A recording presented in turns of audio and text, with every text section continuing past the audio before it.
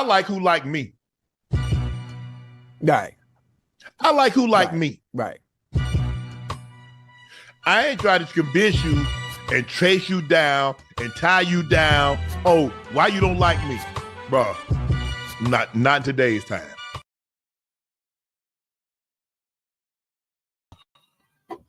Welcome, man. This is Gilly Speaks, and today, man, we're going to be talking about the cost of racism, man. I think as we see the way current events have been shaping and folding, I think the attacks on DEI, the attacks on anything but some of the root causes of our problems that we have in America, you know what I'm saying? One of them, I believe, and wholeheartedly believe, being white supremacy. This is going to, you know what I'm saying, forever keep shaping us as a country until we tackle our own bigotries, how we look at other countries and our roles in radicalizing a lot of different nations against us. But you know me, man, I'm always here to show you a different perspective, not even one that I agree with sometimes. And we're going to listen to one guy who has a different idea than I do. So let's go. I genuinely believe that a lot of black people today are addicted to the disease of racism. What do I mean by that? Now, if you're easily offended, go ahead and run because you're not going to stay to listen to what I have to say. But if you're willing to listen to the truth, I need you to please like this video. Please like the video and share it. TikTok's been shadow banning me. That's why I haven't been posting quite as much. I've been trying to wait the shadow ban out, but I need y'all's help because I'm trying to keep up with the content. In a conversation between J.D. Vance, 7 years prior to him becoming the vice president of the United States, and William Julius Wilson, who is one of the foremost authors of the 21st century that has spoken about poverty, economics in the black community and the American community at large, J.D. Vance spoke about the poverty-based mindset, and he was asked about how he got out of it. And he said, what I had to do was I had to put myself around different sources. My grandmother was a major inspiration, to quote his words. And I think, and in the midst of that, he made a quote that I want to focus on. Many people see poverty as a disease. And when you see something as a disease, when an addict treats their addiction rather as a disease, they're less willing to take steps to cure it. They're far less willing, because if you see something as a disease, you just see it as something that's ingrained into your human operating system, if you will. You don't take the necessary steps to actively fight against the addiction. You just give up. And I think in today's 21st century, I think many black people today are addicted to the disease of racism. It is so easy to just blame your personal failures on what the white man did. It's so easy to blame your personal problems on what the white man has done to you, on the systemic issues that affect all of us. We have to see the intersectionality. If we're ever to grow as a culture, we must begin to see the genuine intersectionality of individual agency, culture, race, all of those things. We have to begin to see that. All of these things intersect and they're not mutually exclusive. You are just as much responsible for your individual actions as are the actions of those perpetuated by those around you that have led you to the current predicament you were born into. But the predicament in life you're born into does not have to become your finality. I think it is so easy for black people to just give up on life by blaming the white man. The problem is that doesn't work. Because the book that I follow, the book that I try to live my life by, says a man that doesn't work doesn't eat. But nowhere in that book does it say life is fair. Nowhere in the Bible does it say life is fair. Even Martin Luther King made statements all the time about, the white man has been afflicted with the disease of racism. But he is the same man that also said, my slogan is learn, baby, learn, so that you can earn, baby, earn. That's my slogan.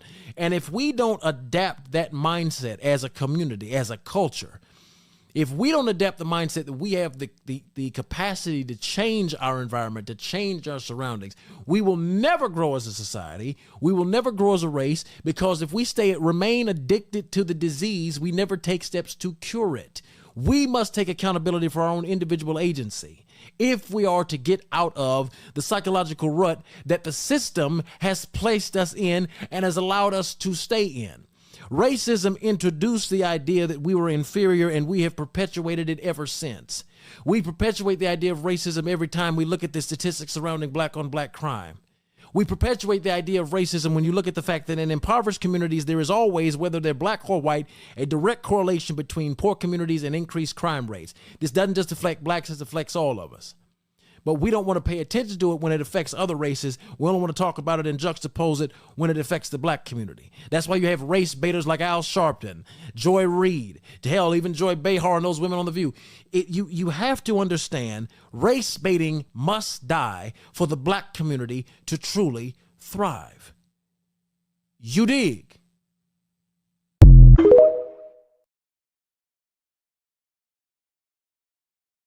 Now, I get a lot of the sentiments that this man said in that long video. But at the same time, let's be honest, man. Racism has cost America so fucking much. And for us to relegate it to just a disease that black people have in order to cope with their having nothing or having done nothing to make their lives or their material lives better is a fallacy. It's a fallacy, bro, in the highest order. And we need to stop promoting that bullshit. I'm going to put some videos up. I'm going to read out some statistics. I'm going to give you all type of information to let you know how real the cost of racism has been to our country. And I know a lot of people are not going to give a fuck about it whatsoever. Let's be honest. But at the same time, I'm really hoping that people who run across this video, people who come in and listen to this video, man, you have to really take heed to what's going on in America. From the terrorist attack to, you know what I'm saying, all this shit. A lot of this shit, you know what I'm saying, could be avoided if we had a more diverse and equipped government force, intelligence forces, law enforcement that had the right things in mind. That's not to say, or take a hit at DEI or take a hit at any other things. And if y'all hear my child in the background, man, yeah, just know a nigga at the crib on a Sunday, you know how it be. But I just want you to know, like, we can actually do better, bro, with this shit, man. But we gotta actually look at the issues in front of us. So I'm just gonna read out a couple statistics to you, man, just to give you a gist of what racism has cost America. Racism is a significant economic, social, and cultural cost. Racism has significant economic, social, and cultural costs, and it affects everyone. So that means it affects everybody. A Citigroup study estimated that racism cost the economy $16 trillion in the last 20 years. This study was done in 2020, September 23, 2020. And that means from 2000 to 2020, we lost $16 trillion because of racism in some way, shape, or form. We're going to break down the cost. Discriminatory lending, $13 trillion in lost business revenue due to discriminatory lending to Black entrepreneurs, which meant we kept businesses from growing, Black businesses from growing, because we decided not to lend to them. $13 trillion lost. Wage disparities, $2.7 trillion in lost income due to wage disparities of African Americans. Housing discrimination, $218 billion lost over the last 2 decades due to discrimination in providing housing credit. Higher education discrimination, $90 billion to $113 billion in lifetime income loss due to discrimination in access to higher education. And that's not even counting the social cost, the cultural cost, our global impact on the world at large. Racism costs, man. So $16 trillion lost over the 20 years because we won't invest more in the Black business. We won't give them education. And if we do give them any of these things, the first thing we're going to shoot out, this is because of DEI. This is because of affirmative action. Let's be real. That's bullshit, man.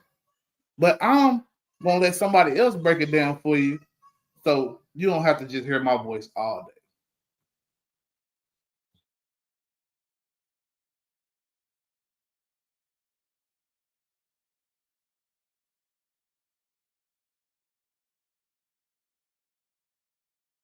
We played Monopoly the other night, and I didn't take any money. I wanted to take the place of the slaves that were emancipated in 1865, who did not get the 40 acres or the mule. And so I took nothing. Now, I survived for a few times around the board, but I couldn't buy nothing, and it was very soon I was out of the game. Now, you would say that that is unfair to have somebody sit down at a table and play Monopoly and not give them the $1,500 to start with. But that's what this country did with our people when they emancipated us. And then have the audacity, the unmitigated gall to wonder why we don't do better.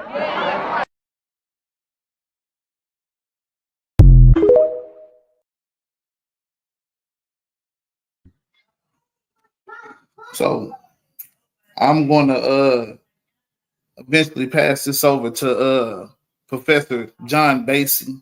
Bainey, it might be Bainey, I want to say. And he's gonna describe the cost that this has been to white Americans to discriminate against black people, because we always hear about what we have lost in this country because of not being able to be fully utilized in our economies, in our social dynamics, all that. And salute to Rob real quick, you know what I'm saying, before I finish. You know what I'm saying? Very loyal supporter, man. I appreciate you every time you come in the chat. But yeah, we know about our losses, but we don't know about the losses to white America at large because of these discriminations, man, that we have faced. You know what I'm saying? And they have been complicit in letting go on with us. So I'm gonna let Professor Bainey Bracy, my bad, finish, man.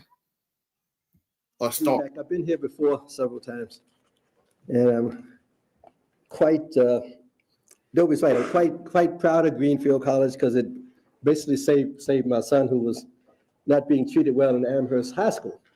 And the solution was to put him in the dual enrollment program. So as soon as he got out of the straitjacket of high school and got to flourish as a senior at Greenfield, during his senior year also in the high school, he just was ahead of himself. The high school thought he was behind. He actually was ahead. And then he transferred into UMass and did fine. It finished up on the dean's list in theater. Is now pursuing a career in theater and so forth. Done commercials and whatnot. I'm embarrassing him totally by saying all these things, but it's your baby son. You got to talk about it, right? The second thing, I don't like long introductions because they sound like things that you read at somebody's funeral, right? The good things you've done with your life are placed upon African Americans. A lot of people rationalize those disadvantages or don't want to deal with them.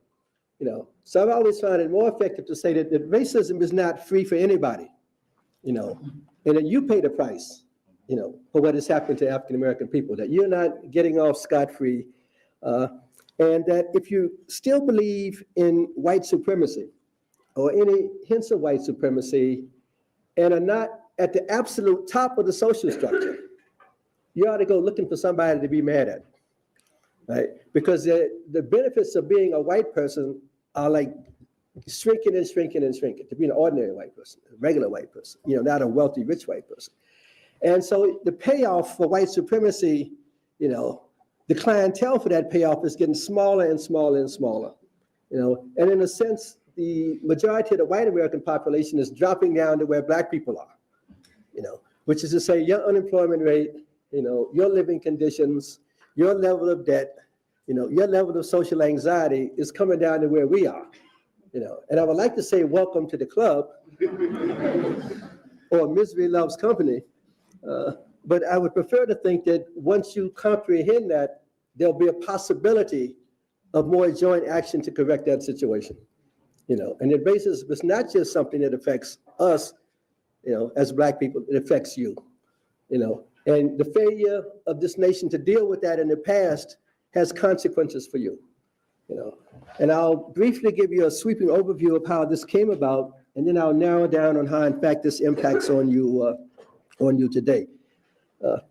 Virtually every discussion of American history, every part of the national narrative that you've been taught immediately gets qualified or disqualified once you bring in the reality of the African American experience. That's why there was always such a widespread resistance to the teaching of the African American experience.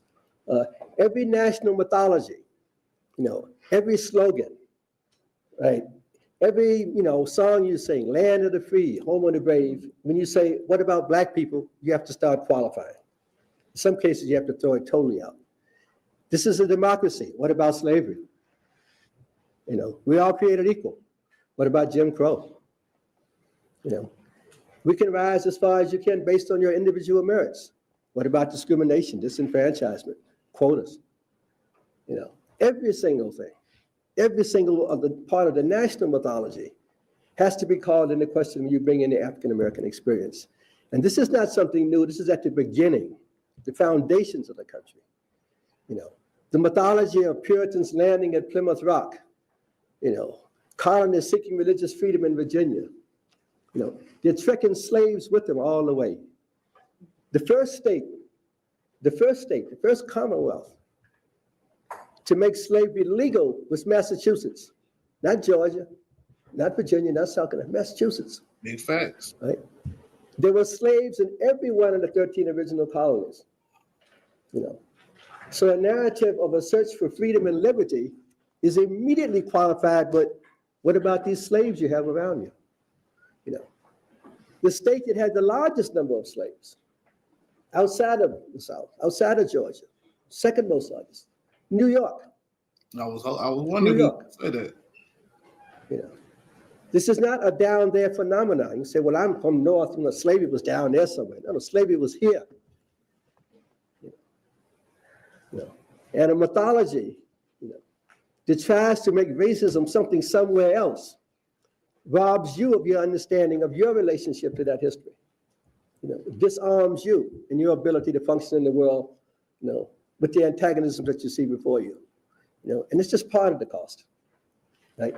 The political cost after the American Revolution. The majority of slaves in the American Revolution fought for the British. Why? Because a monarchy promised to give abolition to those that fought.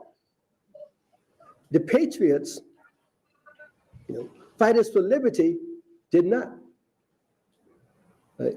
So if I'm a slave and have a choice of who I'm going to run away and fight for, I'm fighting with Lord Dunsmore in South Carolina.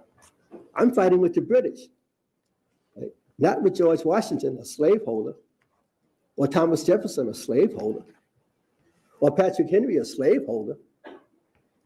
Give me liberty or give me death. What about me? Great slogan, right? The failure to extend that ideology, right, throughout this society calls that ideology into question. It's beginning cost of racism is hypocrisy. You have a democratic Republican constitution. Well, first of all, democracy can't be democracy if half of the population, females, are put in a box and sent over there somewhere. Like, we're not even talking about them yet. Let's not even talk democracy, talking about human beings. Democracy means like men, and white men with property, So just the notion of democracy, it's like a narrow, finite notion at the beginning. And this is built into the Constitution. When the country is set up, And to handle this problem, we set up one of the great quota systems of all time, which is to say the House and the Senate. People talk about they don't believe in quotas and affirmative action is quotas. The U.S. Senate is a quota system. Every state gets 2 senators, regardless of population. Is that fair? Rhode Island and Texas are equal. North Dakota, California are equal. 400,000 white people in North Dakota have the same number of senators as 20 million people in California. It's a quota system. People don't object to that one. I've heard a word about that one, right? So a fundamental inequality was built into the Constitution at the beginning. Why? To handle the problem of what? Slaves, right? We were here as property. We were brought here as property, right? But when it came time to count people in terms of representation in the House, we became people all of a sudden. The same people that owned us and kept us on a list with horses and cows, barrels of molasses, discovered when it came time to get political representation, we were people and should be counted for purposes of representation, right? Well, since the founding fathers were wise men, we got the discount, 3/5. We weren't whole people. We're 60%, 40% off, right? So in fact, built into the Constitution is everybody's people except Black people who get 40% off, right? How do you walk around the world and talk about democracy when the Constitution says that? The Constitution says that. It's not an add-on. It's the original, right? What does this ensure? Right? Non-democratic representation in the national government of slaveholders. First presidents, Supreme Court justices, right?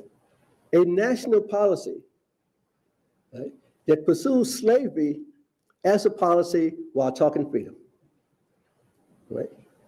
All of the major wars in this country down to the Civil War are fought to extend slavery. The most expensive war before the Civil War was the war with the Seminoles, Florida, Alabama, swamps. Why? Slaves were running away, hiding among the native population. Creeks, Choctaws, Chickasaws, Cherokees, Seminoles. The native populations were fighting to maintain their freedom and their independence to keep those slaves with them as free people. This country spent $40 million fighting to exterminate Native Americans in the eastern part of the United States. When they couldn't exterminate, they shipped the Cherokee.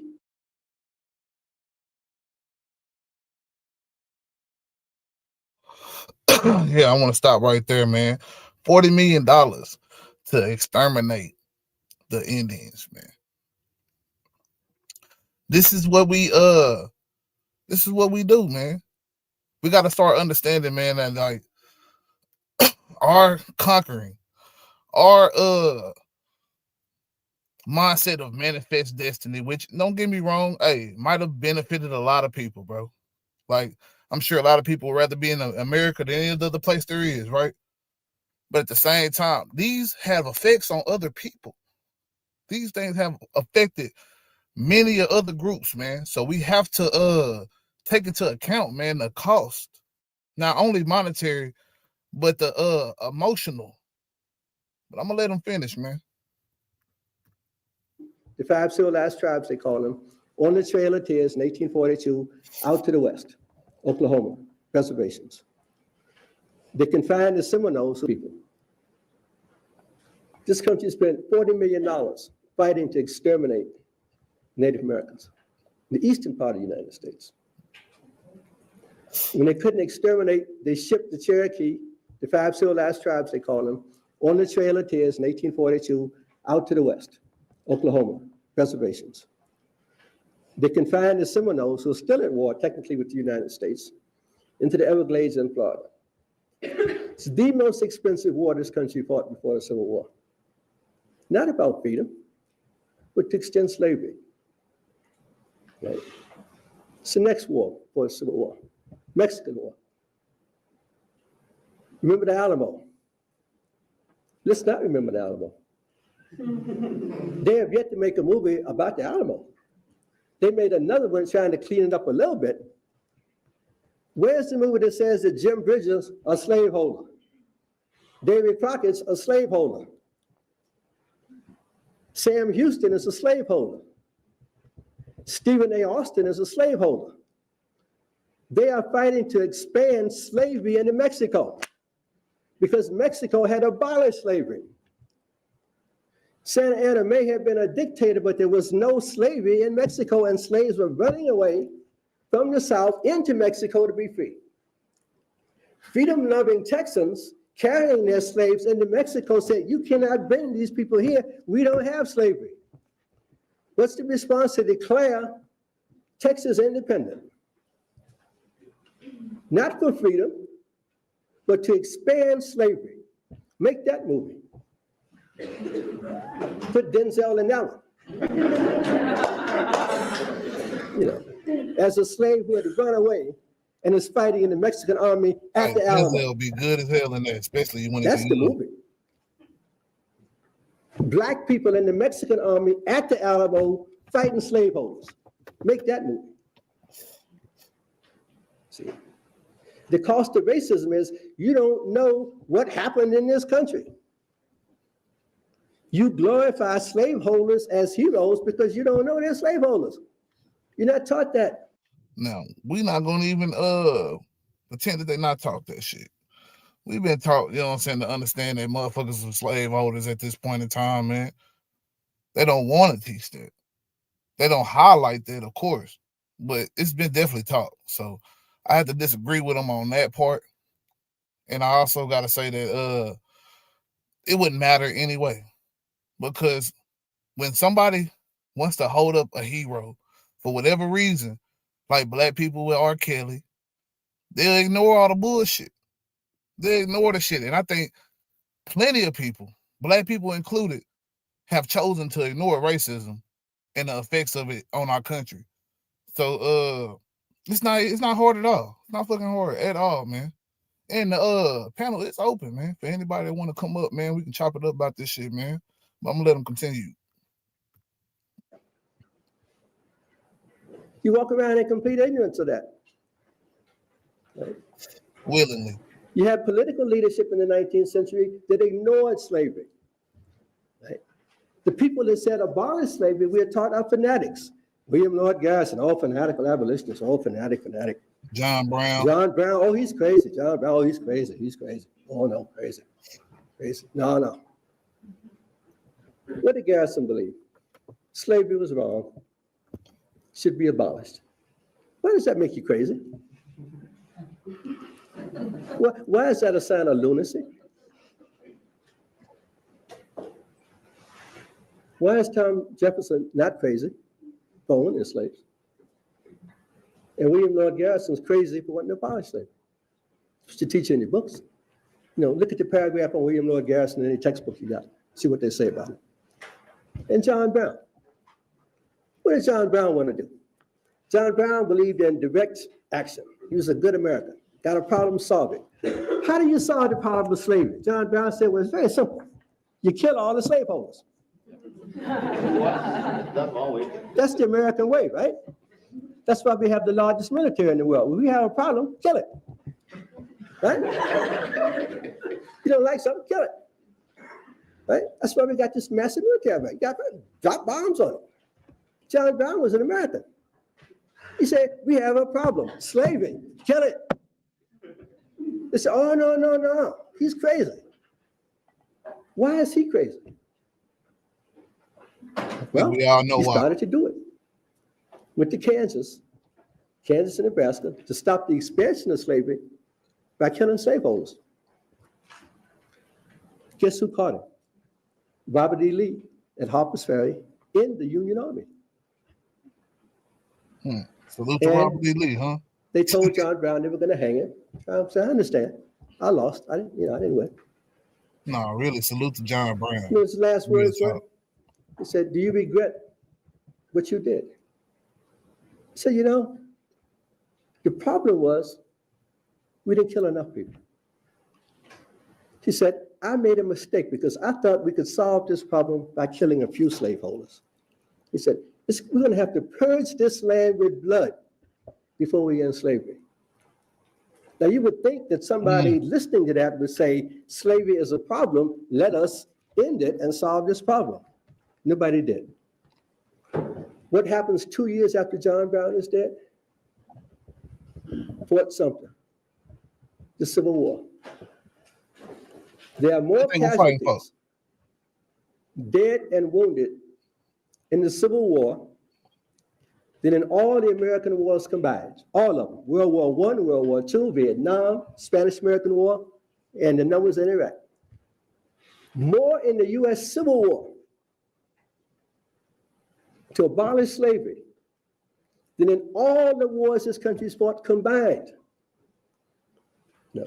But if you had said to white Americans, give me 1 million lives to free the slaves, they'd say, no, I'm not doing that.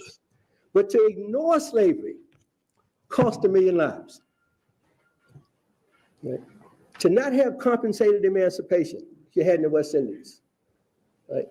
To ignore racism, right, cost almost 1 million white people their lives. Not black people. They wouldn't even let us in the army. You know, there were only 200,000 black people that had to fight their way into the army to fight. Right? They had to demand the right to fight. Then they wouldn't even pay them equal wages. So he said, don't pay us anything. The 54th and 55th turned back to pay. They said, we can't pay you what we pay white people because you're not good enough. And besides, you're black. They said, don't pay us anything. We'll fight for free. Right? For free. It cost 1 million white people their lives. And over 1 million white people their limbs and their arms. 1 million. Hold on. We're going to have to Over pause right slavery. there. 1 million white people, they lives. We already went over the millions it costs to get rid of the Indians, man. 1 million lives lost trying to uphold the institution of slavery and fight against because of the big ideological differences between what they would say is the North and the South. But really, I would just say the humane and the inhumane. The people who wanted the status quo, that didn't give a fuck about whether a nigga, you know what I'm saying? Because, like, bro, let's be real, man. A lot of people didn't give a damn about, you know what I'm saying, slavery, especially in the North. They cared about, you know what I'm saying, the political power that they could hold, you know what I'm saying, being able to count, you know what I'm saying, slaves as representation, but not, you know what I'm saying, give them any. All that different shit that they use, the loopholes that the South used against the North. If you actually look into some of this shit, man, you'll see that, you know what I'm saying, that the North didn't give 2 fucks about black people. Niggas went to the North all the time, got their ass sent right back. The people that did get to go up there and try to make a living, shit, wouldn't get the same pay, discriminated against, couldn't become business owners, even though a lot of them still fought, and ended up doing it. But, well, not a lot, but a lot more than what you would think. Let's just say that. But I'm gonna let them continue, man. But if you had put that on the table, nobody would have bought it. But the failure to deal with slavery, that's the price white people paid. You know, for looking the other way. For ignoring it, saying, well, it's not my problem. We'll deal with it next year sometime. Right? So you think maybe people would learn, right, after slavery is over. All black people say, well, let's forget about the past. Don't dwell on slavery. Can we have the minimum to live as Americans? We worked for over 250 years with no compensation. Can we have just 40 acres, small farm, and 1 mule to work it? No. No. Can't have it. Son America. You're free now. You're on your own. Well, what about back pay? No. No, you're not entitled to anything. You're free. You're on your own. And so black Americans tried to put their lives together as... You run that back real quick. What Freddie Price say again just a minute ago? We played Monopoly the other night, and I didn't take any money. I wanted to take the place of the slaves that were emancipated in 1865, who did not get the 40 acres or the mule.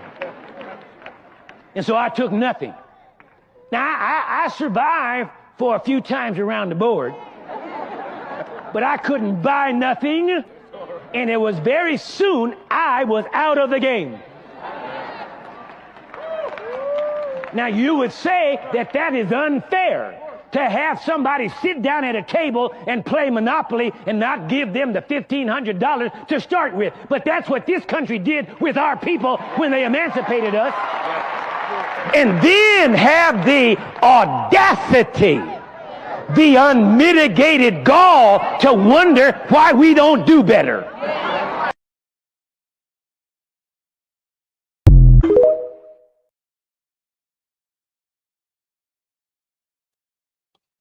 I'm just saying. Man.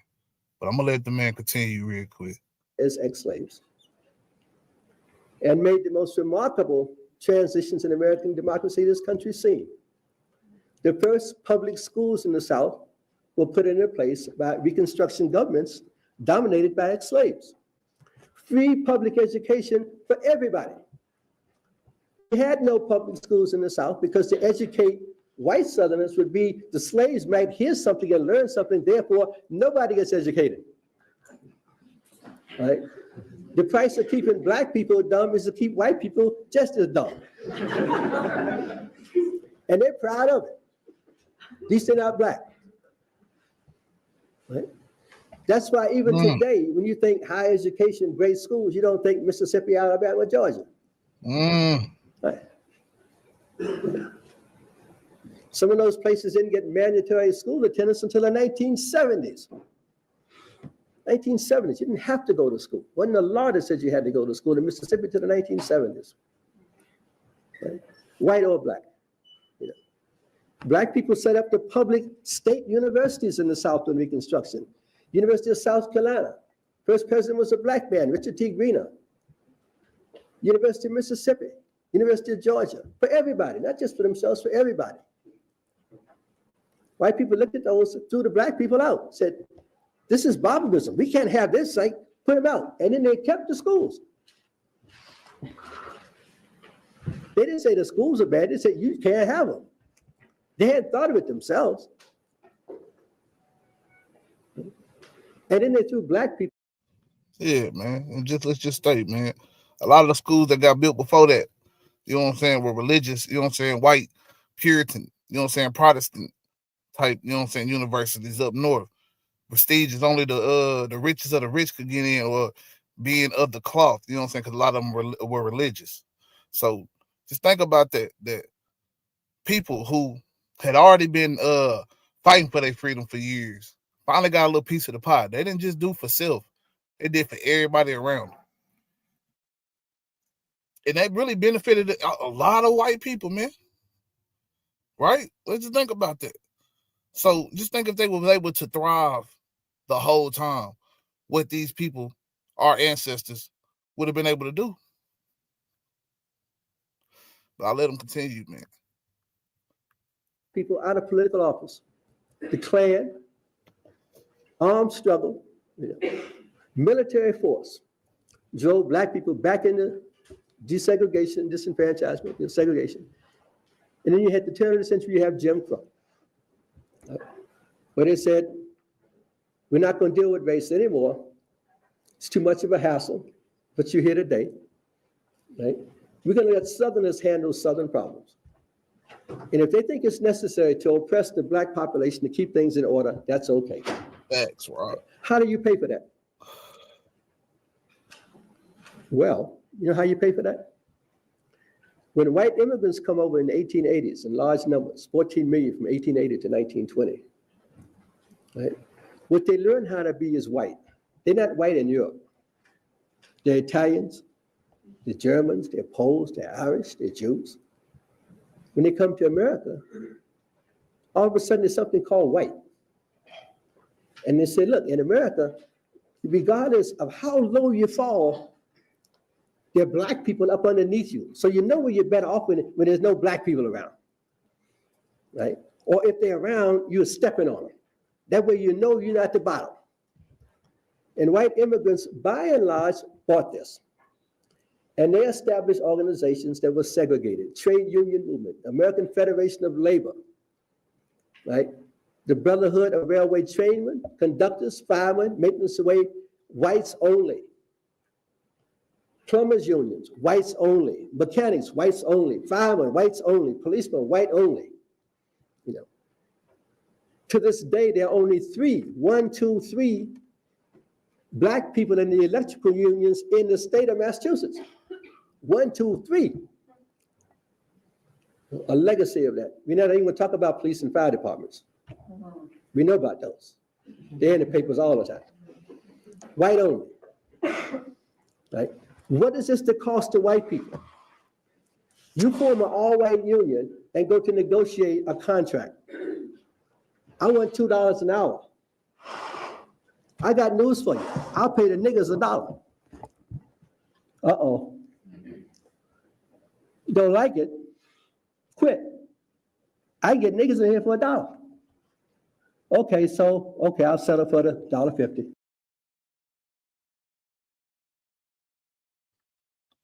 Yeah, it always has a side effect. This shit that they do, man, and it's happening even to this day. That is a mirror image of how we look at immigrants.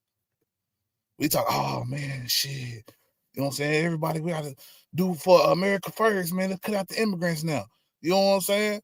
The immigrants are just the new niggas, even though the niggas ain't never left, and we still getting the same shit. But they'll tell you, oh yeah, let's go over here and blame these people and blame that people. You know what I'm saying? They always use, you know what I'm saying, us and tell us that, oh, we the biggest threat, especially, not we the biggest threat, but there's another threat outside of y'all. Don't sit here and forget that those immigrants gonna take your jobs. Them immigrants gonna take black jobs and shit like that. And a lot of people fell for that shit. A lot of people. Trump won the popular vote. You know what I'm saying? Won in the landslide in the electrical college. Shit. Man, people better wake up, nigga. It just costs you some money. Racism costs you money. I want unemployment compensation. Niggas don't have that. Okay, I'll pull that off the table too. To this day, the working class in this country is the most poorly organized in the world. And it took us to the 1930s to get the minimum of social gains that every European working class had in the 1880s. National health insurance, we don't have. Workers' compensation, unemployment compensation, Social Security had to come to the 1930s. Why? Because every time white people ask for it, they say, black people don't have it. You want them to have it? They say, oh, no. So they didn't have it. People hurt themselves. Right? White workers took jobs that were hazardous because they were white jobs. The best example is working in textile mills. You know, North Carolina, 1920s, textile mill, big looms, huge looms, whole room, big as this room, white job, right? No child labor laws. Who works in those plants? Young white kids. What is their job? To crawl up under the loom and take the knots out. What happens when you do that? You pull a knot out, the machine moves, the kid is crushed. Thousands of needles in their bodies and they die. That's a white job. Black people aren't allowed in those plants. Where are the young black kids? Going to school. Can't get a job in the factory, send them to school. Racism is costing white people. White Southerners are sending their kids to work. Black people are sending their kids to school because they can't get in a racist factory. Who's hurting who? Who's benefiting from that? And then they finally unionize. They make a movie, of course, Norma Ray, white person.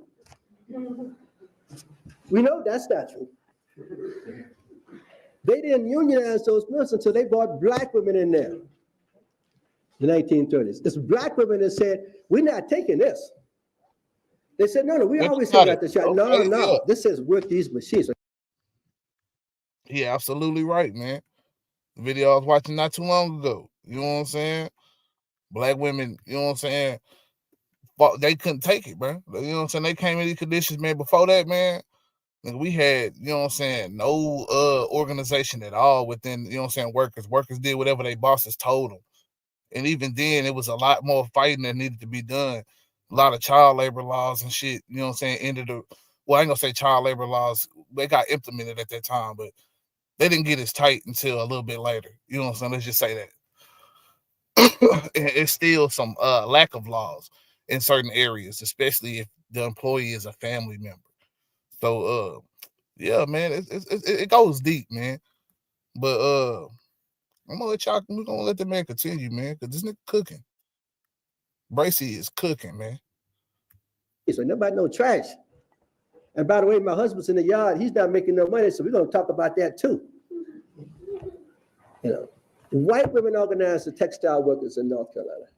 Black women did. And then white women dragged along behind. Of course, they make the movement. They're not going to put no sister in that. Haley Berry is not going to play no union organizer. Right? So y'all think that Norma Ray organized all them people. No. Racism costs you because you don't know what's going on. Right? You're confused. Right? How does this affect policy in this country during the 20th century? Those same white politicians that got the 3/5 representation under Jim Crow, they got all of us discounted. If I'm Eastland or Bilbo, Strom Thurmond, and I want to run for office, what's the population of my county, or my state, or my congressional district? 60% black, 70% black. They can't vote. There's a literacy requirement, but that means illiterate white people can't vote. There's a poll tax, poor white people can't vote. What is my constituency? 5 to 10% of the people in my congressional district. Who's that? Me and my cousins. And you wonder how I got seniority in Congress. There's nobody can run against me. There's not an immediate member of my family. And so white Southern congressmen in this country for the first 60 years of the 20th century, that's why you have no Social Security, no health insurance, no public education money, no high standards for anything. That's why. Right? And that's why when they put in Social Security, they explicitly exempted black people. The two occupations that black people had when they brought in Social Security, domestic labor and farm labor, were exempt from Social Security, right, to the 1970s. Right? You think we're the only people that work on farms? No, the majority of farm workers are white. You think we're the only domestic labor? The majority of domestic laborers are white. In order to hold black people down, you hold down large numbers of white people. They haven't figured it out yet. You know, you can shut down any program in this country by saying it's good for black people. What about welfare? All black people, black people. Majority of people on welfare are white. White. No benefits for them. No, they just laying up somewhere having babies. White women don't get benefits because of that. Right? But to stop the program, you show a black face. That's why racism costs you. Show a black face, you stop the program. Yeah. And they come tell you it's black people's fault. There's not enough money for education. Why can't poor white people get into school? Black people got all the positions. Affirmative action. Black people got all the spots.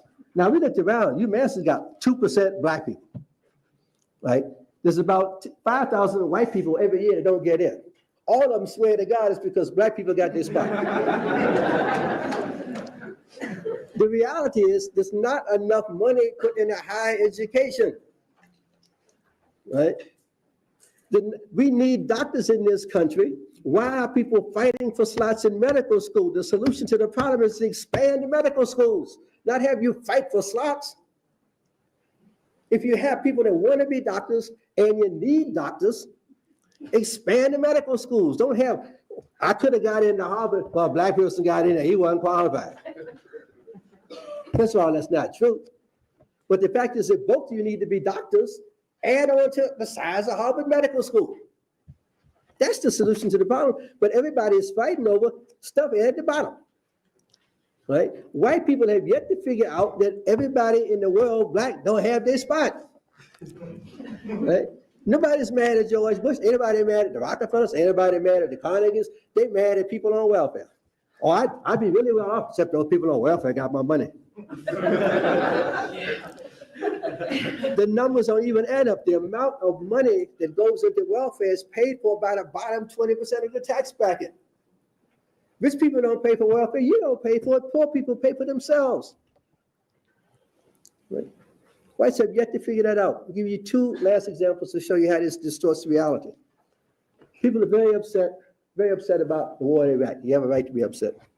They showed these people, they got dragged out of these things, burnt to death. Some people were hung. This is outrageous. This is barbaric. Black people say, are they kidding? Have you ever heard of lynching? No. There's a book called Without Sanctuary. Without Sanctuary. It is a collection from an exhibit of lynching postcards.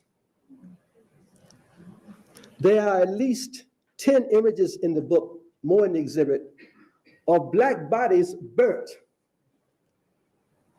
Right? There are images of black people hung from bridges, a woman and her son. These images include rings and circles of large numbers of white people dressed up for the event, getting their picture taken with the body, and taking pieces of the body, burnt body, home for souvenirs. A photographer, of course, took a picture to sell to those people that missed the event. Therefore, the postcards. Right? People bought the postcards who went to the lynchings and mailed them to their friends saying, oh, you missed our latest barbecue. Here's the nigger and his son that we burnt up. Right?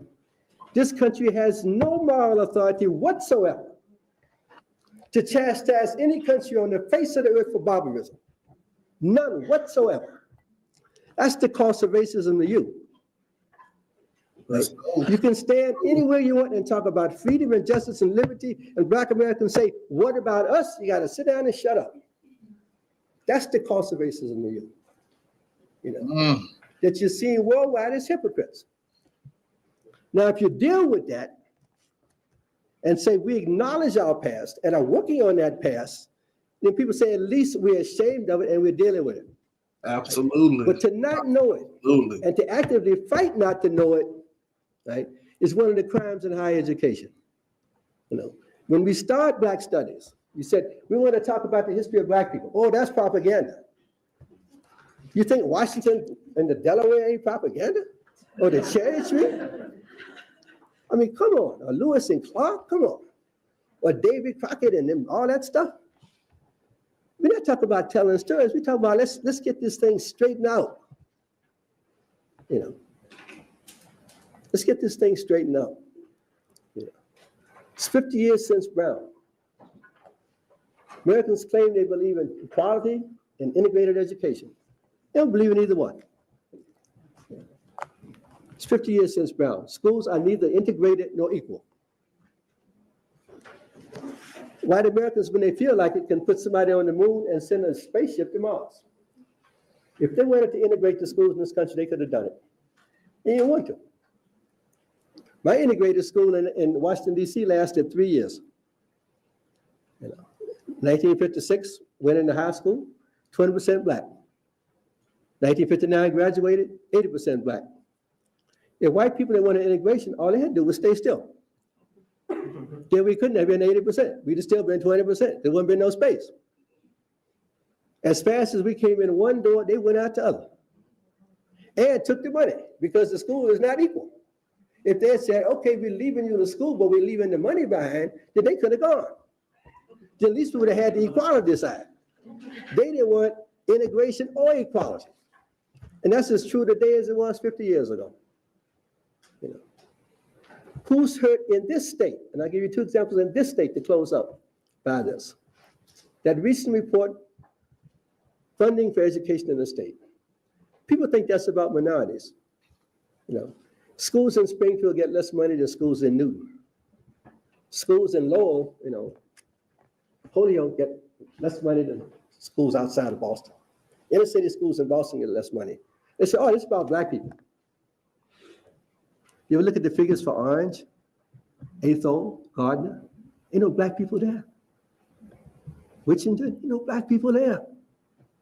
Poor white people are suffering because of this. But if you make it a race thing, you don't even see the problem. Poor white people. Where is the money going? I teach in the prisons in this state. For 30 years now, every prison I've taught in has doubled in size. Brand new, doubled in size. Every last one is doubled in size the past 30 years. It costs $40,000 a year to put somebody in a prison. $40,000 a year. That means for 4 years, $160,000. To go to UMass costs $10,000 a year. I talked in Old Colony, 3 months ago, Black History Month. 40,000 now. I had an audience of 150 Black and Latino men. They're getting paid $40,000 a year to sit there. Give me that money. I could have brought them out of there and put them in UMass for $10,000 a year. Right? That's your money. That's why this school doesn't have more. The money that could go to education in this state is going to prisons. The majority of the prisoners are Black and Latino. Right? You are paying for that. Racism is costing you money. You can't get away from that. Mm-hmm. You can sit there and say, well, you gotta lock them up. You paying for it. Do you want the $40,000 to go to them, or do you want it in the school here? Let's be real.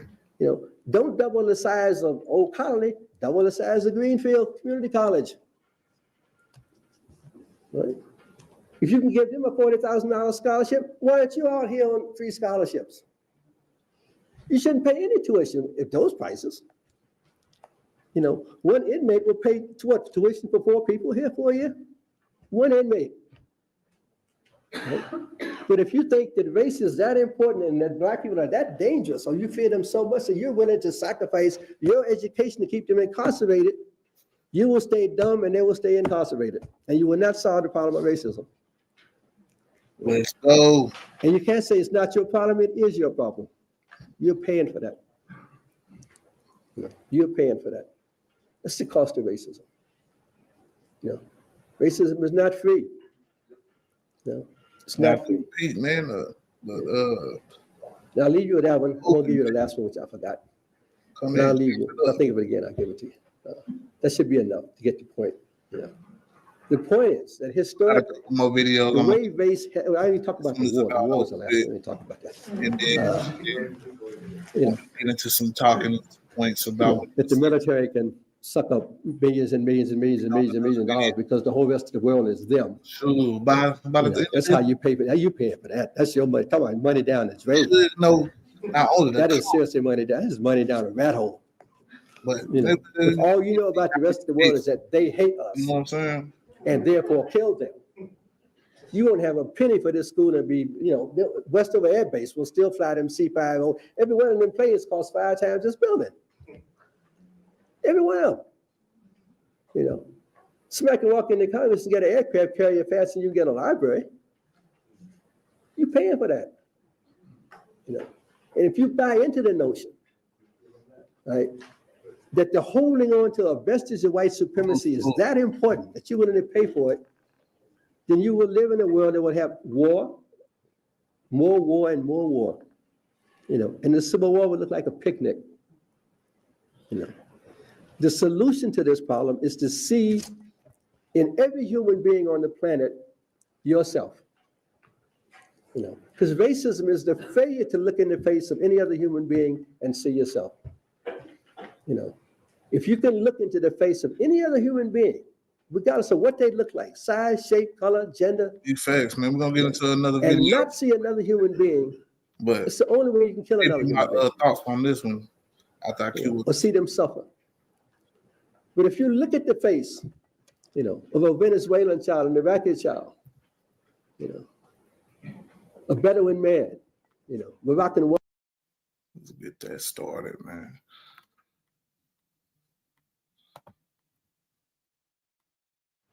Let's go, honey.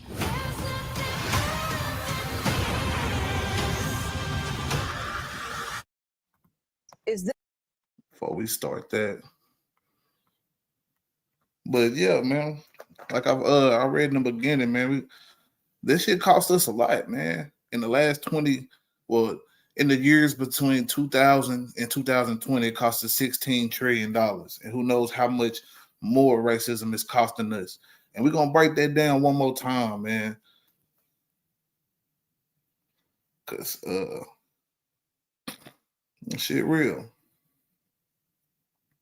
Okay, economic costs. A Citigroup study estimated that racism cost the U.S. economy $16 trillion in the last 20 years. This cost has attributed to several racial gaps, including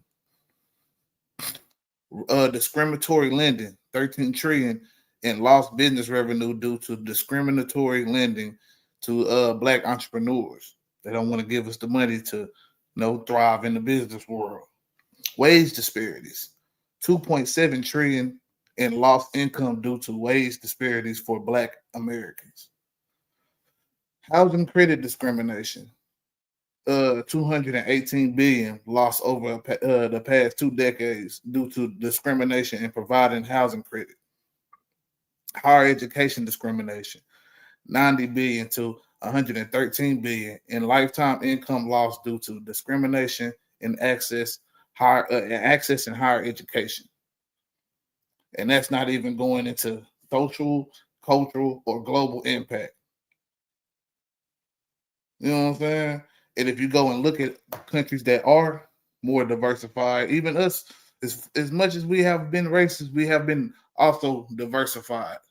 So that is the reason why we even still one of the greatest countries still now, just because the strides that we have tried to make. If we get past the bullshit and stop attacking things like DEI in order to uphold political agendas, we might actually get to other countries. You know what I'm saying? We might be as economically efficient as, you know what I'm saying, we want to be without having to hire immigrants like Ramaswamy and Elon Musk.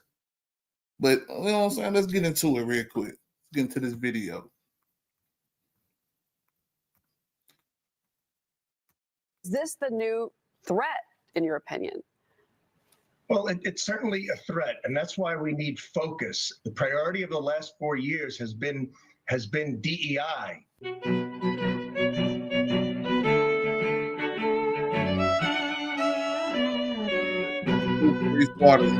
Welcome to Street Politics. My name is Reese Waters. Shout out to all of our subscribers and members here on the channel, and wishing you guys a very happy new year. Now, I want to start out by sending my condolences to all of the victims and all those that were affected by the attack in New Orleans. Unfortunately, in America, in 2025, there is nothing so sacred as we can't start the process of investigation with a little bit of misinformation, or in this case, a lot of it. David Spunt. He and R. Griff Jenkins are able to report that the suspect drove a truck with a Texas license plate that came through Eagle Pass, Texas 2 days ago. David, what else do you know about this vehicle? So we're hearing that the vehicle was traced to coming across from Mexico into the United States at Eagle Pass, Texas 2 days ago. To be clear, we don't 100% know that this man, and we do know the suspect is a man, was the person driving that crossed the border. That is unclear at this point. We just know that the actual license plate was picked up by a reader at a border crossing. This is per 2 federal law enforcement sources. And the other thing that's not entirely clear right now is the status, the immigration status of this driver. We have heard, though, from President-elect Trump, who's going to move in here in just a few weeks. He put out a statement that says, quote, "When I said the criminals coming in are far worse than the criminals we have in our country," that statement was constantly refuted by Democrats and the fake news media, but it turned out to be true. The crime rate in our country is at a level that nobody has ever seen before. Our hearts are with all of the innocent victims and their loved ones, including the brave officers of the New Orleans Police Department. The Trump administration will fully support the city of New Orleans as they investigate and recover from this pure act of evil. Yes, we're getting some breaking news right now into our newsroom. I want to alert our viewers. Our sources now tell Fox that that truck from Eagle Pass, Texas, did not cross 2 days ago. It crossed on November 16th, and the identification of the... You wouldn't have to do this if you did the due diligence enough to just Get all the facts before you report something, which seems to be a problem with American journalism in a lot of ways, on the left and on the right. But especially, and I must make sure I emphasize this, especially on the right. Fox News is the biggest piece of propaganda I've ever seen in my life. And I've been seeing it all my life. And the fact that people still even go there for information is wild to me. I often go there for content because you just can't make the shit up they say. But I digress. Let's let the video continue. The driver that crossed the border does not appear to be the shooter. We will get more clarification, we expect, Molly, in just 4 or 5 minutes from investigators on the ground. Just so we're clear, the MAGA among us are fully prepared to blame immigrants. And I mean fully prepared to blame immigrants. So prepared, not only do they get the report, they amplify the report based on I heard. That is where we are right now. And that little clip right there is just a microcosm of everything that we experience coming into this moment, and really tells you a lot about the facts and information that was underlying all of the previous attacks that we have seen on immigrants now, doesn't it? In Springfield, they're eating the dogs. I'm pretty sure Kim Wayans on In Living Color had better sources than X does in 2025. And why people reference it as any kind of source of information at this point is beyond me. I mean, that would be like listening to Senator Kennedy over the FBI. Can I say something, Riker? Tell me who you're with. WDSU. Okay, and CBS. That black woman right there is the FBI special agent. Oh, pay it's attention. an unusual position. I don't get it. You wouldn't. Y'all saw that? Y'all Yes, saw we that, did. right? I'm just making sure. I'm just making sure that y'all saw that. Yeah. Yeah, because I did. That's an unusual position. No, excuse me. You wouldn't. And not only is nothing so sacred that we can't start the process by spreading a whole bunch of misinformation, but we're going to go ahead and politicize it and attack the media on top of that. We're going to go ahead and attack the media at a time like this. That'll be like me bringing up the fact that you used to be a Democrat or that you found this accent at a crawfish boil. John Kennedy. He used to be a Democrat that talked like this. Well, we have another program here at Treasury that we're very proud of. But then he became a Republican, switched accents, and now he talks like this. I will not let you down. I'd rather drink weed killer. I wish I understood better why bad things happen to good people. If I make it to heaven, I'm going to ask. For those people who don't believe in objective evil, all you have to do is look at what happened in our city early this morning. I will promise you this. I will, when it is appropriate and this investigation is complete, you will find out what happened and who was responsible. Or I will raise fresh hell. And I will chase those in the federal government who are responsible for telling us what happened, like they stole Christmas. Oh, you will get answers, huh? You mean from the authorities, like the woman who you just pushed aside? Yeah. So you just went and pushed somebody aside to say that you will get answers. Is that what you just did? He out here acting like they gave the mic to the guy standing in the back sipping out the red Solo cup. And we have not. However, as I said before, if the public sees something, please reach out to us. That way we can go through it and verify that we did not miss anything. But we conducted initial sweeps. Now, here's where we get a litmus test of exactly where we are in our society. So me watching that and this FBI agent being treated the way that she was, at least gave me the satisfaction that she wasn't the objectionable one. At least he's the one out here showing his.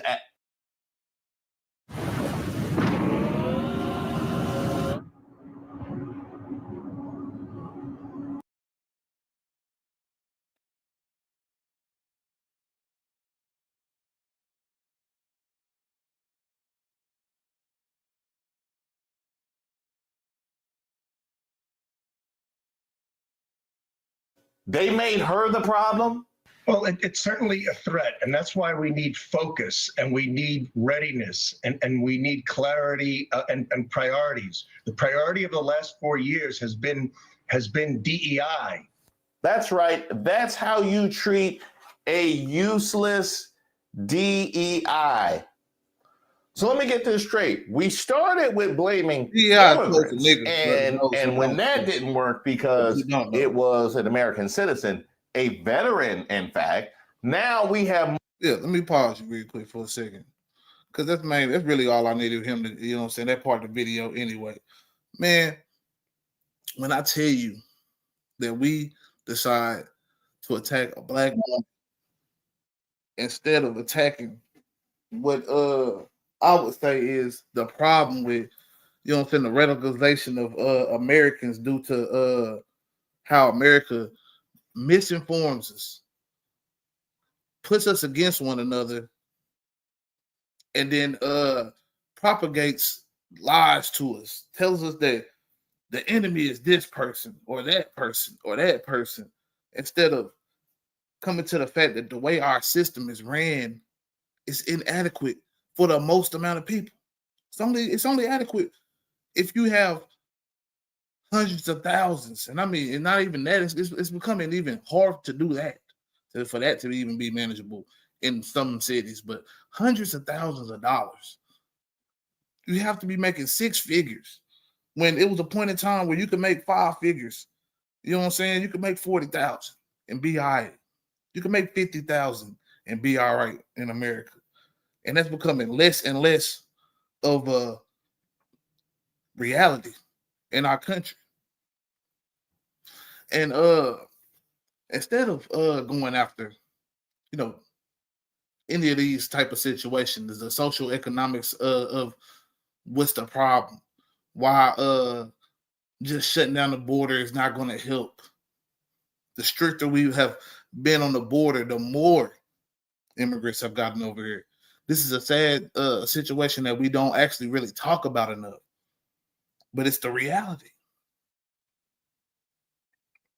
But I'm actually finna go over to another video, man, because I want you to see that, man, like the right loves to play games with the American people and what they believe or what they want us to believe, let's just say. So y'all bear with me, man, for a second, man. I'm going somewhere with this. If y'all don't know some of these names of the people that I'm putting up, man, please feel free to, you know what I'm saying, go and look, check out these people. Professor John H. Bracey, who's the first guy. Reese Waters, that's his content that we're watching right now. And Miss Karen Hunter, man. Yes. What's up, son? Introducing a new podcast. Karen Hunter is awesome. If you like me on SiriusXM Urban View Channel 126, you're gonna love me. And Karen Hunter is awesome. Hey, this is Karen Hunter, host of the Karen Hunter Show on SiriusXM's Urban View. Karen Hunter is awesome is an actual podcast to bring heat and energy and knowledge and power. A 1-2 punch that I don't think you get anyplace else. Tell the truth. So check out the podcast wherever you get your podcast. You will not be disappointed. Karen Hunter is awesome. A new podcast from Karen Hunter. So, as I mentioned, Steve Bannon is trying to drag black people in. Black people do not fall for this. This is a freaking trap. He needs us, apparently. All right, I'm gonna see if you can see where he's trying it. Okay. All right, play that clip, Smiz. Play the clip on affirmative. Why should an American citizen His family's been here 5 or 6 generations, that can go to college, get a degree, and is smart enough. Why should they have to compete against the world on the territory inside the United States? It's not fair. Until Silicon Valley, until these places have, I don't know, 20% African American and 20% Hispanic, I'd like to put an exit visa on every college graduate, foreign student that graduated from college here in 30 days to leave and go back home and help make their nation great again. And we shouldn't take any foreign students in community colleges. That should be for American citizens, particularly for African Americans and Hispanics. They're never going to get up the economic chain unless we do this. You're not going to get folks into high value added post-industrial jobs based around artificial intelligence or coding or anything like that until we make the engineering schools and computer science schools available to them. And right now we don't. It's not about intelligence. It's about access to opportunity. This is why Silicon Valley has virtually no African Americans and no Hispanics. It's de minimis. They have to compete against the whole world for those jobs. And this is one of the reasons you're seeing the seething anger is that people aren't getting good jobs. And one of the reasons they're not getting good jobs, they have to compete against the whole world here in the United States. It's simply not fair. This game, you're not ready for it. Yeah, it's just because they're competing against overseas people. Okay. Not because you're just not hiring it. I digress, man. Gonna let this video continue a little bit before I get my full commentary, so he's advocating for affirmative action. I'm trying to understand. This is exactly what he's asking. Let that go, like it overturned. Y'all were behind that, and now you're looking to, and you want Black people and Hispanic people to be mad at the tech bros because they're taking our jobs. Didn't you just do that with the white people and it worked? So I'm saying this, and they turned around and gave them the finger afterwards, right? Right. The same setup. This ain't got nothing to do with It's open too. This ain't gonna work. Or in their parlance. That dog that like button, man. For Black people. Man. And the reason it's not gonna work for us is because we're not like these we're in mass. Black people are unlike the type of people that feel like you can assimilate into whiteness and gain whiteness. Like, I'm not saying there's no Black people that don't operate like that. There's a faction, but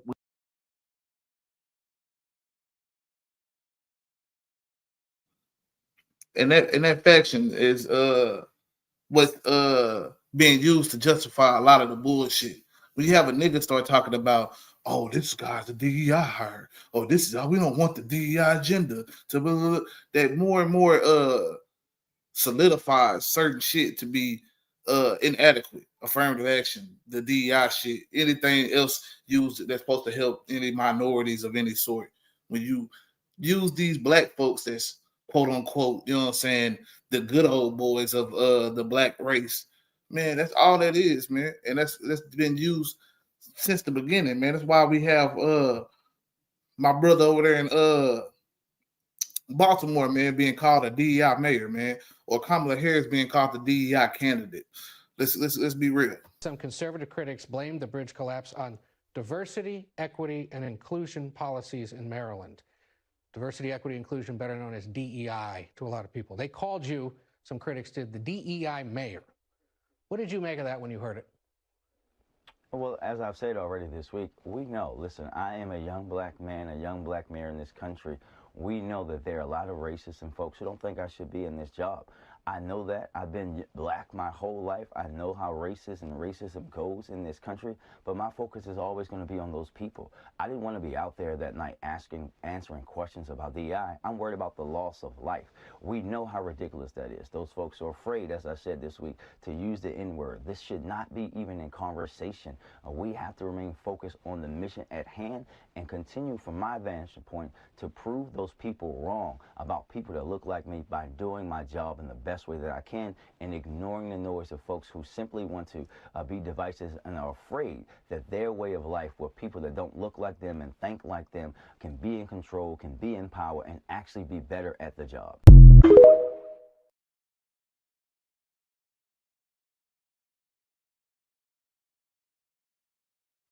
Yeah, that man cooking, dog. But I just gotta say, man, until we check our racism at the door. That goes for everybody. I will say that. It goes for everybody, man. Black, white, Indian, Mexican, Asian, no matter what you are, man. A lot of us have a lot of implicit bias toward other cultures, what we think another culture is like, what we think another culture acts, their norms. And until you actually experience these people's cultures, you really can't say. So I'm tired of the shitting on certain programs and throwing black faces on it and acting like that's what it's all about. These niggas only become these people because of DEI. Or these people only this because of the wokeness. The wokeness is fucking up the military. The wokeness is, man, wokeness ain't got nothing to do with what happened in New Orleans, man. DEI ain't got nothing to happen with what happened in New Orleans, man. Let's be 100, man. And when y'all gonna have smoke, I gotta say this, man, Republicans, when you gonna have some smoke for motherfucking Elon Musk, man? He called y'all niggas retarded, bro. Nigga said y'all wasn't shit, man. We need this, that, and the third. Because of whatchamacallit, man. The white people in America, what he said, not I said, what he said, are not adequate enough to be trained to be the tech bros. We gotta go ship for we gotta ship for these H1B, you know what I'm saying, visas or whatever they call it, HB1 or whatever the fuck it's called, man. You know what I'm saying? So why ain't nobody got smoke for him, Veeraswamy, Vivek Veeraswamy, man? Department of Government Efficiency, man. The two guys everybody say we need so fucking much, man, right? Why ain't nobody got smoke for him for saying that, oh, man, it's a lot of laziness in America? You think he just talk about niggas? Come on, man. I'm gonna let these people continue. Let's go.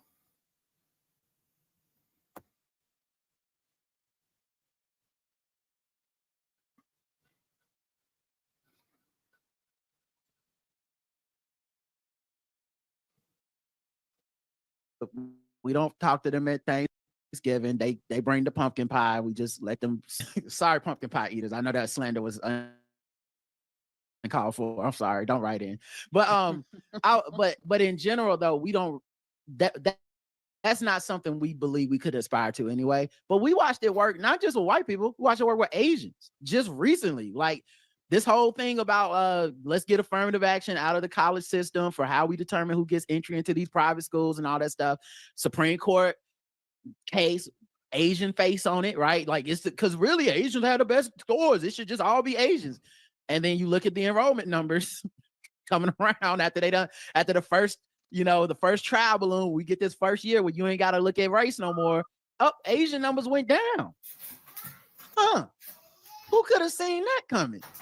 You mean every black person that was the whole time being like, y'all might want to not do this because once you say it's merit based to white people, whiteness is part of merit, and nobody else's race is part of merit. So while you're sitting up there thinking it's about to make it even, they just gonna be looking at a bunch of scores of SATs and GPAs. They not. Tanner looks a lot like my nephew. And I think he'd be a good man to bring into Princeton. I think he'll fit in just fine here. Yeah, and I think that's what gets lost there. But I don't think black people will fall for that. So I don't know what Steve Bannon is doing. So yeah, I ain't gonna even lie. I butchered the shit out that man's name. You know what I'm saying? Definitely. But the sentiment is still there. You know what I'm saying? There's no smoke for this guy for calling, you know what I'm saying, the working class American lazy. You know what I'm saying? From black, white, or other. There's none of that. Excuse my son here back there having fun, man, in the back. But yeah. Where's the smoke for Elon Musk? Where's the smoke for all these people, man? I don't see it. Let's go.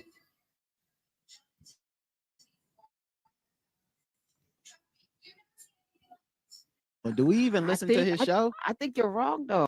I feel like some, even though I'm not entertaining that, black people cost this election for Kamala Harris, but there were a lot of people talking during this election cycle about MAGA, even, and even if you look at the inauguration, there's like this whole black faction of people. Like he did get more black votes this time than last time. Well, which I was, would count those people.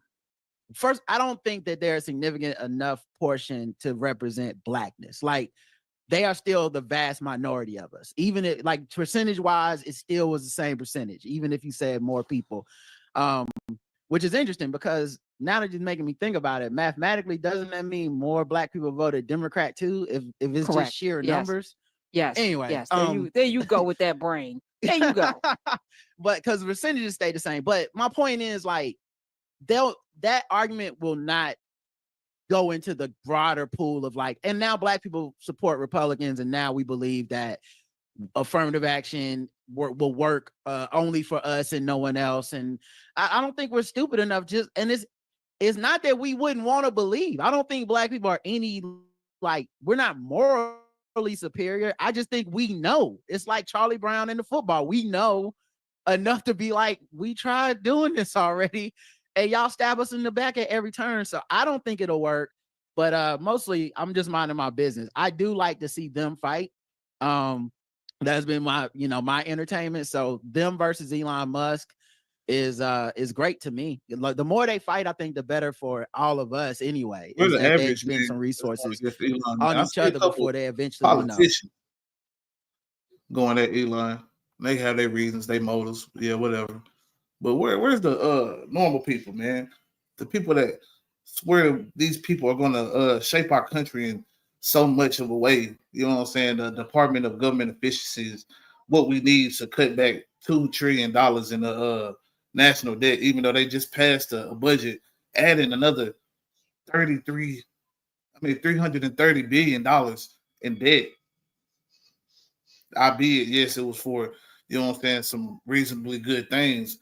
But they never talk about cutting back on anything. And I'm a person, I'm not saying let's completely leave alone social programs or something. Like, yeah, we might need to do some cutting back in social programming and stuff like that. Me and Rand Paul, man, I watched a Rand Paul video, man. I think I even might have shared a clip of it. Man, he talked about raising the age that you could retire and claim benefits. I don't necessarily see a problem with that, especially when we're in an economy that you have to work longer and longer any fucking way, right? We're getting to a point where the retirement age doesn't even matter because people still working well into their 60s and 70s anyway.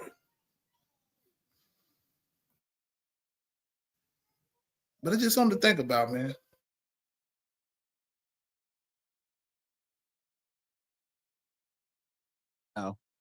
target us as they do.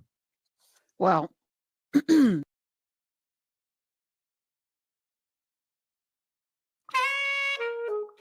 generate sampler. All right, so let's see what happens.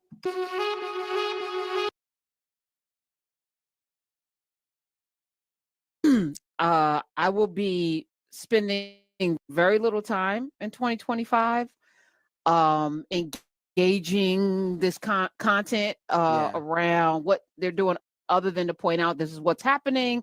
Right. And we're going to not engage publicly. We're going to mind our business. Don't fall for the traps. This is a trap. He's trying to get us excited about these brown people who are taking these visas from you and me. Right. And then we get involved. No, you need numbers. We're not going to be your numbers. Right. We got our own agenda.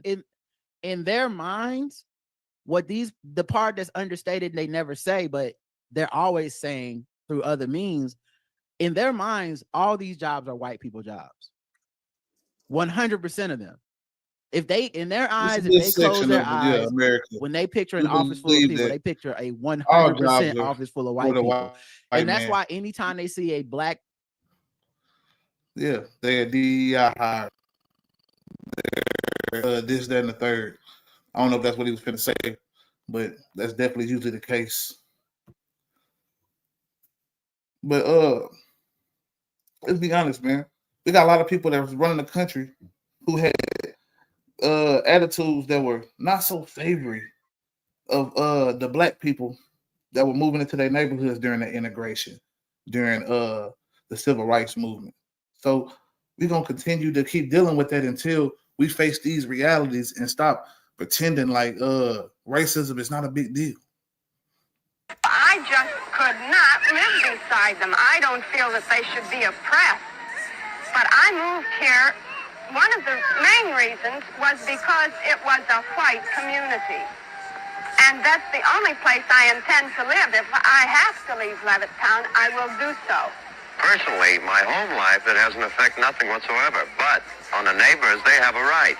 Because the average white person living in Levittown has 4 and 5 children. Well, let's put it this way. If the Levittown is migrated in hordes of Negroes, which they have a right to come here, but if something that happens that way, pretty soon my neighbor will be having a Negro son-in-law or a daughter-in-law. Now, that was the 1950s, Levittown, Pennsylvania. This country will have us believe that that was so far in the past that those people just disappeared. Now, a lot of folks say it's more about class and less about race, but we see in that example right there that in 1957, even if you had enough class status to be able to live in a neighborhood with those folks in Levittown, they didn't believe you was worthy enough regardless of your job. I just could not live by them. I don't think they should be oppressed, but I can't live by them. That sounds like a lot of good liberals and conservatives of today's time.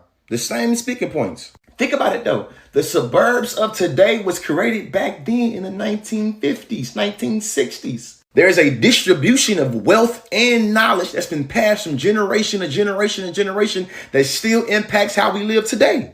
And to be clear, it wasn't that many generations ago. My grandmother was born in the 1950s. And her mother, the person that birthed her, was born in the 1930s. Not that far ago.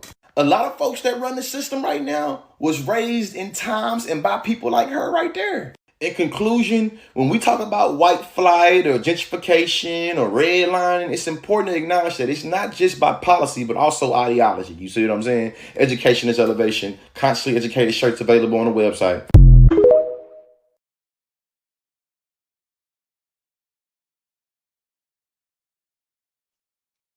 Man, yeah, that's just some news you can use, man. But I know some people that really want to say right now, like, hey, man, what about what y'all doing to yourselves right now, man? What about the black on black crime? You know what I'm saying? And, hey, you definitely got a point.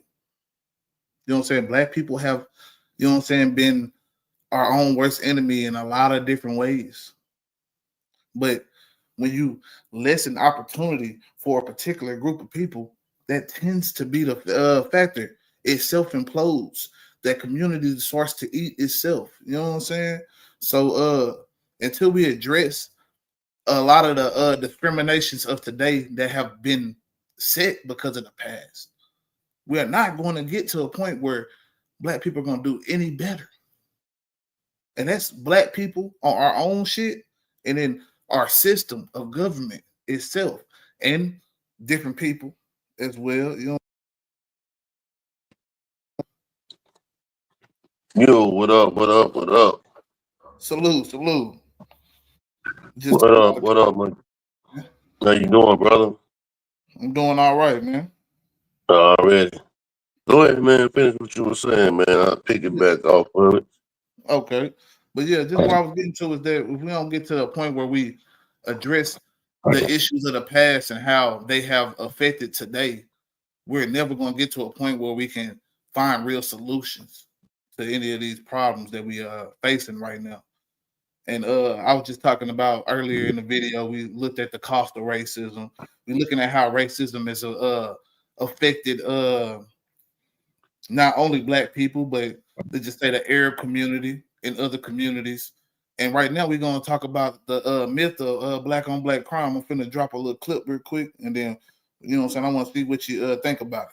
Blacks commit more crimes than whites do. They commit more murders, they commit more arsons, they commit more kidnappings. For example, blacks are 13% of the population and they commit 58% of all the murders. That's not a war on drugs, that's a culture problem. Why are so many blacks committing murders outside of their population? Okay, let's take it back to some history. I'm curious for an answer to that question. I'm going to give you one. So let's go to redlining. Okay, redlining. Redlining Yes. is why so many blacks are killing each other? No, let me finish my claim. Okay. And then you can respond. Is that okay? Okay, so redlining, federally mandated or sustained by the FHA, right? Separating Black Americans to specifically impoverished and relegated areas of the country. We are incapable of buying homes and putting equity into neighborhoods with lower crime rates and better educational systems. We do not have access to things that would uplift and help our community. When you are put in an environment that promotes and reinforces social and economic inequality, you become desperate and are forced to do things that maybe don't align with your But values. what you're making an excuse.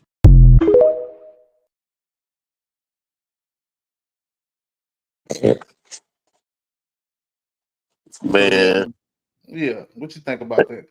man, I don't like when they do that, man, because well, it's a couple things I want to say about that. I don't like when they say black on black crime because if that's the case, you can say that there's white on white crime too, and they're in the communities and areas that whites live in. Also, I think it's just a stigma that they stereotype. There's another stereotype they put on black people here in America. Um, we are, I think we only 13% of the population. So of course it's gonna look About like 14, around 14 now. We grown a little bit as the years have went by. well, shit. That ain't really no major push when it comes to counting the Caucasian people here. You know, I mean they still outnumber us. So with that being said, you know, when they do these stats or whatever, man, you know, it's pretty much biased because whoever giving it is biased because they're looking at it from a racial point of view as well. I think it's a racist issue too because why would you just come out and just say black on black when other people have, man, you look at the Asians, the Asian community and the Hispanic community, shit, they killing each other every motherfucking day too. You know, I think it's just a stereotype they try to put on us, man. That's what I have to say about that.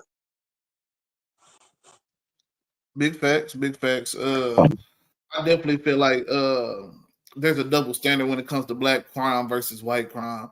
I believe it's even a double standard to how they feel like we glorify crime in our community as opposed to white Mhm. people like that because of certain shit that we've seen in the past. Multiple communities have the Italian community for perhaps what I'm saying glorifying the mafia, different things like that. We've seen that in our culture. You know what I'm saying? One of my favorite movies coming up was The Godfather, Goodfellas. So we know about that, and we don't really look at these people as necessarily a detriment on society. That at the time when they were actually, doing the things they were doing was definitely affecting many a white household, many of America. And they kind of were handled with kid gloves for a long period of time, even allowed to get into the upper echelons of our government. Different things even today. They say the mafia has possibly a good chunk of the food industry, whether you say Mexican mafia or the Italian mafia, whatever is left of it. So yeah, I think that we definitely need to look into that shit, man, and stop, pretending like black on black crime is the biggest killer of the black community when the black community is being hit at all different angles, man. They want us to scapegoat other minorities when at the end of the day, they wouldn't be going out to these other places and getting these jobs to different people if they were training Americans, black Americans, Right. white Americans, whoever the fuck you want to put in that category. They not training us for these positions because they believe that if they train one, they have to train all. And white Yep. people be dumb in order to keep us from having financial success, social success, whatever you name Man, I was looking at another. Speaking of what you were just saying about the financial success too, man, I was looking at the stats on unemployment, man, and unemployment has shot up the last year or so as well. as far as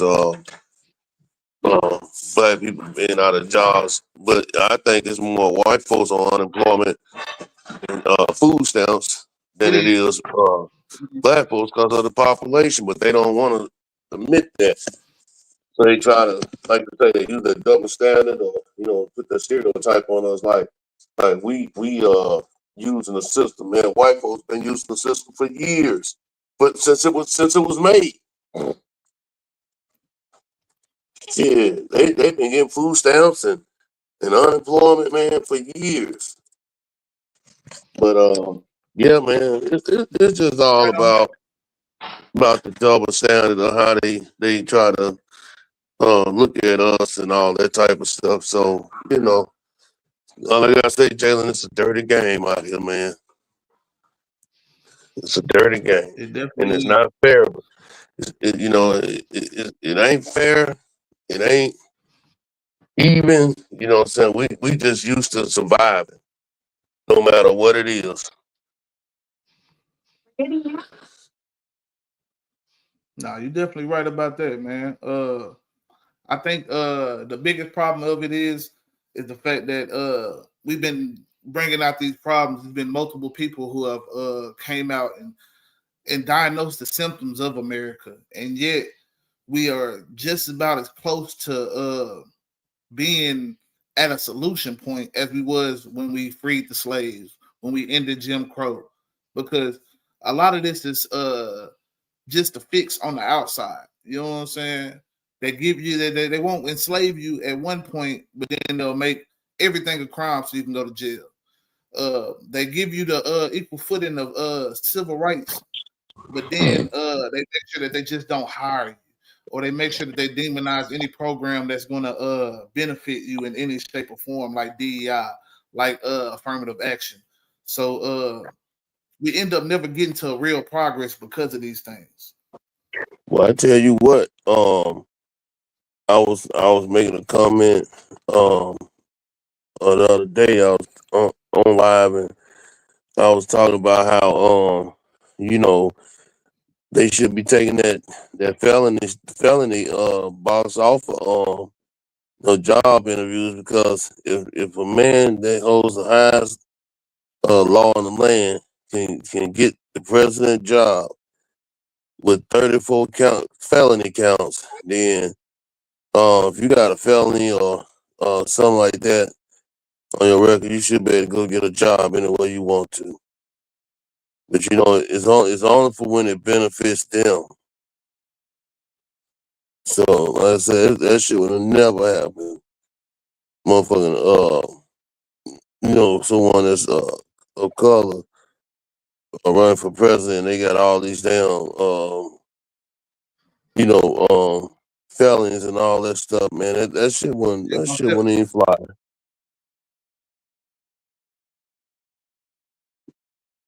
Yeah, I'm good. Yeah, I was just saying it Yeah, wouldn't even fly, man. just a rock comment real quick. Unemployment forced me to go into business for myself because they kicked me out of off because I didn't feel it was safe to go back and to work after the pandemic.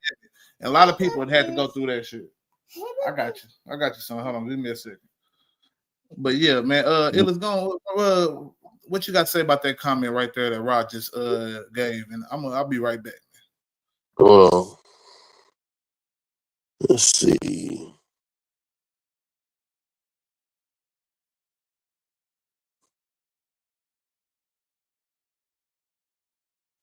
Unemployment forced me to go into business for myself because they keep me off because I didn't feel it was safe to go back to work, and got the pandemic. Right, Trump is supposed to be sentenced. Yeah. Okay, so man, I just think that that's a crocker. You know what? And they throwing it in our face. Letting us know that they can do whatever they want to do. This dude here, the biggest crook and con artist in America. You know, pretty much gonna be be free because they're not gonna lock him up because he holds the president the office. He holds the presidency. So with that being said, we probably see a lot of butter rice or something. I don't know, but no, for real though, that's just what I'm saying, a stereotype and I think I made a mistake and brought all my stuff inside. It was sitting in my car, but Yeah. see how I was looking, how it's looking. And I don't need no motherfucking costume or anything like that. Man, this is crazy, man. But that's how they do us, though. That's exactly how they do us. Put stipulation on everything black folks do. But the highest law in the land, president of the United States, this fool here supposed to be getting probably the 10th. Yeah, like you said, like you said, the 10th. And let's be real, Mhm. they're not gonna send Trump, man. I'm gonna go ahead and say that now, so people don't have to. I mean, I'm sure should nobody be surprised by that. They don't want to prosecute a sitting president. It's the reason why they didn't go after him while he was in his term, the first term. It's corruption all around Trump. There ain't never been nothing but fucking corruption around Trump. Let's be honest. You know what I'm saying? Anybody who wants to actually talk about this shit for real, man, come on. Yeah, we seen it. You know what I'm saying? From the illegal Muslim ban he put on the country to just any other, you know what I'm saying, thing that he did in his time in office. A lot of it was built around lining his pockets, man. He was making sure he took care of oil barons. You know what I'm saying? That's why a lot of oil got cheap at first, man. Because we started, you know what I'm saying, plugging in America a lot more places and shit like that. You know what I'm saying? And Trump was a big part of that, man. Trump was a big part of getting them tax cuts to multitude of different corporations. You know what I'm saying? Some of that ended up doubling, if not adding at least about a third more to the debt than had previously had been when Obama had left office. Don't get me wrong, Obama definitely bailed out businesses. Obama definitely put money into a lot of shit, you know what I'm saying, and increased the debt. But we also was dealing with a recession, you know what I'm saying, in 2008, housing crash. Like it was a lot of shit going on with the economy. So a lot of people didn't necessarily look at that and was calling it a problem. You know what I'm saying? It wasn't until Trump came with the whole, and it was the Tea Party as well, Tea Party movement with the whole no more new taxes with the affordable health care coming into effect and it being mandates on businesses and penalties on businesses if they didn't mandate or cover everybody for whatever reason, no matter what type of level they was. You know what I'm saying?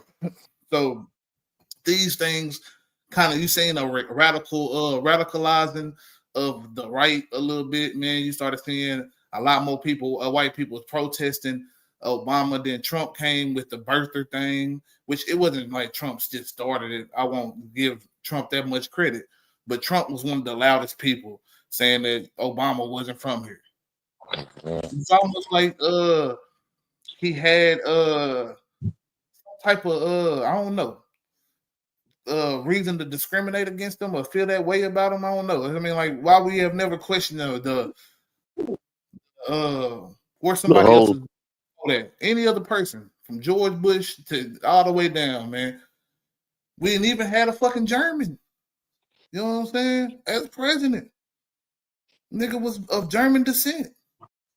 You know what I'm saying? But we turn around and we gonna act like this is a problem now. God, you know what I'm saying? Got a father that was in Kenya, even though he was born in Hawaii and shit like that. And it's not like he's talking anything really radical. You know what I'm saying? Obama didn't, nigga, they was going against gay marriage, all these different things in the beginning when they was running, bro. You can hear Biden, you can hear Obama plenty of times talking about how they are completely against gay marriage. And by the second term, they was the ones legalizing it. So I ain't gonna say there wasn't no agenda. It's definitely something that we need to look into, man. Show, but I played a video in the beginning, man, and it was more of like it was like this dude. He was pretty much talking about how we addicted to racism. I'm gonna let him go out real quick, and I want to see what you think about that. I genuinely believe that a lot of black people today are addicted to the disease of racism. What do I mean by that? Now, if you're easily offended, go ahead and run because you're not going to stay to listen to what I have to say. But if you're willing to listen to the truth, I need you to please like this video. Please like the video and share it. TikTok's been shadow banning me. That's why I haven't been posting quite as much. I've been trying to wait the shadow ban out, but I need y'all's help because I'm trying to keep up with the content. In a conversation between J.D. Vance, 7 years prior to him becoming the vice president of the United States, and William Julius Wilson, who is one of the foremost authors of the 21st century that has spoken about poverty, economics in the black community and the American community at large, J.D. Vance spoke about the poverty-based mindset, and he was asked about how he got out of it. And he said, what I had to do was I had to put myself around different sources. My grandmother was a major inspiration, to quote his words. And I think, and in the midst of that, he made a quote that I want to focus on. Many people see poverty as a disease. And when you see something as a disease, when an addict treats their addiction rather as a disease, they're less willing to take steps to cure it. They're far less willing, because if you see something as a disease, you just see it as something that's ingrained into your human operating system, if you will. You don't take the necessary steps to actively fight against the addiction. You just give up. And I think in today's 21st century, I think many black people today are addicted to the disease of racism. It is so easy to just blame your personal failures on what the white man did. It's so easy to blame your personal problems on what the white man has done to you, on the systemic issues that affect all of us. We have to see the intersectionality. If we're ever to grow as a culture, we must begin to see the genuine intersectionality of individual agency, culture, race, all of those things. We have to begin to see that. All of these things intersect and they're not mutually exclusive. You are just as much responsible for your individual actions as are the actions of those perpetuated by those around you that have led you to the current predicament you were born into. But the predicament in life you're born into does not have to become your finality. I think it is so easy for black people to just give up on life by blaming the white man. The problem is that doesn't work. Because the book that I follow, the book that I try to live my life by says a man that doesn't work doesn't eat. But nowhere in that book does it say life is fair. Nowhere in the Bible does it say life is fair. Even Martin Luther King made statements all the time about, the white man has been afflicted with the disease of racism. But he is the same man that also said, my slogan is learn, baby, learn so that you can earn, baby, earn. That's my slogan. And if we don't adapt that mindset as a community, as a culture, if we don't adapt the mindset that we have the capacity to change our environment, to change our surroundings, we will never grow as a society. We will never grow as a race, because if we remain addicted to the disease, we never take steps to cure it. We must take accountability for our own individual agency if we are to get out of the psychological rut that the system has placed us in and has allowed us to stay in. Racism introduced the idea that we were inferior, and we have perpetuated it ever since. We perpetuate the idea of racism every time we look at the statistics surrounding black-on-black crime. We perpetuate the idea of racism when you look at the fact that in impoverished communities, there is always, whether they're black or white, a direct correlation between poor communities and increased crime rates. This doesn't just affect blacks, it affects all of us. But we don't want to pay attention to it when it affects other races. We only want to talk about it and juxtapose it when it affects the black community. That's why you have race baiters like Al Sharpton, Joy Reid, to hell, even Joy Behar and those women on The View. You have to understand race baiting must die for the black community to truly thrive. You dig?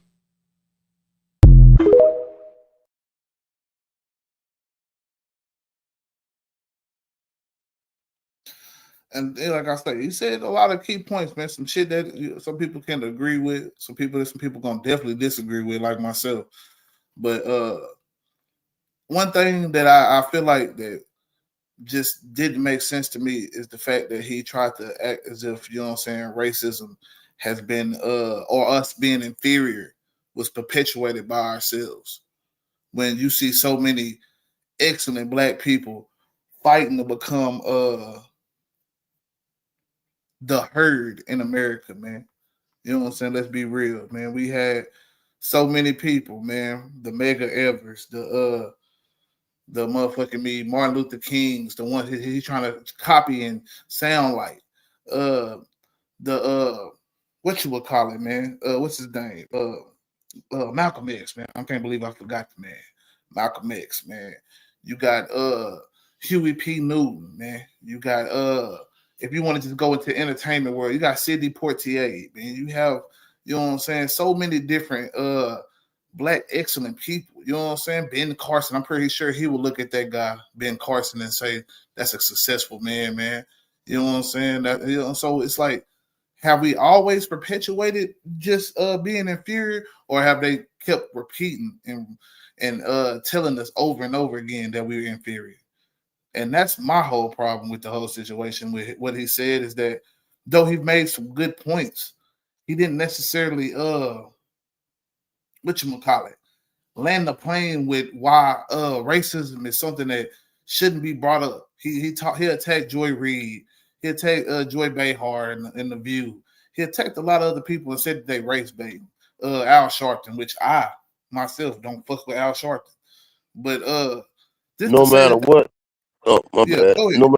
No matter what happens or what is said and what is said, they gonna always say something about, you know, particular person's race baiting and all that type of stuff. But I'm yet to find out you know, what race basing they be talking about, because at the end of the day, you know, all of it be true. I don't say all of it, but about 99.9% of it to me be true. Cause man, you talking about some dirty stuff that be going on, man. I'm talking about dirty. But hey, this is what we live. This is what we gotta deal with. Tell him welcome to America. Welcome to that's the America. thing, man. Is that he did try to make it seem that we're the only reason for our not being able to get more economically equipped. And I gotta be real with you. You know what I'm saying? There's a lot of lazy niggas out here, man. But let's be real. It's not as we definitely are outnumbered by lazy white folks. We all outnumbered by a lot of lazy other, you know what I'm saying, demographics of people. Yeah, you know what I'm saying? When we talk about median wealth and how it's held in this country, why is it that, you know what I'm saying, all the wealth is held in white hands? We ain't talking about earning power. We're not talking about any of the other things. We're just talking about assets, what is owned, the resources, the means of production. That is in the white people's hands, and it hasn't left white people's hands since the founding of this country.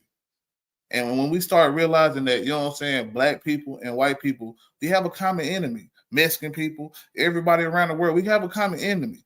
It's these rich white motherfuckers that have been putting us against each other since the beginning. That's the cost of racism. You know what I'm saying? That's the reason why I titled this shit man, the cost of racism, man. Because as long as we keep fighting, we keep losing money, we keep losing ground, we keep losing political awareness, all that shit. They're not teaching us shit. There's a reason why I even make this video in the first place, just because I know people not gonna even look into any of this shit. There's some people that will, but it's a lot of majority of people that don't care. As long as they can put a little money in their pocket and, you know what I'm saying, keep it pushing, that's all good with them. And I'm telling you, at some point, it's gonna be harder for all of us. All of us we gonna lose. And it's because, you know what I'm saying, we won't open our eyes and realize that, man, these things are affecting us all. You know what I'm saying? Black people, we wouldn't be able to have, you know what I'm saying, failed as much as we have if they didn't help make sure that they sunk some of their white people along the way. Because if they helped all of them, it was too many chances for us to slip through the cracks. That sympathetic white person, what they call the nigga lover. Yeah, for that person to come in and, you know what, I'm gonna teach a nigga. I'm gonna do this and I'm gonna do that. You know what I'm saying? I'm gonna give them a little bit of some learning and the shit that we taught them at the end of the day. If we want to talk about world history, but I digress on that because we're just gonna talk about American history right now. But we gotta be real, man. This shit is never gonna be a thing until we make it a thing. Until we say, you know what, white people be like, fuck it, I'm gonna throw all that bullshit to the side, which a lot of white people have, and be like, you know what, I fuss with the niggas, and I'm gonna call out white supremacy any chance I get. On the other hand, it's gonna be people on other sides gonna do the opposite. It's gonna say, fuck them niggas, man. I don't give a damn about nothing that they're going through. As long as I have the illusion of looking like I have more than them, that's okay with me. So as I was, you know what I'm saying, looking to what I was gonna put together for this video, man, I asked myself, man, what is the racist? Because you know what I'm saying, some people believe black people can't be racist. If you believe that, put it in the chat. If you believe that we can, put it in the chat. Yeah. But I wanted to know what's a racist. And then, you know what I'm saying, I came across this video that was explaining the racism versus bigot, you know what I'm saying, which a lot of people will say, I have more bigoted views. I'm not a racist. I'm not this and that. I don't like the gay shit. I don't like the this, that, and the third. You know what I'm saying? So we're gonna let Dr. Umar speak on what his differences of racism versus bigotry is, and then we're gonna discuss it, man. We played Monopoly the other night, and I didn't take any money. I wanted to take the place of the slaves that were emancipated in 1865, who did not get the 40 acres or the mule. And so I took nothing. Now, I survived for a few times around the boat. Oh, my bad.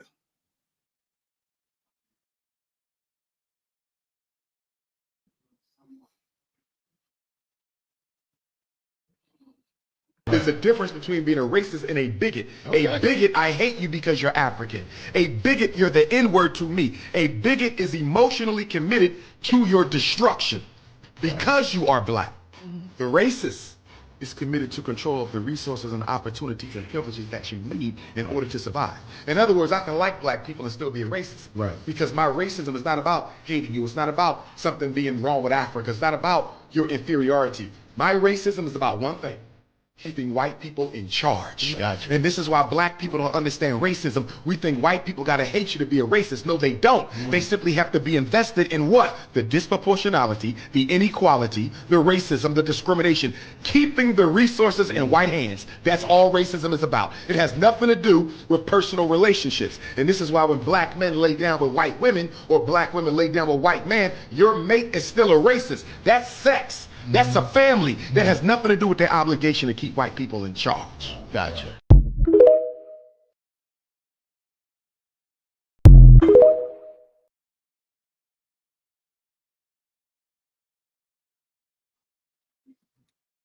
Yeah. So I agree with a lot of what he was saying, man. I definitely feel like you could be racist and not have some type of liking to the other side. So like a white man could be racist and not necessarily dislike black people, but want necessarily to, you know what I'm saying, make sure that his condition is always put in a better position than the next person's condition. You know what I'm saying? Whether that be the black man, the Hispanic, whoever else in the minority. I do believe black people can be racist. I don't believe we have the ability to act on it in a systemic manner. So it's almost irrelevant for me to say that. You know what I'm saying? I know a lot of people believe that racism is a system. I believe racism starts out as an idea. You know what I'm saying? If you go back and look into a lot of the 15th century writings, these things were just ideas that hadn't been implemented. You know what I'm saying? A lot of these times that they were coming up with these concepts of race and Barbary, you know what I'm saying? It was during the Barbary slave trade when Arabs and black, which they want to call us blacks. The only time they call it black people and Arabs the same thing is when they're talking about the Barbary and the Arab slave trade. But yes, a lot of mixed Arab and black, you know what I'm saying, more of the fairer skinned Arabs were conquering a lot of the world and shit. Some people believe that's the Moors, is, you know what I'm saying? But it's a lot of debate on whether, you know what I'm saying, those were strictly just black people, or whether they were, you know what I'm saying, more Arab descent. So but that was going on at the time. So maybe it was a resentment to the darker skinned people that they seen coming into Spain or Sicily, to be more specific, and conquering and taking over and shit like that, and enslaving white Europeans and shit like that. But I also think that it's more of an idea, to the sense that, you know what I'm saying, like when it got to America, it was put in place in Pacific to keep the white poor workers or farmers docile with the fact that they wasn't living much better than a slave.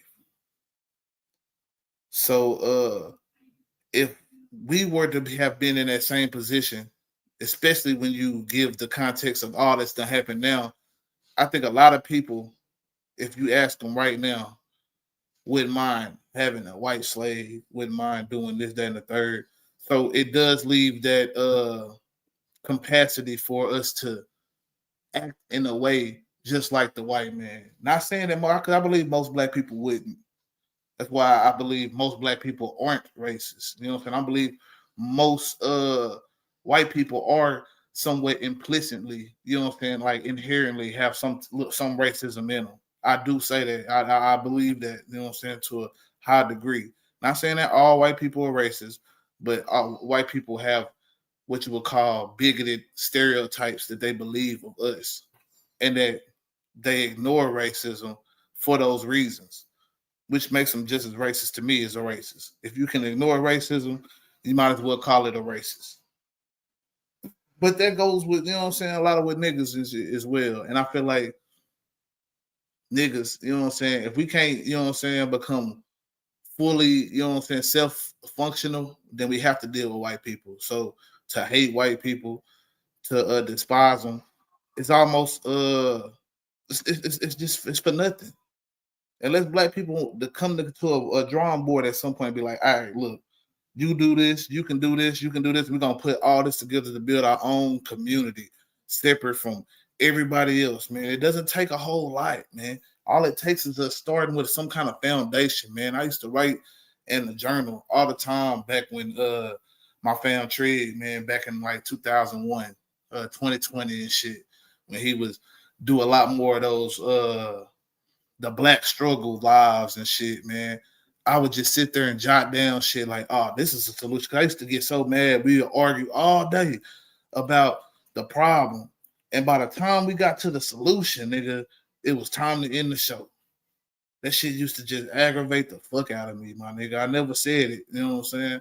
But that shit used to aggravate the fuck out of me because, man, if we know one of our biggest problems is coming together, that should be what every discussion is about. How can we come together as a people? And just understanding, you know what I'm saying, that revenge ain't just the answer if we don't have a plan. Showing art and having art reflect life isn't shit if we're not going to do the things that can actually change the material conditions in which perpetuate the violence that we see in our art, in our music and shit like that. Like, what's the point in it all, bro? Like, if we're not gonna actually do something about the shit, what's the point of keep talking about it?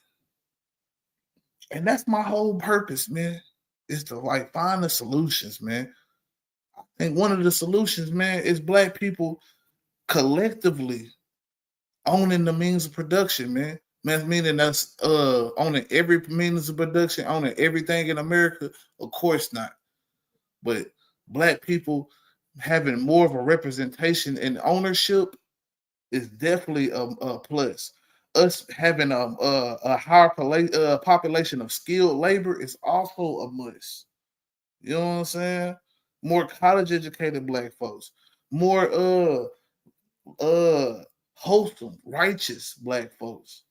And I don't mean in the sense of a religion per se. You know what I'm saying? It does have a religious connotation to it, but if we just being real, doing the right thing is sometimes a essence. It's something that's just in your being if you're a good person. If you're a person that wants to be truthful, honest, authentic in that truth, then you will do things to show that you're a good person. I don't want to hear you say you're a good person and you continue to do the lying, cheating, and stealing that motherfuckers who say that they're good people tend to do a lot of times, man. That's why it's hard to find good people out here, because people say it with their mouths, not with their actions. But I'm not done yet, man. We're gonna ride it out a little bit longer, man. We're gonna talk a little bit about the racism and the effects that has had, or let's not even call it racism, xenophobia, and what has had on the Arab community, man, since this attack, and even before this attack, 9/11 and shit like that, man.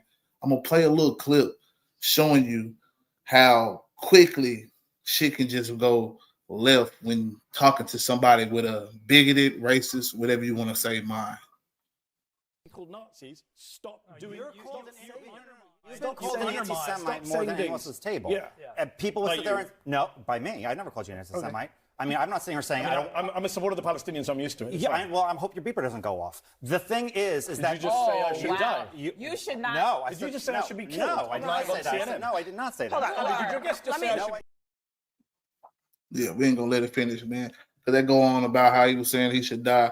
And I don't know if he was necessarily saying he should die. He was just pretty much talking shit, shooting a jab at him for being Muslim, saying, hey, man, I hope your beeper doesn't go off because you probably a suicide bomber. You know what I'm saying? Throwing that stigma on him because he was pro-Palestine. You know what I'm saying? I've talked about it in some videos before. The atrocities that have happened in Palestine are, man, they're tremendous, man. Let's be real, man. And I'm not one to say let's go fix their problems, honestly, even though I'm saying that they were going through some fucked up shit. Because I am a true American first nigga. You know what I'm saying? America definitely should be fixing its problems. And one of those problems is racism toward the black people in this country, man. So if we ain't fixing that problem, how we gonna fix Palestine? Because it's a lot of the same shit with them. Brown people who was there before them. All of a sudden, we decide in order to make the lives better of fairer skinned people, we're gonna give them land that already has people on it. We're gonna say that they discovered it, but it's their homeland or whatever the fuck because of the Bible. When it's people who don't even know anything about or nothing about Israel, Palestine, the conflict, none of that shit, who probably have more claim to that. But that's a whole nother conversation. So at the end of the day, man, we have seen the atrocities that have happened, the bombing of schools. And I'm not going to sit there and say that October 7th didn't happen, that it wasn't a full-fledged attack on Israel and in many different places, and they was going crazy. You know what I'm saying? They killed some folks and stuff, and it's pretty much been talked about as, you know what I'm saying? Most people who know anything about the conflict, they probably know about October 7th. But I'm just saying, do anybody know about the decades of oppression, almost 100 years of oppression that these Palestinians have had to go through because we just gave some land to some other people who don't have any heritage, stake, or claim in that land, to be honest? That's all I'm saying, man. Man, like, and now, you know what I'm saying? We talking about Islamic terror. We're talking about all the different things that's going on, and it's probably a good possibility, man. I put a poll out earlier today. You know what I'm saying? What's more likely to happen? A Muslim ban, Trump going to jail, the border wall being completed, or what was it? Liz Cheney going to jail. And you know what I'm saying? Who knows? My thing is probably a Muslim ban with this whole terror attack situation. I truly believe, because that was one of the first things that was implemented in Trump's office, the first term, man. A Muslim ban is going to be one of the first things that happens again, bro.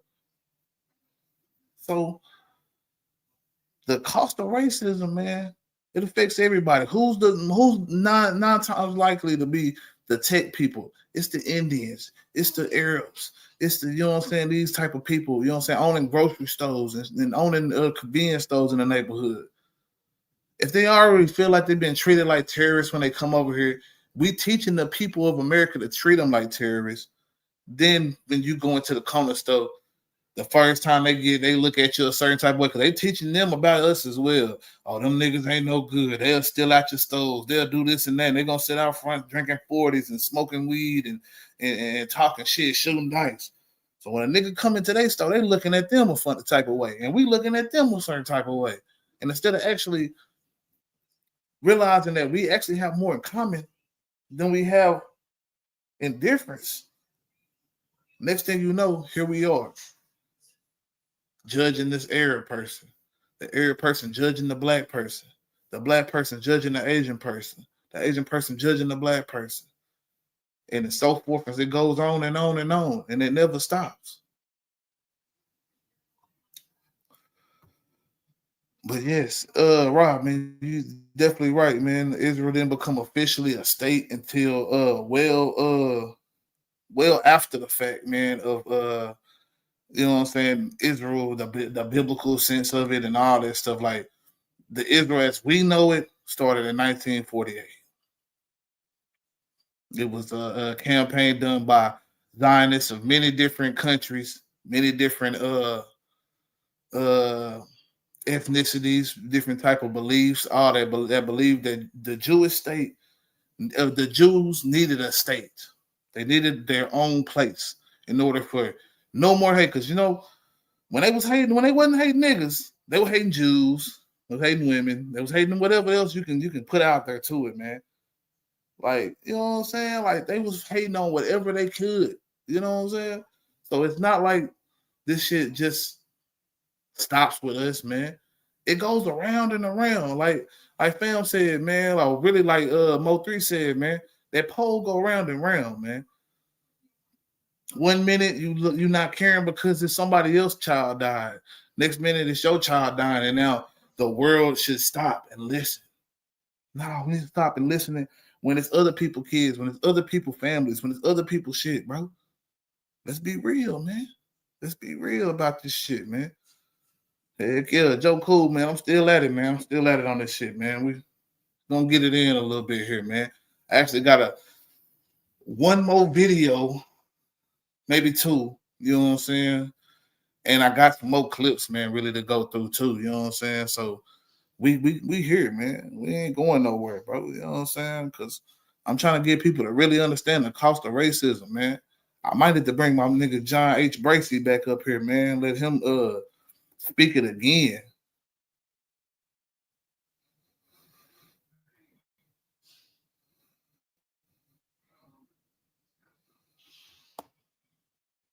And I got a question for the people, man. What would it take to rise above hypocrisy, man? Because hypocrisy in America, man, it runs so deep, man.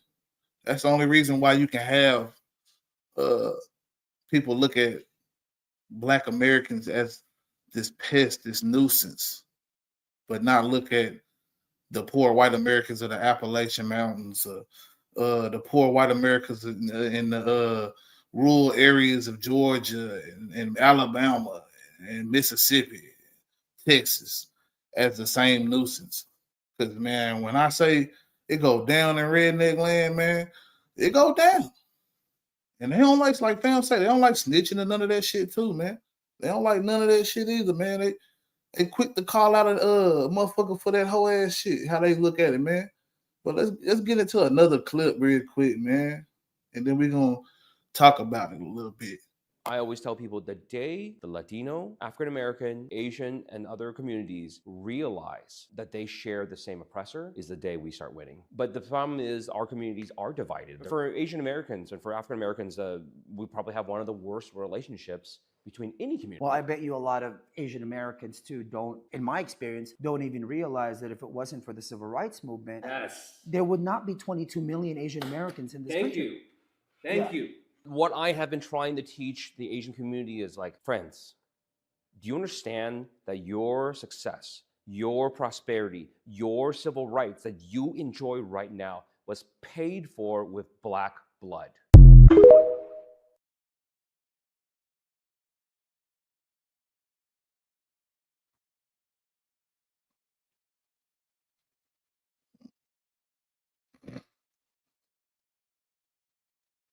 Yeah, Crash got a lot of undertones, man, in it, man. It's got a lot of message in Crash, man. It's been a minute, and I remember a lot of the movie, man. And the racist parts of it, the niggas that ain't no good, but you know what I'm saying, end up being, I ain't gonna say they wasn't no good, but was out there to do no good, but ended up barely having good hearts. You know what I'm saying? At least I want to say one of my kind of, I'm kind of remembering Ludacris might have. No, I think Ludacris ended up turning out doing some good shit in that shit, man. Crash is a good movie though, but I ain't mean to get distracted, man, because what the Asian man said was right, bro. We have been the piggyback to every other minority in the world being able to come to our country and thrive. Yeah, we are always looked at as DEI this. Niggas can't do this without welfare and this, that, and the third. It's always been looked at us as being, why in the heck are we giving these niggas anything? When we are the ones that anybody, are we the reasons why there's even a large population of any other minority group in this country? Let's be 100, man. Always. This shit, you know what I'm saying, ain't just something that affects just black people. This affects the world, man. It's a reason why Africa is one of the most underdeveloped countries in the whole world. You know what I'm saying? And I'm not talking about all of Africa. There's definitely countries in Africa that are highly developed, but there's other parts of Africa that are just being mined for resources because it helps benefit some other countries, some other people. And until we start realizing that we have been used as the piggybacks of other people's oppression or other people's winning of us, you know what I'm saying? They oppressing us to win, you know what I'm saying? Type shit. Until we realize that shit and they pin us all against each other so we don't realize that it's one group of people that's seeming to win in every situation. Rich white men, you know what I'm saying? And it's not to demonize the rich, it's not to demonize white men, but it is to say that there is a similar characteristic in a lot of the oppression that's going on around the world. It tends to be these rich white men that hold on to white supremacy, man. And white supremacy to me is the ultimate bad guy.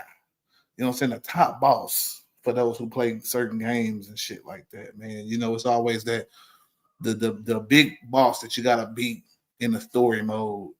You know what I'm saying? White supremacy is the big boss for black people, man. And then until we beat that shit, you know what I'm saying? We done called it so many different things in the past, the man, whatever, you know what I'm saying? Massa, all that different shit. Until we beat that, man, we're gonna continue to keep arguing with each other, looking at each other as a scapegoat when the problem is right in front of our face. Right in front of our face, man. Real talk. But first we gotta realize that we're being lied to. Being lied to by people that's telling us that DEI is the problem. Immigration is the problem. These people are the problems. It's time to start, you know what I'm saying, really getting into the fact what's the real problems, man. What's the lies and what's the truth. But I'm gonna go into my one of my last videos, man, and we're gonna see what's happening, man.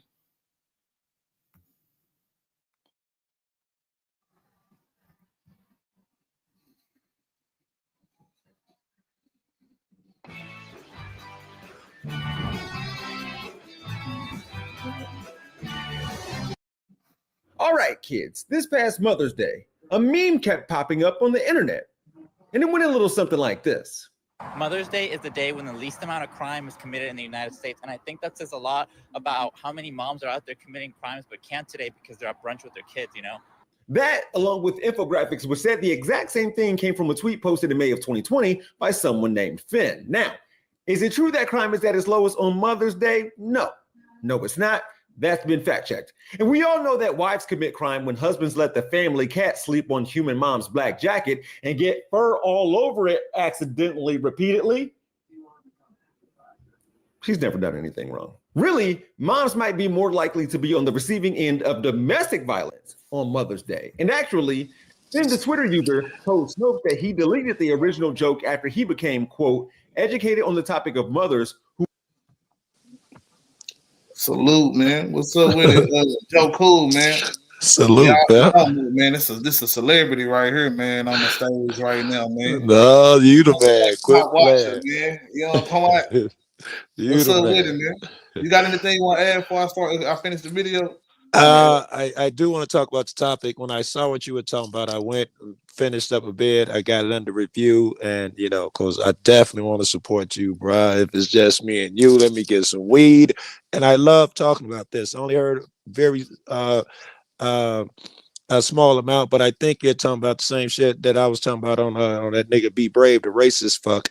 How Yeah, I done ran into Bree Berg a couple times. Yeah. Yeah, that divisive shit helps nobody. I think that's what you're going. I watched the vid though, and I'll know more. Yeah, that's as well. This video is actually just talking about propaganda and lies in the different, you know what I'm saying, parts of the media. You know what I'm saying, mostly Donald Trump and the right, but it definitely goes for both sides. But this one in particular is more about the right. Can you hold up? I want to send a couple links, like a couple chicks, literally just a couple people. Can you hold up? It won't take but a second, but you won't be able to hear me while I'm texting. What's the name of the fucking channel? I already sent them a link. I just need to tell them that I'm over there. It's They already Jalen know the Stevens. channel. That's it. It's just Okay. Jalen Stevens. Yeah, my name. Man. I ain't branded myself with no actual name yet. I know a lot of people been telling me I should, but yeah, I'm more of a type that's like shit. I'm giving you the raw, real me. This me. You know what I'm saying? These are my thoughts. Gilly is the nickname. That's why it's called Gilly Speaks. Why I called, you know what I'm saying, Hot Talk with Gilly. You know what I'm saying? That's me just straight blunted, giving you whatever the content might be at the time. So yeah, it does get real, man. But yeah, man. The cost, man, for those who don't and are not aware, man, the cost of racism runs deep, man. It's not just the social, economic, it's all type of different reasons why the cost of racism is killing not only black people but white people and all other minorities in this country, man. And it actually goes. It's the same thing kind of as the Democrat Republican bullshit. It is the greatest tool to keep American versus so and so, us versus them, police thin blue line, us versus. It's that shit that divides, and it might be the worst. Over even financial shit, that racism shit. Everybody feeds into that mob mentality. It is as destructive as fuck. And personally, Jalen, when I see shit like I don't know, BET television, NAACP, or whatever. When the whites made their shit exclusive, I think it was a knee-jerk reaction for us to come with exclusive clubs. I don't like that, bro. I think we run the same risk that they did. That's my opinion. Yeah, that's kind of talking about the whole black racism, or the possibility of it. You know what I'm saying? But I also think that we wouldn't have a BET if, you know what I'm saying, you kept having niggas on MTV. You kept having niggas on CRLs and these different places. And I feel like the only time we really had niggas on there was like if there was the king of pop, like Michael Jackson. You know what I'm saying? Yes, I agree. MTV. Yeah. Yes. You had to be the pinnacle, which is why I didn't want BET to do that. I didn't want BET to do the same thing and only have white people. I mean, black people have a white motherfucker. If he's excels, I didn't want to repeat their fucking behavior, right? I want some neutral shit to get the race out. I don't even know if that's possible, man. I don't know. But we have talked about what racism has cost America in the last 20 years, or really in the 20 years in between 2000 and 2020. And that totaled up to $16 trillion. And get them reparations started, baby. yeah, and that's all because of discrimination in whether it's lending to black entrepreneurs, Yeah. wages for black workers, or Redlining. credit and how and yeah for housing and stuff Yeah. like that. So Banking, and shit. They still got, motherfuckers videos where a black motherfucker come in and just be like, business owner, I need $10,000 out of my money to pay motherfuckers or to buy a piece of equipment, and they'll go in the back room and call the police. Motherfuckers sitting there waiting for his money, the police come in talking about we just need to ID you. Happens over and over. This one guy, I can't remember him. I can't remember the guy. I forget what he does, housing, jury. I forget what he does, hires a bunch of people. And he says a lawyer, I forget what he is, but he's like, I get a call from the bank saying we need to verify. And I got to tell you, the only time I get those calls is when the person is black. This time they wouldn't give him the money. I had to go there myself. And I said, why is it you didn't give him his bread? Oh, he didn't have the proper so-and-so. He said, I got 8 employees that came in here today. Guess what? They all got that money except for him. Guess what? He's the only one that's black. It's just still happening, y'all. So Joe, before we go into the video, man, I'm gonna ask you a question here, man. It's at the bottom. What makes people accept actions from some that they don't accept from others? I love it. I'm gonna ask you I want you to answer too. I think a big part of it is how much we care for a motherfucker, right? That'd be a big part. I take it easier on some people that I care for, and yeah, I treat some people different because they're broken. In my esteem, in my estimation, I look at people and I'll be like, this nigga's a child. He can't control his temper. So I got to look for my openings. I can't talk to him directly like I can talk to you, right? You got to beat around the bush sometime and pick your shots. I treat people different because of their fucking inability to communicate or emotional intellect. Yeah. Now, see, I get you where it comes to like interpersonal relationships, but when we're talking about like in politics, yeah, where it kind of confuses me because you know what I'm saying, there's no personal connection to a politician. You know what I'm saying? There's no real relationship at all outside of you might like whatever said person for whatever reason. Right. I never understood where like the Democrats could call out some shit with Trump but not with Biden, or the Trump supporters with Biden but not Trump. And it's amazing, right? Yeah, and it's like, you know what I'm saying? To me, I feel like both parties, we have already, it's historically a record that, you know what I'm saying, both parties of racist, have been racist and still have racists in their parties to this day. Yeah. And you know what I'm saying? If you look at how the left might cover Clarence Thomas or Thomas Sowell or Walter E. Williams, and then you look at how the right will you know what I'm saying, like cover, you know what I'm saying, any nigga, you know what I'm saying, any nigga that's you know what I'm saying, if they're not a Republican, any nigga, bro, you know what I'm saying, right. You know what I'm saying. And also the left does that shit where they don't mind calling everybody on the right racist, right? And talking about if you vote for them, you ain't black. They pull that separation shit. Really. That was one of my biggest problems with Joe Biden, and it's been ignored ever since it happened on the Breakfast Club when he said that to Charlemagne. Even Charlemagne, what to say to that? You know what I'm saying? And I definitely would have told his white ass, man, like, bro, you got me fucked up. Number one, shit. Yeah, if you got a real reason to vote for the Republican Party and you got actual reasons behind it, whatever it might be, stand on your reasons. Don't let nobody tell you that why you shouldn't do this and that. You know what I'm saying? You come to that realization on your own. Giving you, and Democrats will not be giving you your guns and your rights back, getting rid of your income tax. They will not be doing nothing big. In fact, it will be status quo. It always is when Democrats go into fucking office. The status quo, no big changes. I don't give a fuck what they're promising you. The change was gay marriage, and I mean, we see that that's more of a divisive thing than a positive thing in a lot of ways. Not saying that they shouldn't have got their rights, because I mean, if you're gonna let anybody get married at any time and make it about social benefits and different shit like that, I'm not necessarily against, you know what I'm saying, gay people getting married. But let's just be real, you know what I'm saying? Like it was more of a political move because, like I was telling people earlier in the video, if you look at old Obama clips and Joe Biden and them, they wasn't for Yeah. gay men. They wasn't for any of this shit. They was Right. absolutely against it. They were just talking about getting the benefits and shit of being common law married, but never being able to Right. have the certificates or the marriage license and shit like that. So That's why I hate politicians, man. Anything that a person whispers in their ear and tell them your base needs to hear this, regardless of how they used to feel or feel, they will say any fucking thing and change their position. You seen all on flip flop, Democrat and Republican. I remember Trump was a Democrat, right? And he did his flip flop. All the fucking all of the Democrats, when a gay trans shit come out suddenly, you know, they all fucking for that bullshit. So it's again, the state ain't got no business in marriage. If a gay couple wants to get married and blah blah, I'm down with it. You know, do it all you give them. They should have the same rights we got, which includes marriage if they get certain benefits and all that shit. I don't think the state has anything to do with marriage. Certainly, the state.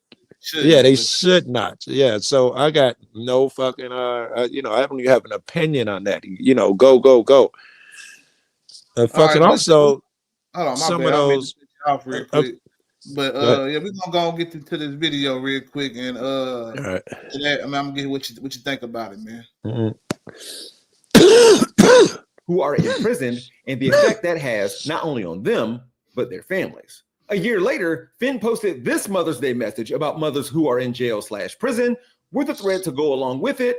I'll get back to this in a bit. But first, I know Father's Day was this past Sunday, and I realized that men make up most of my audience, whatever that's about. So I just want to take a moment to acknowledge dads and for the guys to feel seen before I start calling politicians out of their name. I'm no punk bitch. I ain't no punk bitch neither. I'm no punk bitch. Knock that head off. Turning your great idea into a business?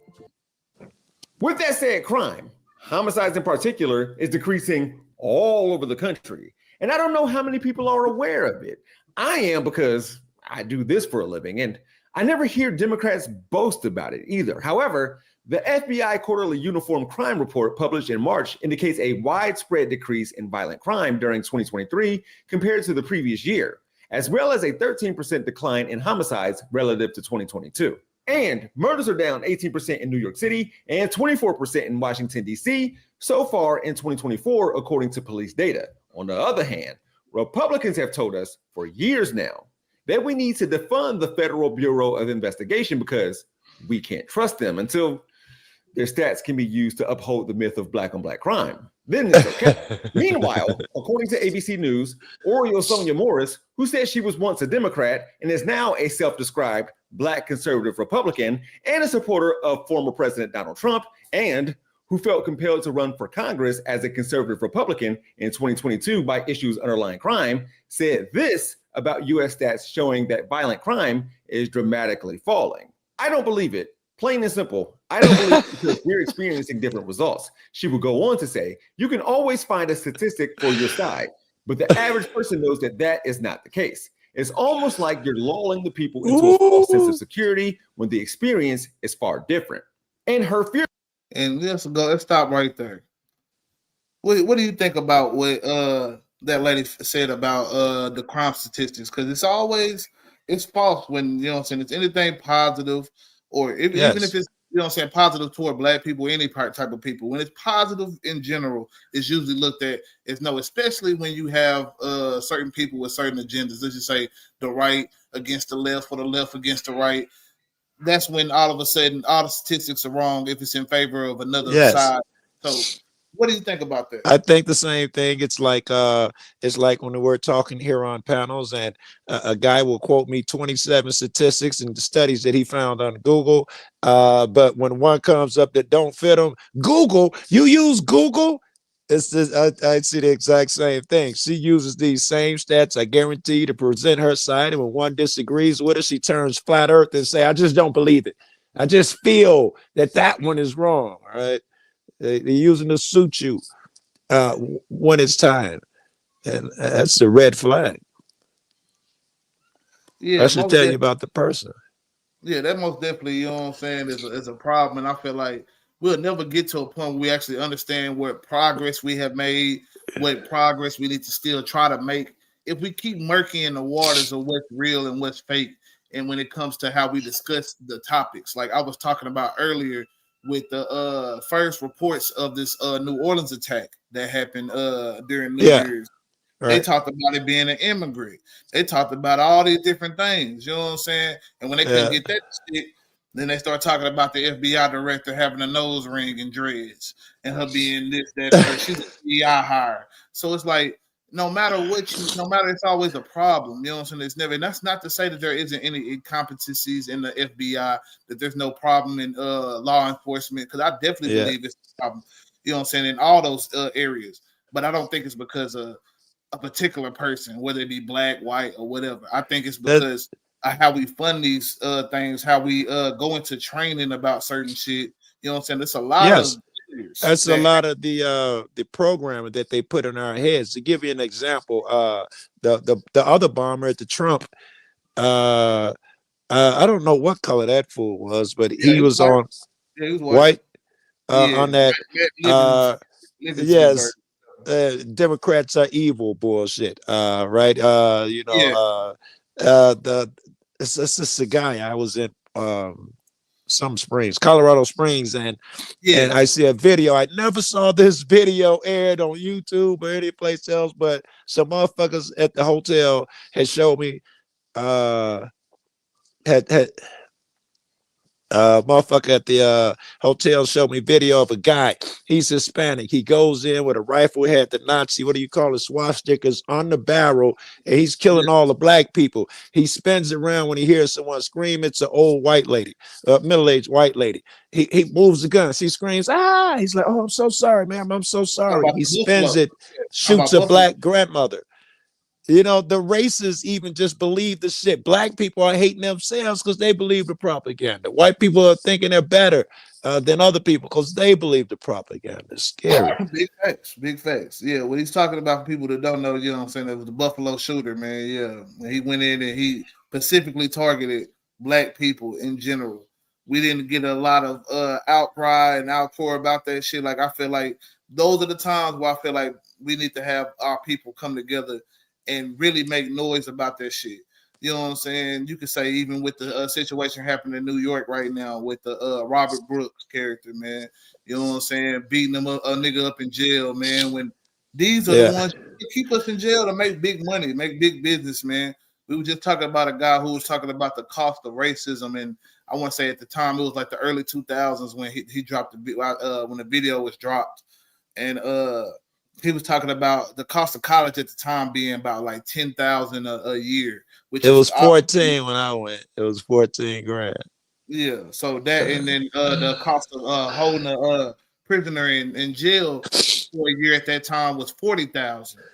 So you know it just, you know what I'm saying, the big business of Prison penitentiary industrial that, complex. yeah, Yeah. what that does for a lot of communities, a lot of rural communities at that, where Yeah. the racism is very rapid. You know what I'm saying? So I When think you say Jason, Jalen, when you say we need to get together, rather recently at them BLM rallies, man, protests. Um, there's some college, Maryland, I think it was, did a study, 80% white people in those crowds. When I yeah, was down there, even if we was doing dumb shit like tearing up police cars and shit, I think I got the image. I ain't been able to find it, but it's like a Hispanic dude on a car, Asian dude behind him, a white dude running down the street, a black guy. All races were in on this. I think this is the way to go. I think this is more healthy than we includes anybody under God, anybody fan of truth. I can't. I'm scared to do the color shit. yeah.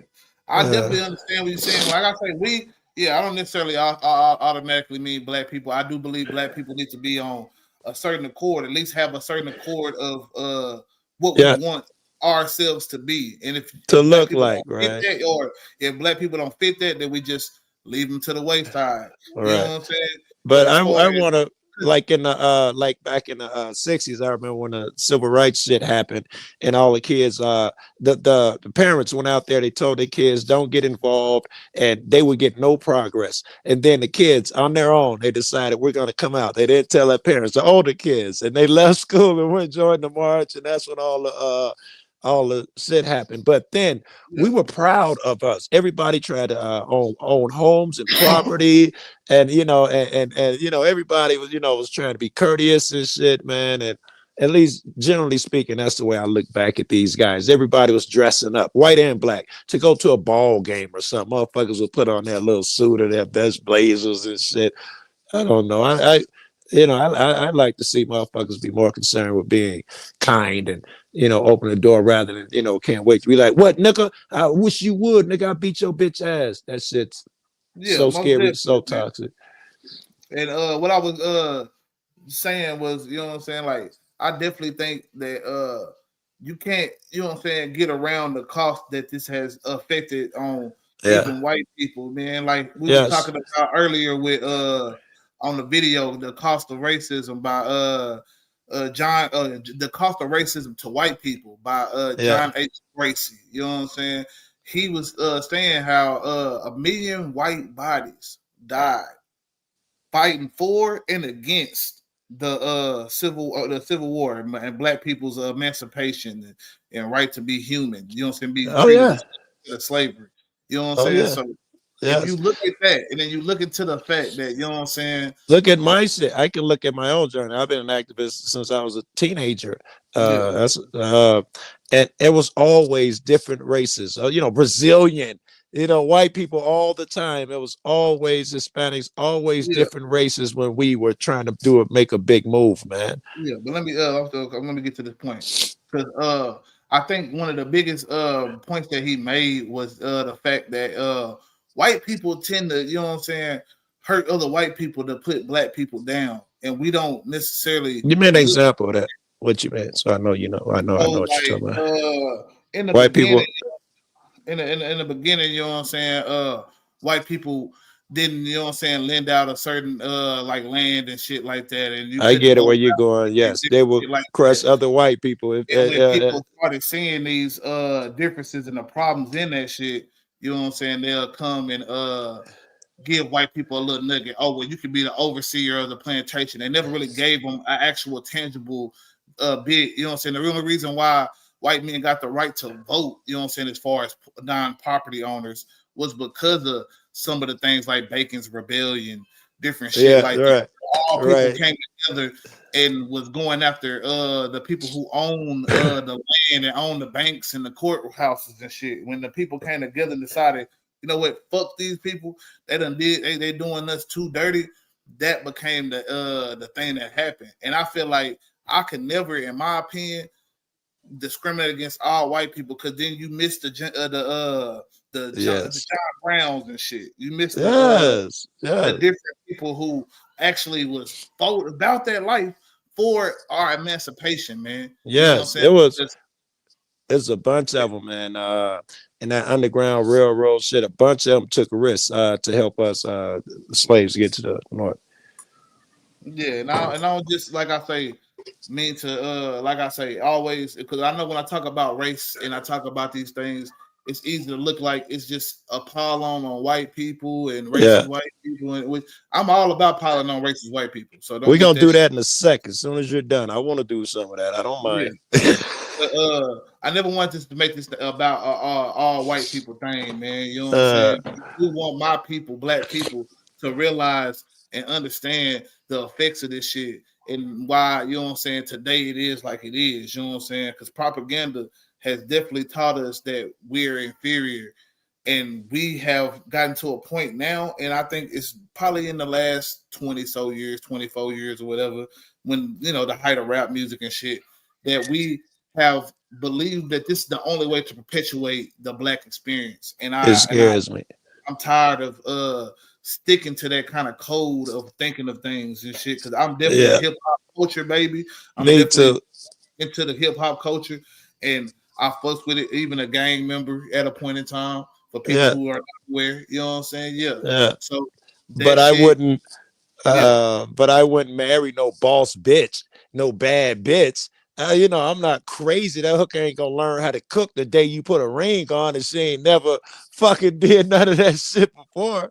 I love all of that balance shit. My favorite shit is like Mob Deep and motherfuckers, What's with 20 Mobb Deep? shots. The I Lopes love and that shit, Joe. But DMX in particular. That's one of my favorite New York artists, man. DMX, who man. Yeah, DMX, DMX, yeah, yeah. that nigga was wild, bro. He used to Yeah, dedicate that's one my record on every favorite. album to God too. Oh yeah, and that's one thing. He gave you two different sides of the coin, man. He gave you the Yeah. ruthless, gang banging, thug ass nigga, and then he also gave you the fact that I'm God fearing Right. and I got to think about what happens Yeah. after all this shit. So I think a lot Right. of people really think about that, and the fact that DMX even put that on albums, you gotta salute that, man. And that's Yeah. what we missing a lot of times in what's going on in the rap music in general. You know what I'm saying? But I'm It's gonna go back to this video real okay. quick, and we're gonna continue talking. All right. Okay. Führer, King Trump, regularly spews false claims He about the said Big King Apple and Travel Trump. City. Quote, crime is rampant and out of control like never ever before. The suburban housewives actually like Donald Trump. You know why? Because I'm the one who's going to keep them safe. The GOP, its policies, its supporters, they have done little to nothing to get us here. These PABs are afraid to come where we're from. How are they going to help? They'll even try to censor you if you call them PABs. So today, we're going to talk to them about crime, perception versus reality, perspectives from large cities, along with suburban and rural areas, and the propaganda that fuels their disinformation. As you're about to see, feelings don't care about facts. The rule of law thing is deflection, and every lack of law and order accusation is projection. We'll focus on how cherry picking is bad business. See, an AH Datalytics sample, that's a New Orleans-based data analytics company focused on criminal justice, education, and the nonprofit sector of almost 200 cities with varying population sizes, murder was down by 20.8%. In some large cities that happen to be ran by liberal mayors like Washington, D.C., New Orleans, Las Vegas, Cleveland, Milwaukee, Detroit, Columbus, Nashville, and Philadelphia, murder is down by more than 30%. That, per The Guardian. And did I hear Columbus? Let's start there. Ohio.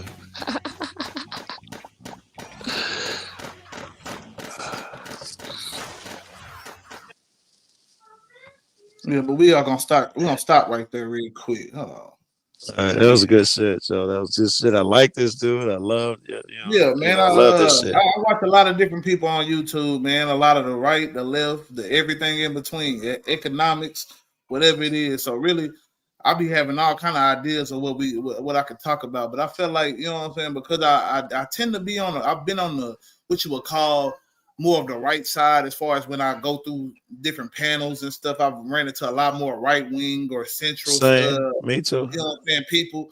So I tend to, you know what I'm saying, have when like the race The conversation. Conversation, yeah, my bad. Come up, you know what I'm saying? It tends to be a lot of this They you know hate it. They hate it. They arguments, hate man. it. Like, well, I'm talking about even when you can get an argument, because a lot of times, yeah, you can't even get an argument out of these motherfuckers. No, they won't want to talk about it. Motherfuckers will Yeah. talk about the Nazi camps and the fucking the Japanese troubles and the iron workers. But man, you talk about some black shit, you racist. You always want to talk about that shit. No white motherfucking rooms, especially Republicans, and most of the people now that I hang with seem to be Republicans. They don't want to talk about it, and they certainly won't accept it, even if they're willing to accept it. You start off with something simple like black people get more tickets or something. Well, that's not necessarily true, Joe. Well, they get more time for the same so and so. Well, that would depend. You know, you can't even start on something simple. They won't accept none of it. Because it's always another underlying variable that they're trying to find. Yes, And yes. down to it, How do you know it ain't one because of variable that autism? seems to be in all these cases is just racism. The fact that Yes. the officer is usually, you know what I'm saying, white, and the perpetrator is usually black. So if you look at other cases where white people committed the same crimes, it tends to not be as many sentences. It tends to be a lot more warnings. Why is the case? You know what I'm saying? And that's what we gotta start realizing, man. It's not to, like I say, down a whole group of people. You know what I'm saying? Because I'm never trying to be pulled a reverse race card, reverse Uno type shit. I'm not trying to go that route, but I'm also trying to live in reality. We ain't trying to live in La La Land where race is not a factor at all. You know what I'm saying? 'Cause I think a lot of people live in that land where race is not a factor. We all went through our struggles and blah blah blah blah blah. Yeah. Okay, yeah, I get that, bro. We all went through that struggle, but have your struggle ever been because you're white? Exactly. And they'll talk about the internet, and they'll talk about how everybody's down on the white people now and blah blah blah. But that's only a recent phenomenon. And it's nothing, man. I hate to compare fucking miseries and victimhood shit, but welcome to the club, motherfucker. Oh my God, my friend's uncle's brother-in-law didn't get a job because of a diversity hire, got it over him. Why, motherfucker? That's how I be feeling, motherfucker. You didn't even want to talk about that shit when I said it's happened to black people. You're like, not really, Joe. It's all about the numbers. And it happened to your cousin, though, nigga. You see that shit. Oh, I was racist. Welcome to fucking my world, nigga. I'm not mad. Most definitely, man. But this shit, like I say, it doesn't get better until we first find the symptoms of the problem and diagnose it. And as long as we don't diagnose the problem, we'll try to blame it on everything else. Now the big thing has become, even on the left side, it's classism. It's all about class. Yes. And you gotta understand, if we don't look at how this country has put into effect, codified in law, black people to be the lowest standard of we're a caste society. Yeah. We are not going to realize why classism is even a thing. You know what I'm saying? The reason why landowners are the only people that could vote or make decisions at a point in time when we even founded this country, man. But yet the people who were fighting those wars, fighting the American Revolution, were poor ass white folks. You know what I'm saying? Think about that shit. So until we get to that point where we realize that, you know what I'm saying, it's a reason why, you know what I'm saying, you got a little bit of a bone when it came to the antebellum South, and you can hold the whip and you could, you know what I'm saying, tell a nigga to keep working, nigga. You know what I'm saying? I'm just doing my job. Yeah, because you didn't own the field. You know what I'm saying? The poor white people didn't own the fields and shit. Right. It ain't my fault. Master told me to do this. It is not my fault. Don't blame me. Get your ass back to work. No, you can't get no fucking water. Yeah. You know the rules. But let's see what more he got. We got this video. I don't think I'm gonna play the whole video because I got one more video to play too. Here, homicides in Columbus are down 58% so far in 2024 compared to the same period last year. One of the largest drops of any major U.S. city with publicly available data. The Columbus Division of Police recorded 22 murders this year through April 15th, per data shared with Axios, the lowest year-to-date total in at least 8 years. This is far below 2021 and 2023. Yet, as I alluded to earlier, there's a certain segment of the country that doesn't care what stat factor figure I put in this corner over here at a height where you can still see dearest sweet Delilah. The red state murder rate, studies that show that rural counties have more firearm deaths than big cities, surveys that show people believe crime is worse nationally but better locally, and proof that cities with Democrat mayors are also some of the safest cities don't matter when you can pin crime and the stigma that comes along with it. Can you send me a link to this video, Jay? About 60 miles east of Columbus, there's a billboard that reads, "Columbus criminals, turn back now. Prison awaits you in Muskingum County. Zero tolerance for drugs, theft, and violence." When WOSU reached out to the company that owns the billboard asking who put that message up, they didn't hear back. WOSU also reported that the Zanesville Times Recorder interviewed Muskingum County Sheriff Matthew Lutz about the billboard. Here he is looking like he always smells hand sanitizer before he uses it. Lutz told the newspaper that he wasn't surprised about the billboard. He said, quote, "Columbus drug dealers come here and sell all the time," although Muskingum County's own jail data doesn't back that up. At that time, there were 20 people in the Muskingum County jail for drug trafficking. Just 3 were from Franklin County. The rest were mostly from Muskingum County and 1 from another red county. Furthermore, the jail was holding 176 people for all crimes. Only 8 were from Columbus. You may already realize what I'm getting at before I tell you that Lutz made another claim. He said if you look at counties that border Columbus, you see that a lot of people from Columbus are in jail for drug trafficking. Again, The data from that month's jail registry didn't back that claim up either. In the month of May, there were 32 people in jail for drug trafficking in 6 county lockups neighboring Columbus. Only 4 people were from Columbus. So Lutz, who I think became sheriff after running in the Republican primary, along with GOP PABs, try to give off an aura of tough on crime, rule of law, and justice, despite releasing murderers of a specific political ideology. It's interesting to see that and then watch them attribute rises or spikes in crime to the other side of the aisle, saying Democrats are too distracted to prosecute criminals. Meanwhile, they're busy calling out a defenseless boogeyman, one that they created. I mean, this is the kind of standard playbook where George Soros funds one of these prosecutors, and coastal elites come into Missouri and try to buy these offices, and they don't share Missouri values. Prosecutorial discretion means reviewing a police report to determine what the charge should be, and whether there should be a charge, and ultimately what the disposition in the case should be. It's not authority to nullify the law, and yet that's what these Soros-backed prosecutors like Kim Gardner were doing. So a lot to pick apart. You're muted if you're talking. Yeah. So yes, sir, man. When it comes down to it, man, it's always a scapegoat on my. And I know Columbus is far from a city to, you know what I'm saying, somebody that maybe live in, you know what I'm saying, Chicago like yourself or New York or any of that shit. But that's what they tend to do in a lot of these rural areas. They tend to try to say that the crime is coming from different places in the city. You know what I'm saying? In the city, folks, it's pretty much you could throw a nigga connotation on that. You know what I'm saying? Real quick, because that's what they like. That the niggas all in the cities, even though there's plenty of black people in rural areas as well. Democrat run city, black people. Yeah, Democrat. Yeah, that's all it's about. You know what I'm saying? The whole thing with the mayor. You know what I'm saying? Of Baltimore, he's called the DEI mayor. You got to vote for him though. So how could he be a DEI mayor? But that's what I'm saying. That's what when it comes to young black nigga, the young black dude. Yeah. What's his name? Brandon Scott. You know what I'm saying? I think it's Brandon Scott.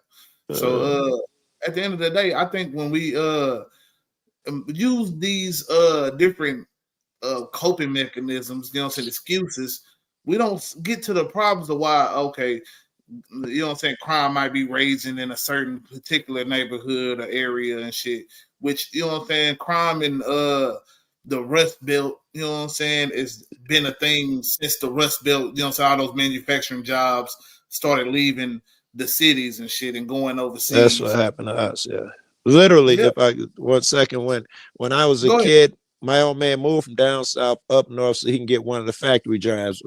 When I was a kid, we would take the expressway to the drive-in, and the factories lined the expressway. And this when they would move, the billboards would move, the Marlboro man would blow out smoke. You couldn't wait to see those billboards on the way. By the time I grew up, all those companies left. I think it was Reagan, some Republican came in, killed every school program. By the time I got to high school, all the jobs were gone. All the black fathers had gone because the jobs had left, and all the programs in school. And 4 years of high school, we didn't have wood shops and all of that bullshit. Well, not where we could use tools or shit like that. It was different. You had to do measurements, biology, no experiments, not one experiment. We had one. It was you licked a piece of litmus paper and it turned the color. That was the only experiment we ever did through that whole class. Music class, you had one instrument. It was a 75-cent flute. You got doo-doo-doo-doo-doo. That was it. There was no there's none of that. All of that shit was fucking gone. Yeah, and when you underfund certain type of programs, the creative especially, you tend to have a lower morale in that school. You don't have the football team with the good uniforms and the homecoming parades and shit. Yeah, that ended up affecting the whole overall morale of that school. You know what I'm saying?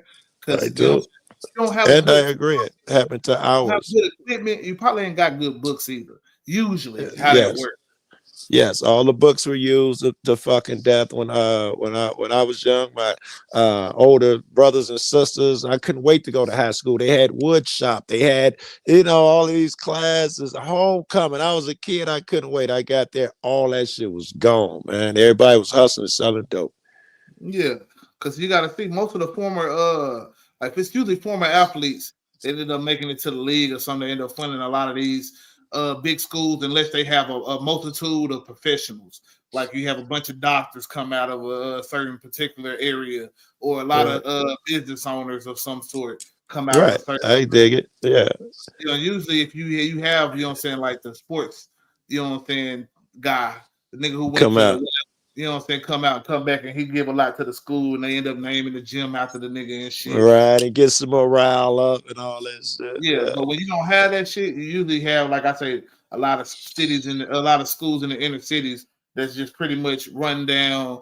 You know what I'm saying? You know what I'm saying? No funding to that motherfucker whatsoever. The neighborhood around it is run down as well, and shit. There's probably not even a grocery store in a certain mile radius and shit. Mile Yes. radius type of shit. Yes, that's exactly the neighborhood that I live in. There are no Burger Kings and shit, Starbucks or whatever, Olive Gardens. These things would be nowhere near my fucking neighborhood, bro. Yeah, you're right. Well, I'm gonna let them go and continue real quick. Man. There. By Missouri values, does he mean pretending to be a part of the Midwest for the sake of culture, but historically siding with the South in order to, let's say, maintain heritage, not hate? That was Missouri Attorney General, Republican Andrew Bailey, talking to Ghostface Macaulay Culkin, Andrew Gowdy on Fox News. He and many on the right talk about George Soros a lot. I'm not even going to touch that topic. Some more news has an episode about whether George Soros is behind everything we don't like. I'll include a link to that video in the description. Anyways, Bailey was also talking about Kim Gardner, the former St. Louis prosecutor who resigned from her position after keeping that job while attending nursing classes. Bailey sued Gardner as she collided with a huge scandal herself, a car crash caused by Daniel Riley, whose vehicle struck a car that pinned Janae Edmondson between another car. Edmondson, from Tennessee, was in St. Louis for a volleyball tournament and walking to her hotel downtown that night when police say Riley was going 20 miles per hour over the speed limit. Police say he didn't try to brake before the crash. 7 months prior to this, Daniel Riley was in court ready to go to trial for an armed robbery. According to 5 on Your Side, Riley's alleged victim was there, so were the witnesses, and so was the defense, but Kim Gardner's office wasn't ready. So her staff dismissed the charges and refiled the same day. Riley had been on house arrest with a GPS bracelet up until that point and was supposed to remain that way until his next day in court. He had also violated the terms of his GPS monitoring system more than 40 times. 5 days later, police say he struck a car that pinned Janae Edmondson, just 17 years old, where she had to have her legs amputated. And before I continue, this is clearly awful. I shouldn't even have to say that. This shouldn't have happened either and should never happen again. This tragic story is also cherry picking on the part of Attorney General Daniel Bailey. A case like that was and is the exception, not the rule. And if you don't know what cherry picking is, it's that thing that too many of us do to prove a point or make a story more real or relevant. Helps bring stats, facts, and figures home for a lot of people. It's also a trick that can be used to convince a voting bloc that one instance of gross negligence is happening system-wide. I'm not even trying to defend Gardner. She can go, but saying progressive prosecutors and DAs are letting criminals flee scot-free and creating more crime like a Daniel Bailey claims it. If we're going... I dig it. It's just Trump with the immigrants are eating the cats. You know, even if you found a few incidents, it just blew the fuck up when we cherry pick it to make it look like it's going on all over the place. And sure enough, that shit got repeated all over the place. And now that's the main thing that's going to be talked about when it comes to immigrants and whatever that was, Springfield or some shit. You know what I'm saying? They gonna talk about the immigrants doing this, the immigrants Springfield, doing that. Ohio, I think it was. But when you look at it, man, it's been many cases of, you know what I'm saying, homegrown Americans doing some bizarre ass shit that we don't sit here and talk about. We don't say, well, we need to get rid of you know what I'm saying, this rural white American because he's living in feces and shit and got 100 cats. All this different shit. We don't say that shit.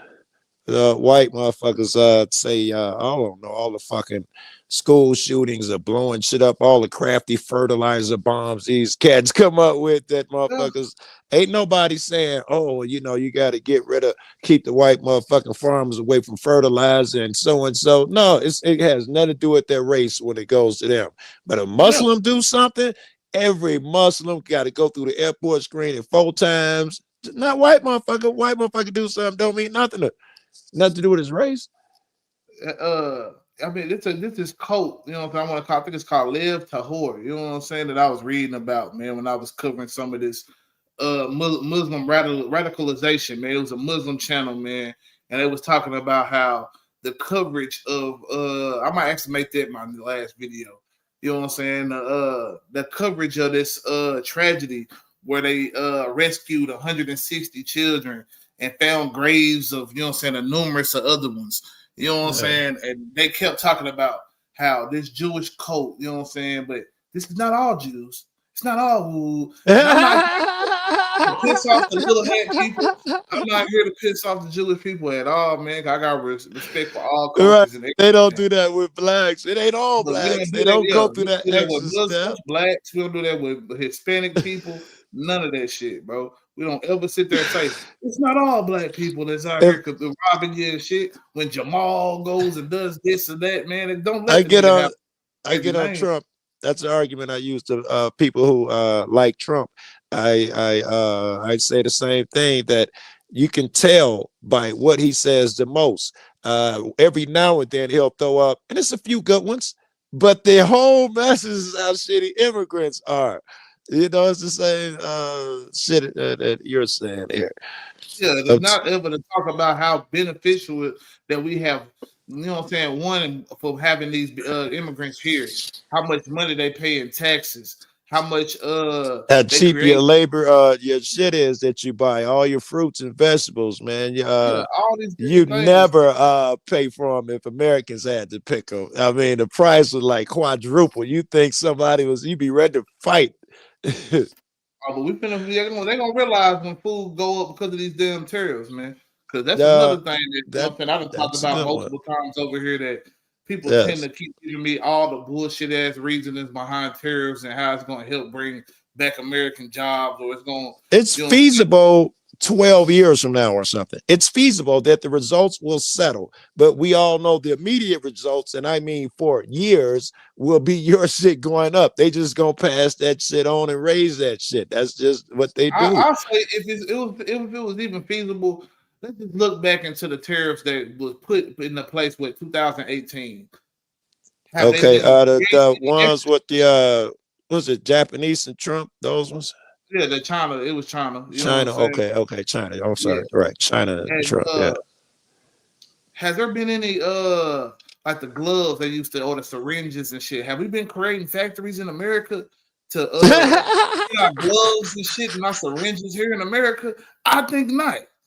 You know what I'm saying? So that's where my whole problem comes in with this shit, is that if you're not going to build the infrastructure here in America to create the need for, you know what I'm saying, these things to be made here in America, then you can't decide that putting a tariff on import is going to do that. Because you have to have the business owners with the savvy in the mind to this. Well, we're going to create this here in America. And that doesn't happen a lot of times. We usually stick to the niche businesses that particularly affect whatever market that we in, whether you be oil barons in the South, or, you know what I'm saying, tech savvy in the West, or finance and banking and shit in the East. You know So the tariffs cannot work because by what you're saying, you would have to hurt the system so bad that we'd have to go out and create that job and then so and so themselves, which is what they say tariffs is going to do. As some ingenuity young folks are going to come up and create their own shit. But that's not it. You just go find cheap shit elsewhere and you stick to what you do.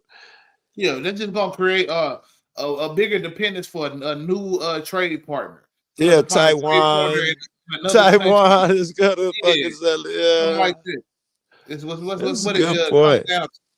Good and point, then the fact is that we have, like I say, we have other alternatives. We could deal more with Mexico, but we putting tariffs on them niggas too, according to Trump. And yes. up above us, we could probably try to figure out how to figure out how they could resource it and get it to us. But we putting tariffs on their ass as well. So our three biggest imports, we decide, oh yeah, it's at least 25% tariff. And you don't think it's gonna hit us financially? Oh Fuck yeah, that that's out of definitely here. gonna fuck us up. But let them continue real quick. I think I got I want about 5 to more cherry minutes. pick. Here's another story from St. Louis that lends itself to progressive criminal justice reform and policies. Her name was Angel J. Brown. She was 55 years old, arrested by Brentwood PD, accused of shoplifting, brought here to the St. Louis County Jail. The county says 2 days later, she was having seizures and they took her to a hospital where she died. Just more proof that Missouri needs cash bail reform. Cherry picking. Easy. It would have been nice if Angel J. Brown could have bonded out, or even better, didn't have to remain behind bars simply due to the fact that she may not have had money. Seems like her true crime was maybe not being rich, a problem that the right could do something about, but no. And they actually hate when Dems try to address it. Speaking of bail reform, real quick, in 2019, New York ended the use of money bail for most cases involving misdemeanors and lower level felonies.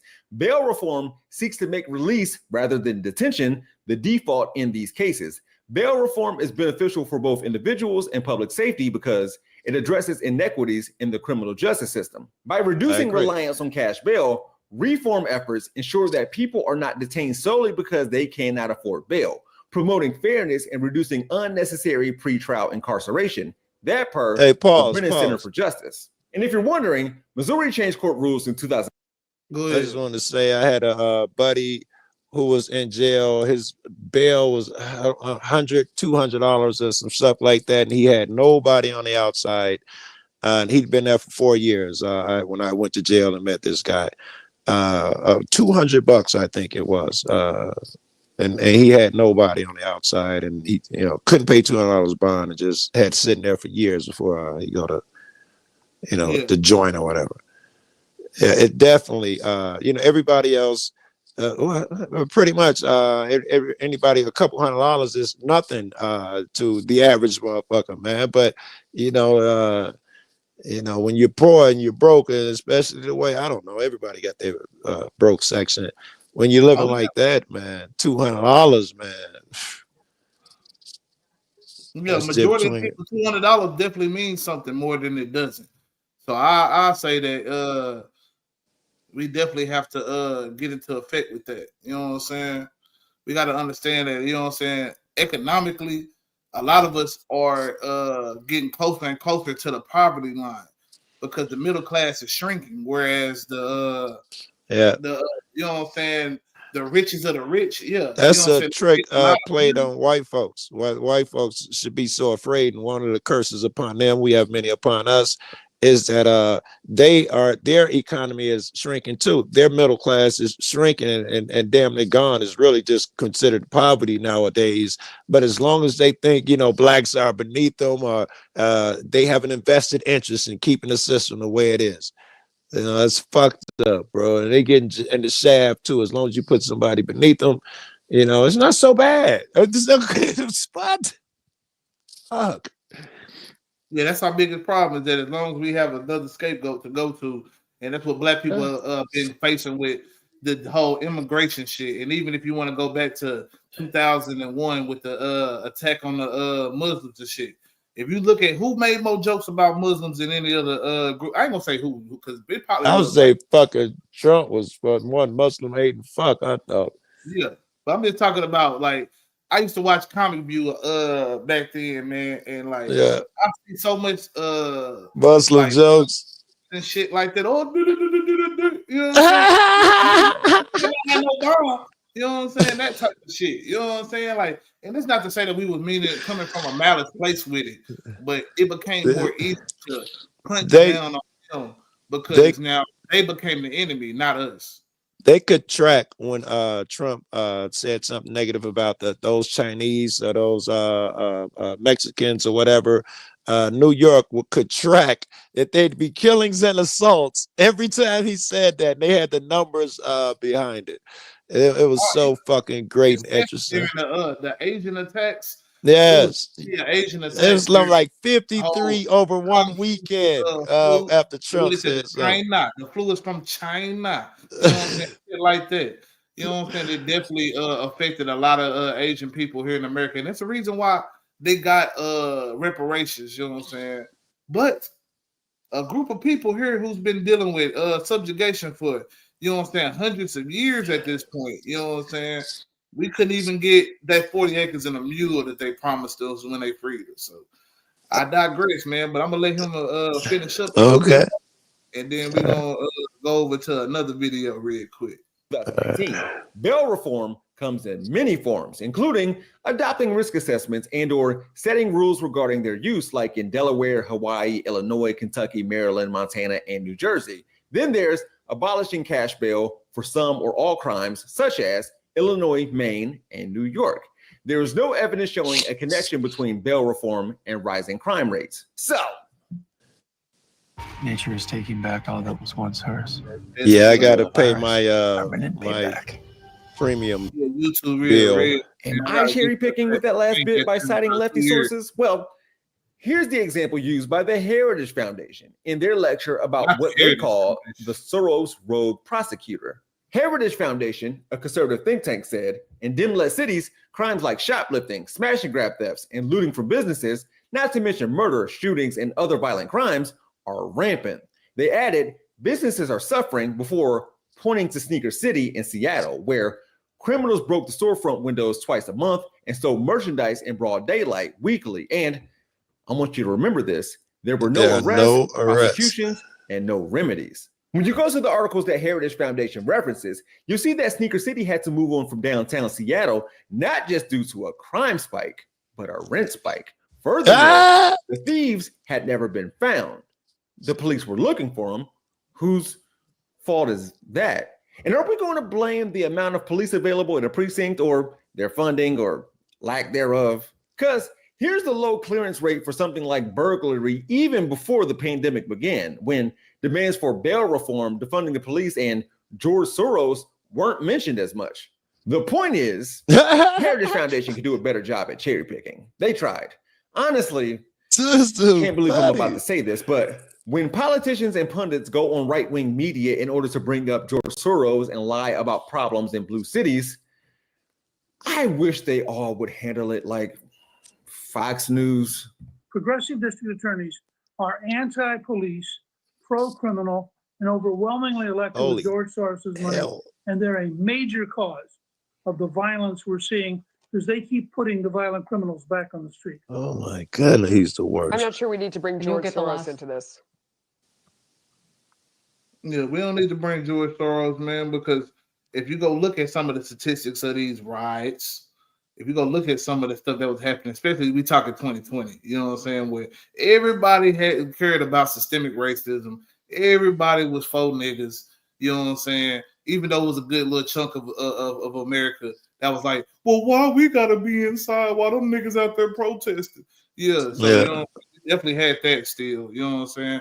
But as far as looking at the damages, like especially in Minneapolis, because a report came out that a lot of those people were police officers. I wonder why is that? Why are the police officers tearing up the city? You know what I'm saying? It's because those $1 billion in claims that they ended up being able to get off. And I ain't just talking about police officers in general getting the claims, but the business owners of those cities. You don't think that there might have been buddies? I didn't think of that, man. I didn't think of that. But yeah, that was a great opportunity to make some claims. Yeah. So, you know what I'm saying? They're going to blame it on niggas anyway. So let me get one nigga to come down ninja style and plant some bricks on one curb and then go do some tearing up on another curb and they say, oh, BLM, woohoo! And then the next thing you know, this all blaming on BLM and black folks in general for their whatever it is, inappropriate actions. Oh, you can't just have peaceful protests, you gotta loot and shit. And when you really look at it, if you look at the demographics of the protests, I think you said this earlier. You know what I'm saying? It was a lot of different, you know what I'm saying, demographics. 80% white people. And I was going to a bunch of them, 3 a day. And the only ones that ever went awry is when the cops rushed the crowd or divided us or did something. Whenever they kept their distance, I don't give a fuck how many thousands of people out there they let us march. Never anything. For some unknown reasons, though, they would do shit like just run into the crowd and split the crowd. Niggas would get heat up, start yelling and busting shit. Every time it was the cops. Hey, so have you heard about this new virus? Because I put a video out. You know what What I'm was saying? monkey something? Was it that one? HMPV. I don't know if it's called something different. Not the monkeypox. I don't think it's not that. Okay. That was What years is it ago. called? What is it called? HMPV. That's all I know. I don't know. It's human some Pereira virus or something. Papillomavirus. Yeah, human Yeah, some papillomavirus. I don't think that's new. I've heard of that. Yeah, but supposedly it's a big outbreak, you know what I'm saying, happening in China right now. They worried about this could be a mutated type of strain and You knew they weren't gonna let it go. And Trump coming into office, he's primed. He did it last time, and you niggas fell for it. I hope he does it again. I hope he coming in and make niggas do lockdown again, just so I control niggas on panel the next fucking 4 man, years. if that happens, man, you know what I'm saying?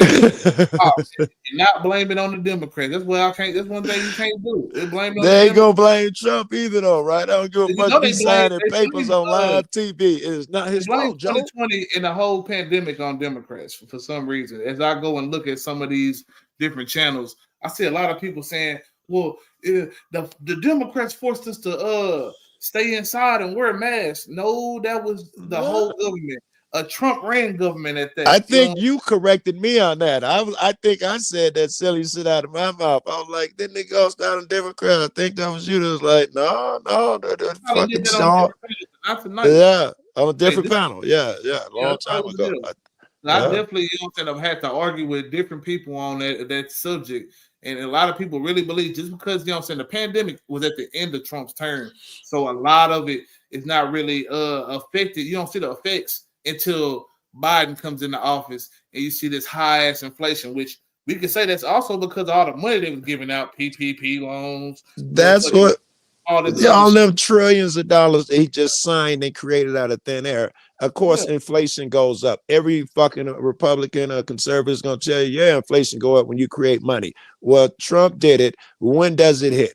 As soon as Biden come along, that's when you start feeling the fucking inflation, man. That shit should be obvious, but no, you got to play political games, like that's not even a possibility. Fuck out of here. Like, you can look at what happened with the House spending bill, man.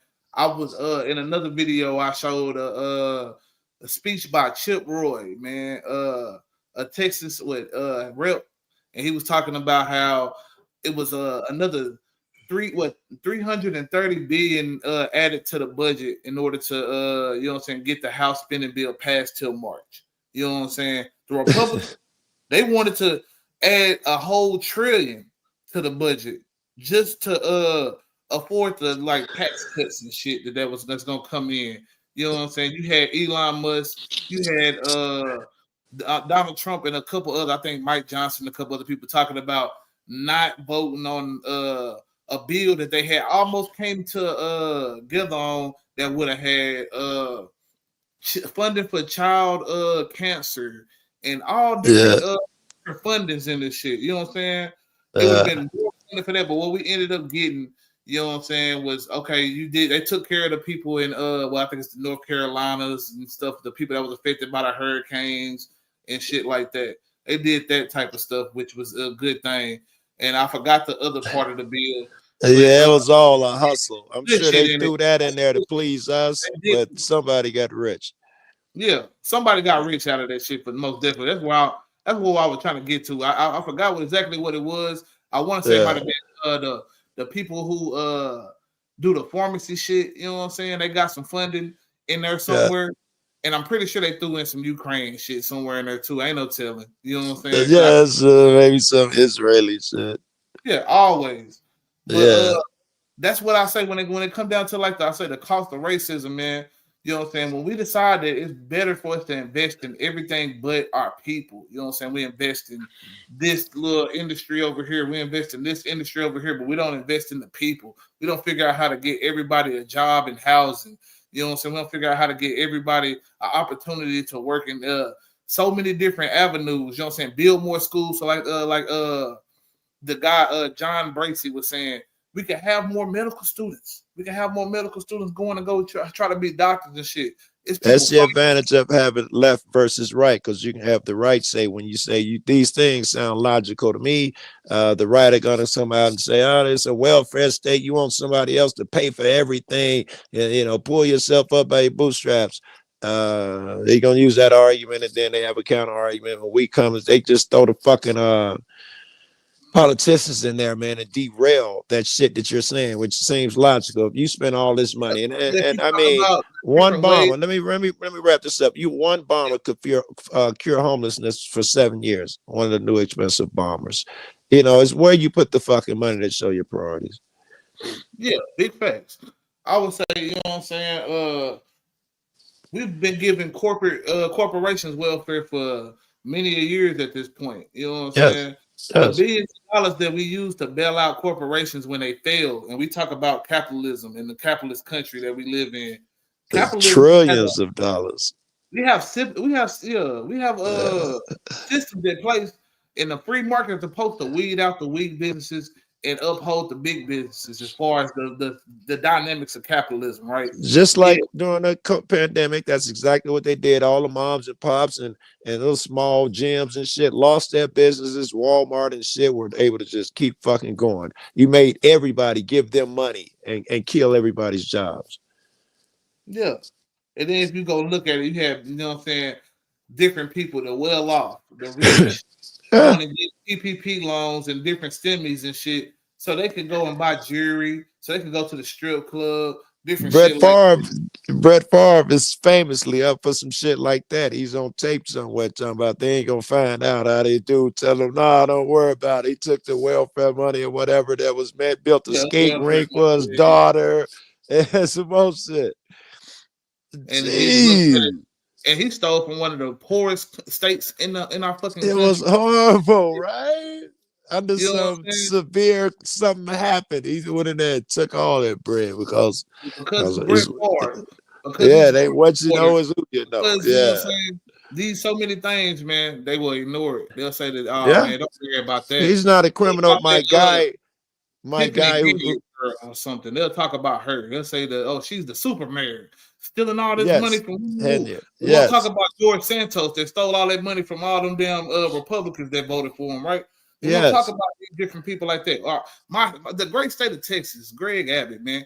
How much money all them niggas is putting into all them damn walls and shit that's supposed to be built down the Texas border? That still ain't no motherfucking wall down there either. And the ones they put, they just mocking them. It's just now starting to implement them panels again. They've been waiting for look. You seen TikTok and YouTube? They mocking those panels, man. They just got motherfuckers running up and they climb to the top of the panel. So how easy it is. They so close together. You grab this one and that one, and they just pull themselves all the way up to the top and slide back down. All that shit was worthless. Yeah, everybody doing that shit. And ain't no telling how many billions and billions of dollars that we have to spend to get that shit put up as it is. And motherfucker didn't even. You know what else Greg Abbott did, man? Since we talk about Greg, man. This man decided that he was going to create a billboard where he talked about women and children paying for the trip to come to America with their bodies, man. I talked about that about a week or so ago, man. And that to what end is he trying to just as an anti-immigration campaign, talking about that type of shit? Man, he put a bunch of billboards about, you know what I'm saying, several dozen billboards across South America where he has different billboards from the point of like they're gonna go to jail to the pregnant motherfucking bellies with women talking about how coyotes are gonna rape their children. Holy hell! And by coyotes they mean the people that smuggle. I understand, to deter them from coming over here. Huh? Yeah. Wow. So this is the campaign that we decided to do in Texas. You know what I'm saying? Very racist, very xenophobic. Very insensitive to the fact that South America has some of the highest violent crime rates in the world. You know what I'm saying? So obviously there's a reason why they're coming over here to America in the first place. And I guarantee you, U.S. would have played a role in that shit. And they also, that shit affects you here. Those signs and shit, don't think you get away with here because they're passing legislation where they be crossing and come out of some desert. People used to go in there because so many skeletons and shit I found there because they get lost or the coyote leave them. They would put water out there in the middle and save lives so they can make it the rest of the way out the desert. They made that illegal. First, people would go out there and split them, and people would keep bringing more water to help them. Then they made it illegal. And then if they do make it to the road, they made it illegal to help them once they get to the road. You can't give them a ride. You can't give them water and shit like that. If you see a dying motherfucker crawl out the desert, they made it illegal for you to get that nigga water and a ride to the hospital. How low have we gone? Yeah, this is what we call the deterioration of people to come into America when we immediately benefit when they come over here. It's cheaper labor. It's, you know what I'm saying, somebody we don't have to actually benefit of any social programs and shit like that. They always talk about people on welfare. You know who can't be on welfare? A fucking immigrant. So you know what I'm saying? These Somebody are the told me they get $85,000 or $95,000 each a year. Any of them who come over here, I was like, "You out your fucking mind?" He was like, "No. It's between $65,000 and $95,000 all of them get." Well, I'm like, dude, I know. I've heard of these cars that they keep talking about, but I have yet to meet an immigrant. I've seen immigrants; they don't have that money. Yeah, that's what I'm saying. I've never seen an immigrant with the money. You know what I'm saying? I'm in They Texas. done walking dead in the fucking streets. Yeah, I see immigrants all the time, all over the place. I've never seen an immigrant with a spinning car. Yet I see it on the internet on every fucking ad. You want to get you a spinning car, nigga? All you gotta do is do this. Yeah, say this Cherry shit. picking. Yeah.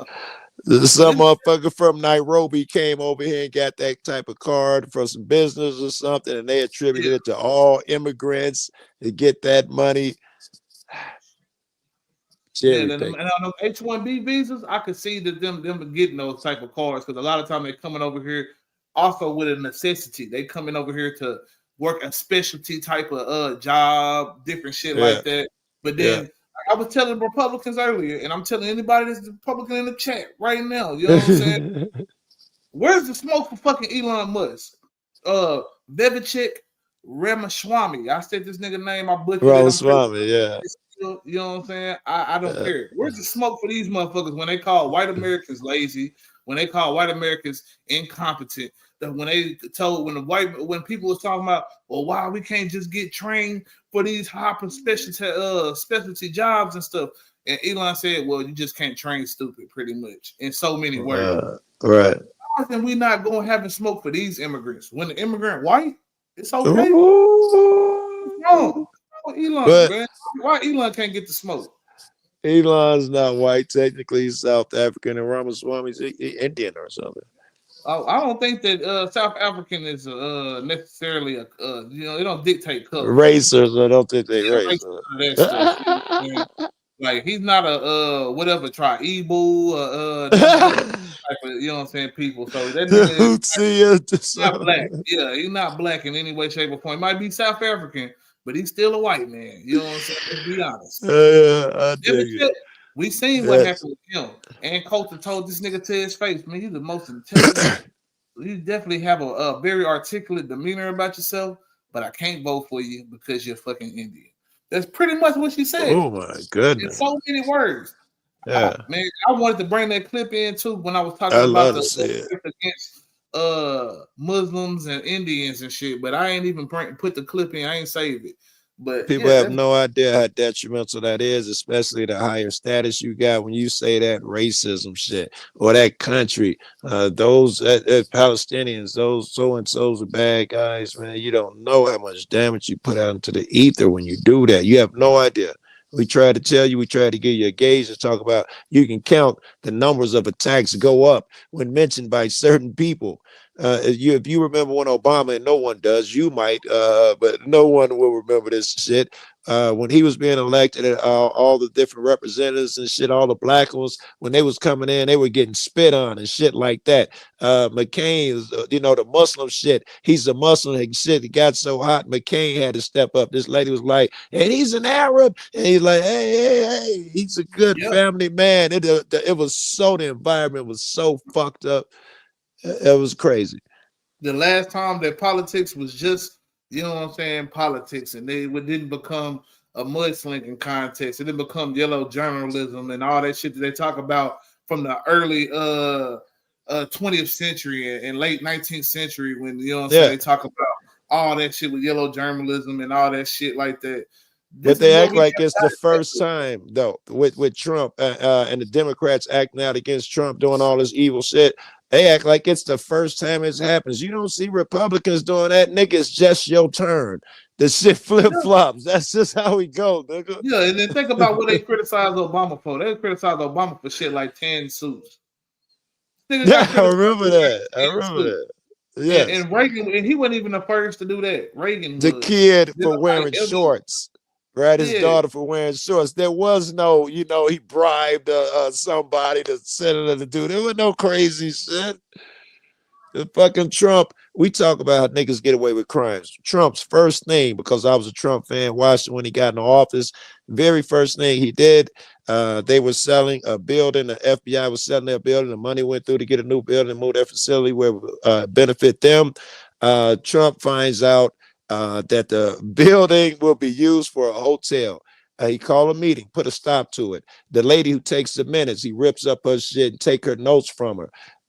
Then he hold a couple motherfuckers back and he tell them what do we do to keep this shit private? And they put it in a military computer thinking it would never be found. And then the reporters asked, is it true that you motherfuckers had a meeting and did the shit with the hotel, cost the taxpayers millions? And he was like, no, there was no such meeting. Bow. The notes, the notes came up from the shit. Everything that was said came up. And a picture was taken in the room, and Trump is at the fucking desk where everybody's there. They got the computer, they got this notes and shit.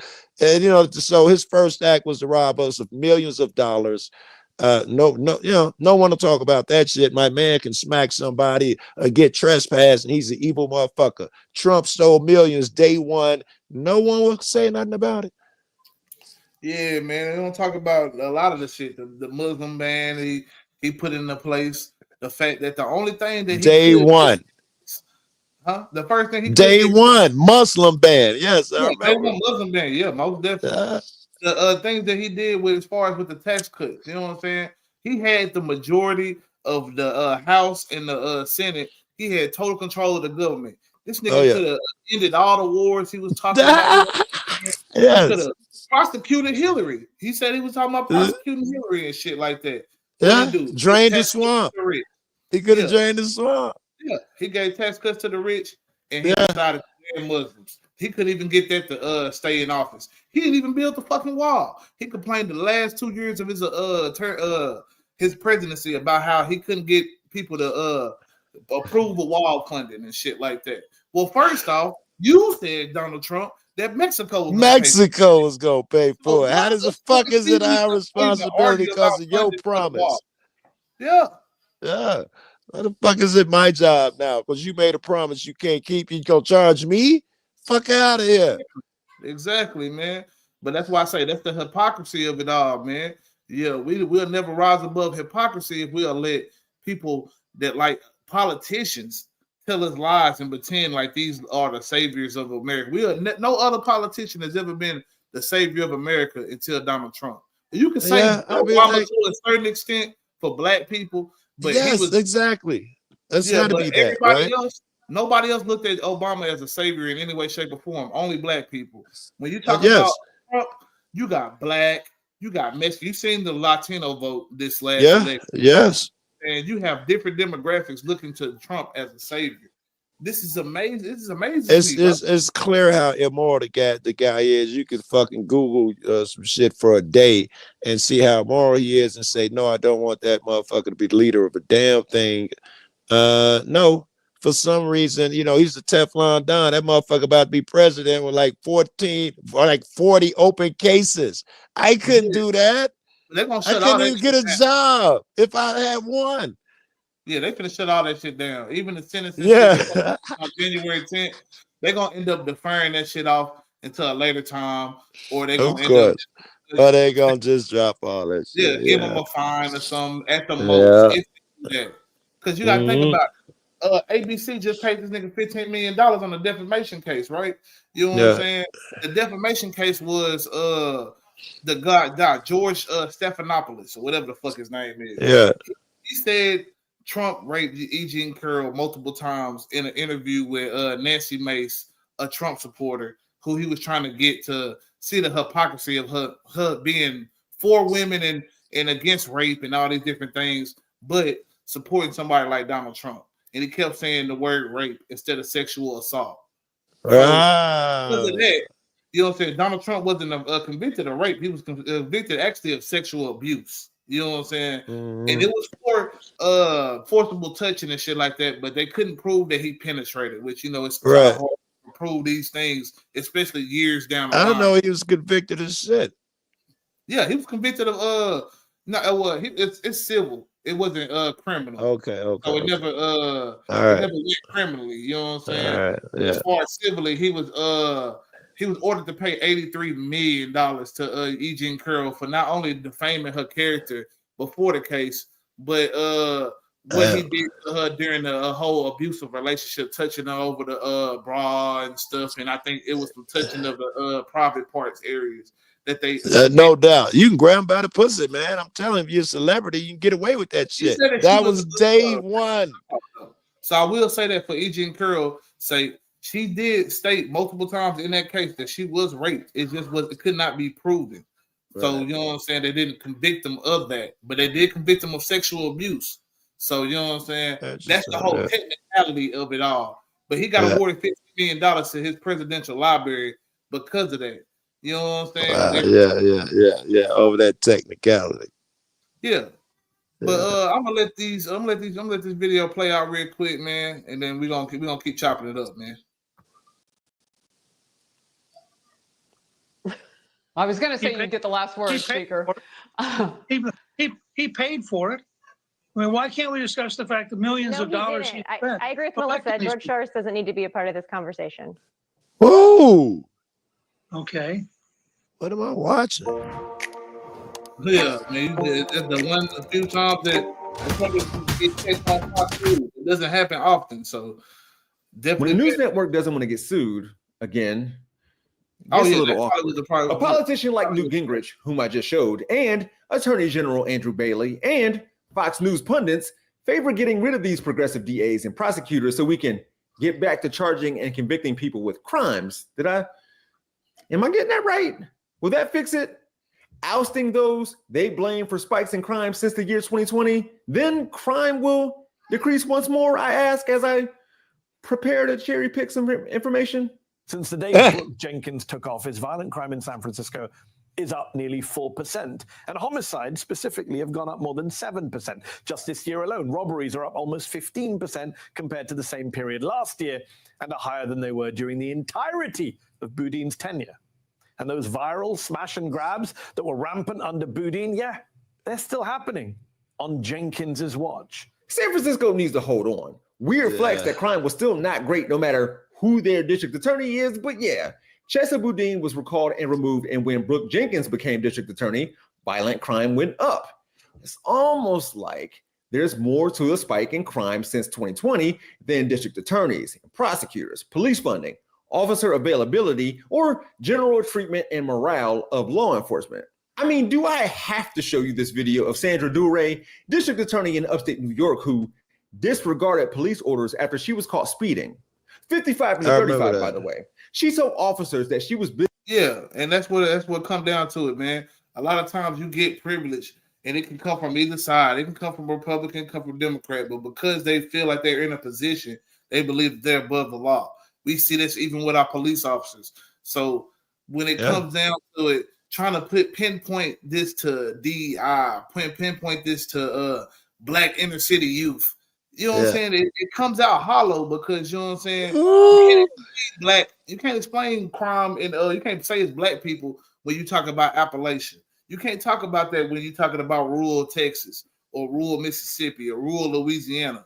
You know what I'm saying? You can't say, oh, it's all the black people, man. You know what I'm saying? You can't talk about these things when you start looking at the crime statistics in some of these counties. You know what I'm saying? Especially where opiates and methamphetamines have ran rampant and fucking up all all these people down there, bro. They'll do anything for that shit.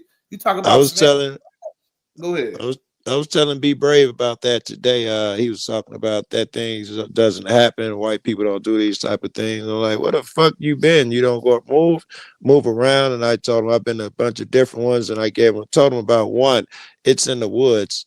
I think it was in Louisiana or Arkansas. It was one of them, deep in the woods, and it was nothing but a lot of trailer homes and maybe a regular home or two way back in the woods, and all levels just like meth capital. All of them got gun holes in the fucking trailer campers, and the police out there all the time, and they telling stories about how this nigga was cooking meth in that camper, and these niggas over here. And everybody's went to jail. Even the people who come visit, they were just, everybody had court coming up. It was crazy. And he don't believe. He's like, you're lying. No, white people don't do that. I'm like, so you said I'm lying? It's like this person's an internet personality. I could show you. No, Joe, white people don't do that. I'm lying. He has definitely smoked meth in his life before. You know what I'm saying? I just gotta go and state that. Let that be known. You know what I'm saying? Hopefully he run across this. Because for real, man, the man definitely be on drugs, bro. But some of the shit he say, then he call himself an old school Democrat, man. So you know what I'm saying? He's holding to the racist stereotypes of the past, man. That's what you know what I'm saying, fuels his fire. You know what I'm saying? I think you're right. Yeah. A bunch of you know what I'm saying, other white people in suburbia and realize that, hey, I'm not the only person that has bigoted views toward these African Americans or whatever. You know what I'm saying? And he decided, then when I found out a black person that would also let me speak these things like a chaotic truth. You know what I'm saying? You remember way back, man, when we was on old Barney's channel, man, Midlife Bro Logic, man. Yeah. And I was with them about black systemic racism and how the government planted drugs and guns in our neighborhoods, and I kept getting called a liar by everybody. Remember that shit? And they told me chaotic truth. Well, yeah, I ended up going to chaotic truth after that, man. Me and chaotic truth had our own couple debates and arguments over how he treat niggas and shit. And I realized I can't win with certain people, man. So not in his room, you can't. That's for damn sure. On his platform, his rules and shit like that. Right. He'll stall you out and interrupt you and don't give you a chance to respond, then bring on somebody else. He's got a million tricks to pull where you can't have a back and forth. Imperialist or whatever that motherfucker name is over there, bro. Yeah. All I hear is a bunch of racist shit all day from them. You know what I'm saying? So it's nothing new, man. But I be telling Be Brave, motherfucker. No, you're not shocking me, nigga. You think you the first racist on the internet? No, Joe, it's not that. I'm like, no, I got eyes. It's definitely that. You the most racist fuck you in truth that do shows every day about this shit. Y'all the worst. Yeah. And the craziest thing about it is that there's no resolution at all to the problem. You got all those black folks in there too, you know what I'm saying, watching this shit. Some of them going along, some of them there just to hate watch and shit. But I couldn't even let myself be that, man. I tried to make a little couple about them a couple times, and I just like, what's the point? Why give more to this shit? And I'm not get to the point of what I need to get out there, my message, because my message is more important than letting everybody know how stupid a motherfucker like Be Brave. I can do both. I got to take time to get my message out, and I take time to go over there and show them how dumb his logic is. And, I get my point across. Now, that's absolutely insane. Only a moral motherfucker would even think that. I jump on him and dead in him every time he say something like, because this black folks killing all the so-and-so, I can't walk out the door. I'll stop the conversation, hold them there. Where do you live? Where's the nearest black motherfuckers? Any black motherfuckers in your community? So they're not tearing up your community. So you lied again. I want to bust them out and tear them down and be I get a kick out of that. I can do that shit every day, all day, bro. I do as well, but also I get a kick out of actually really getting real arguments, something that could actually hinder what I'm saying, make me think a little bit more. You know what I'm saying? So like, the argument isn't even placed good if it's just black people are just high crime and low IQ. You're right. I see where you're going. It's not going to benefit sharpen you any. Arguing with these people because when I get ready to drop statistics and facts, I get dropped anyway, get put in the back chat or some shit. So that's the whole point of it with me, and that's why I think another cost of racism is that people become ill-informed, whether it's by choice or because they don't get the actual knowledge at all.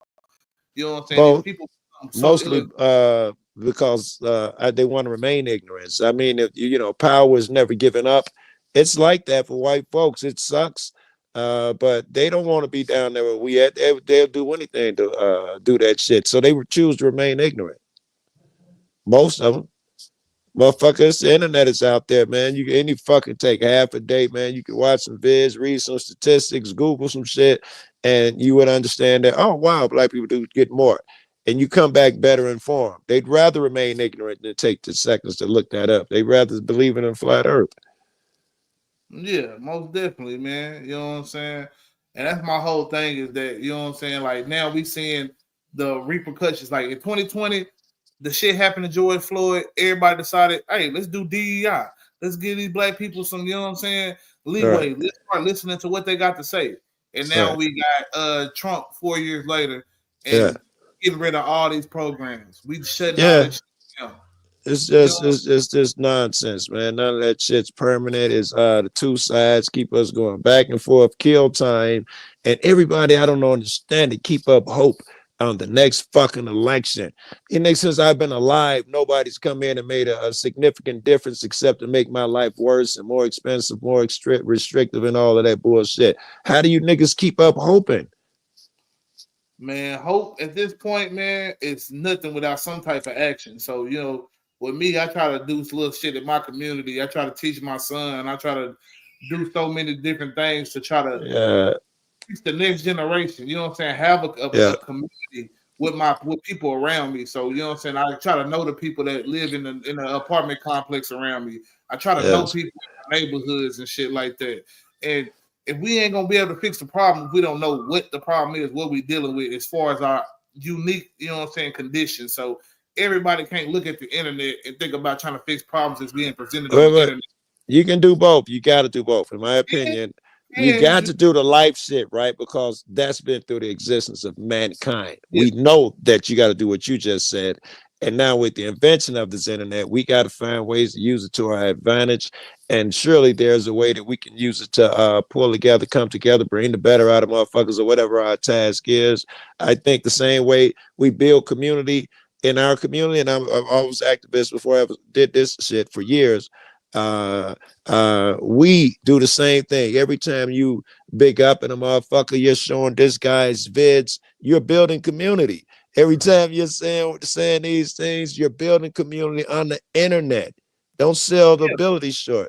So I'm not there. I won't necessarily say, like, I wasn't saying not to do it at all. I'm just saying you can't just come to the internet and think that solving the problem on the internet and building community on the internet is all you got to do. Like, it's all about balance, guys.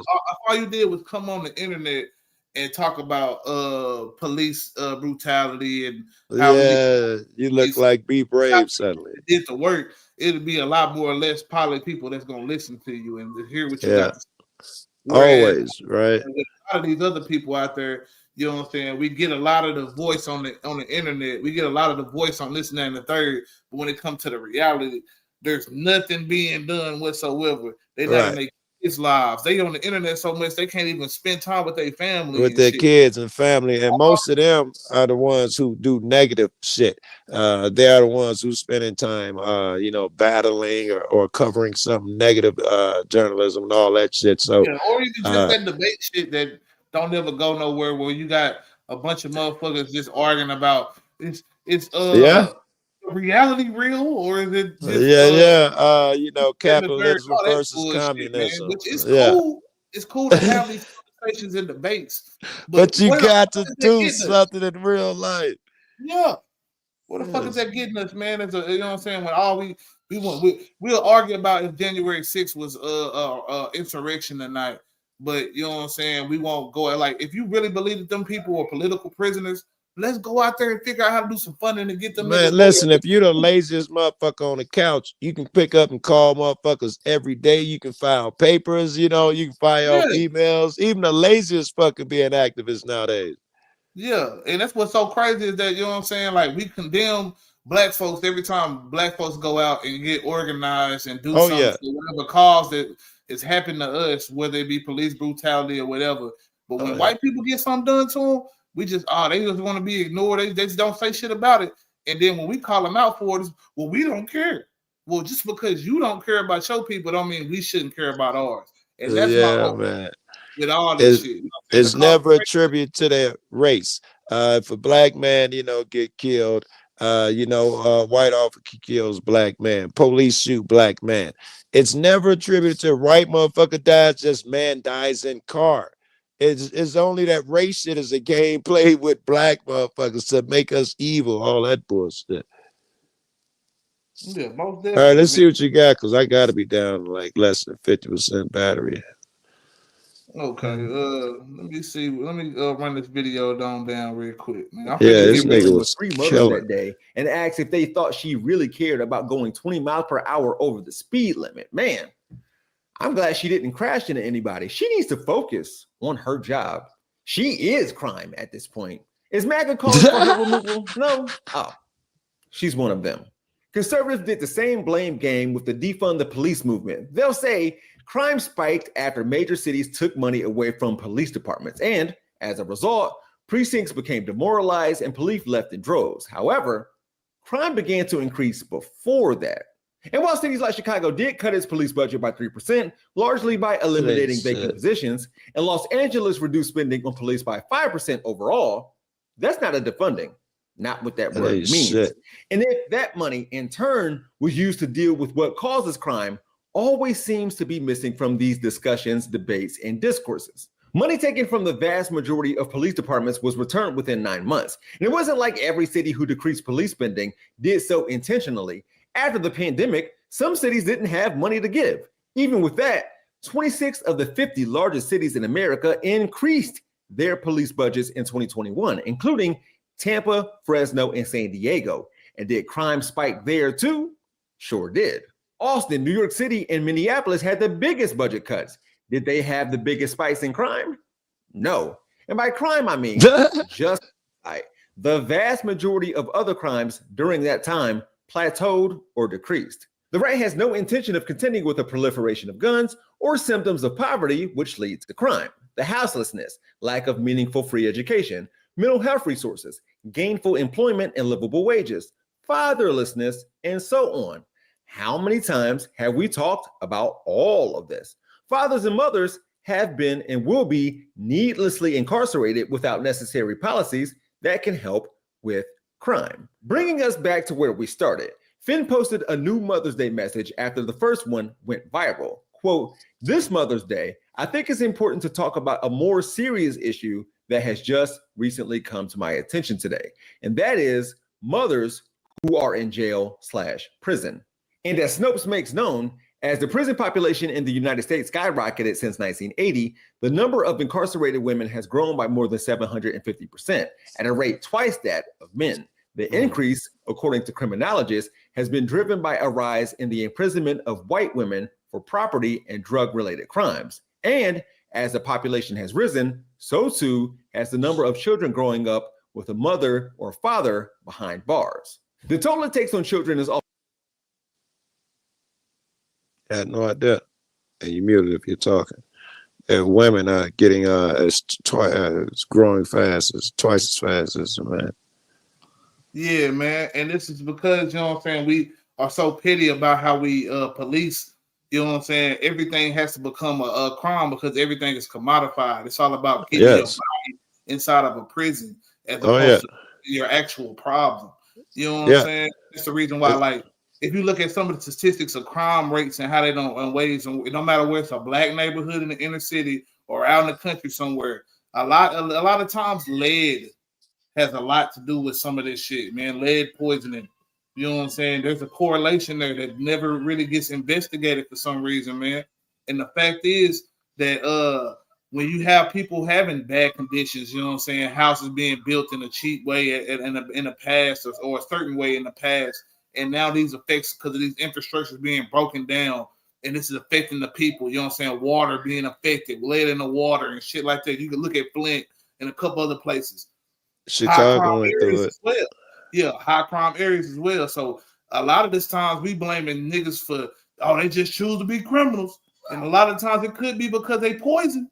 And You it know, could be more. It could be the education. It could be all the other millions of plans that they've been put in play to keep these motherfuckers with low IQ. Low IQ means no critical thinking skills, meaning you can play on their emotions. What about the children? And you get these motherfuckers to fall in line. You can say simple shit like, if you don't vote, you don't get a voice. Yeah, that sounds logical. You know, you can play on niggas like that.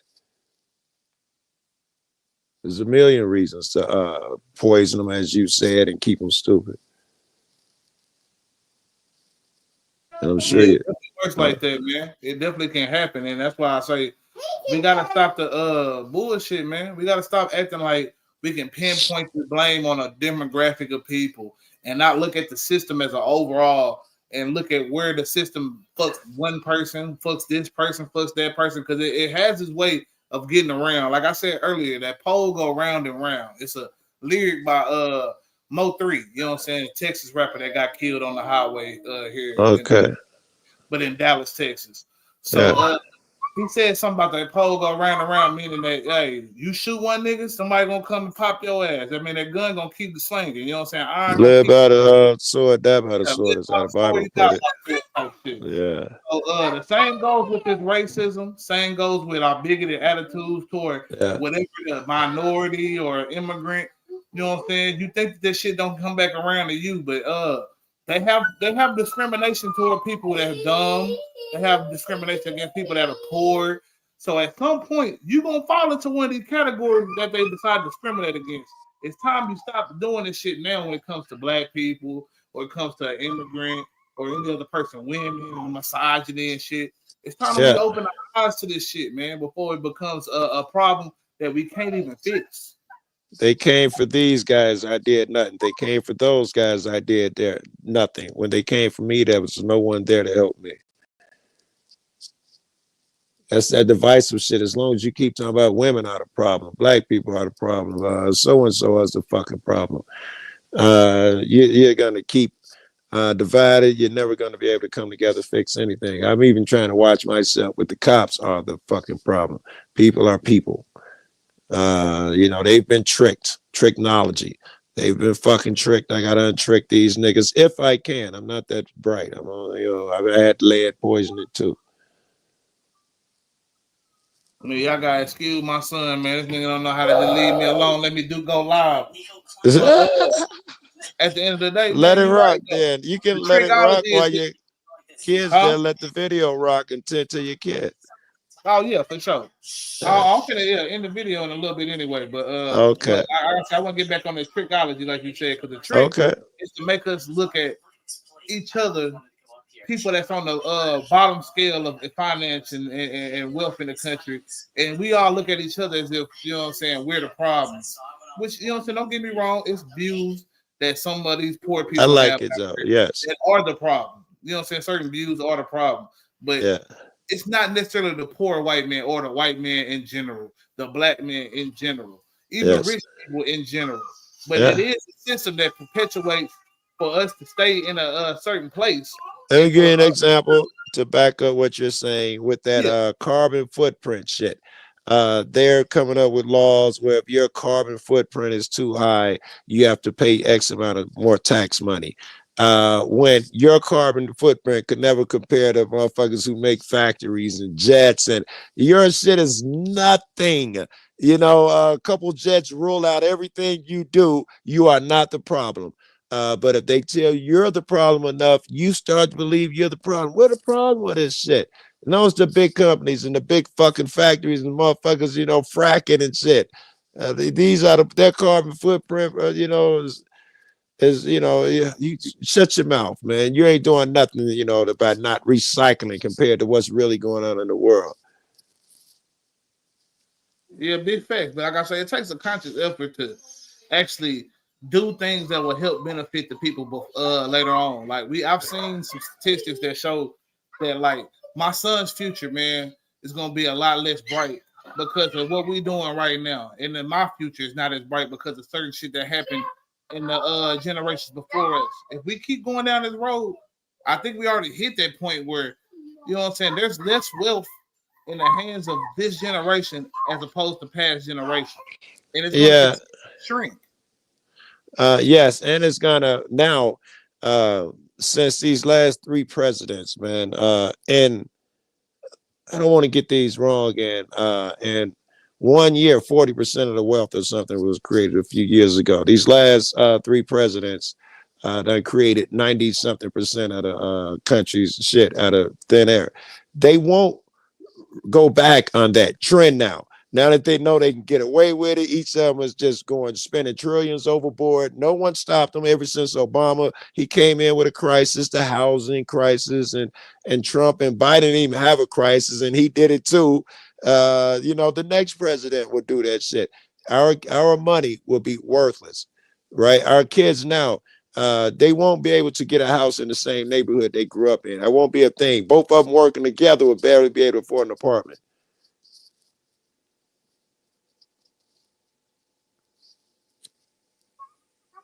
Yeah, and this has happened in many cities all around our country. And a lot of this is because we don't want to just develop certain areas. You know what I'm saying? We put niggas in them areas and then we decide we're gonna underdevelop it. We're not gonna put any money into to these people so they can gain equity in their own neighborhoods. And then we're gonna let them go and gain equity in another neighborhood. I think So that would mean giving up power. And again, power is never given up. They've got it now where they control shit through fines, fees, taxes, regulations, permits, and all of that shit. I don't think they could just start giving you your freedom back now, or you can keep more of your dollar and be better at making a living, grow your own shit. There's no going backwards, man. The restrictions are so tight now. They're not gonna 40 acres and a mule out the fucking window, man. But see, if we actually were to have these benefits, because you gotta have, in order for you to have a consumer class, you have to have a class of people that's making money. This is true. You gotta have consumers. The problem with America is that we want to, you know what I'm saying, restrict the way people can make money, the way people can do things. I want to give them anything as well, and then we turn around and wonder why ain't nobody shopping at these stores, right? Shopping at these grocery stores. And then your solution is to just print money and give it to them, rather than come up with something that would, actually be beneficial and won't enslave the person's kids, where you remove restrictions where they can actually make money.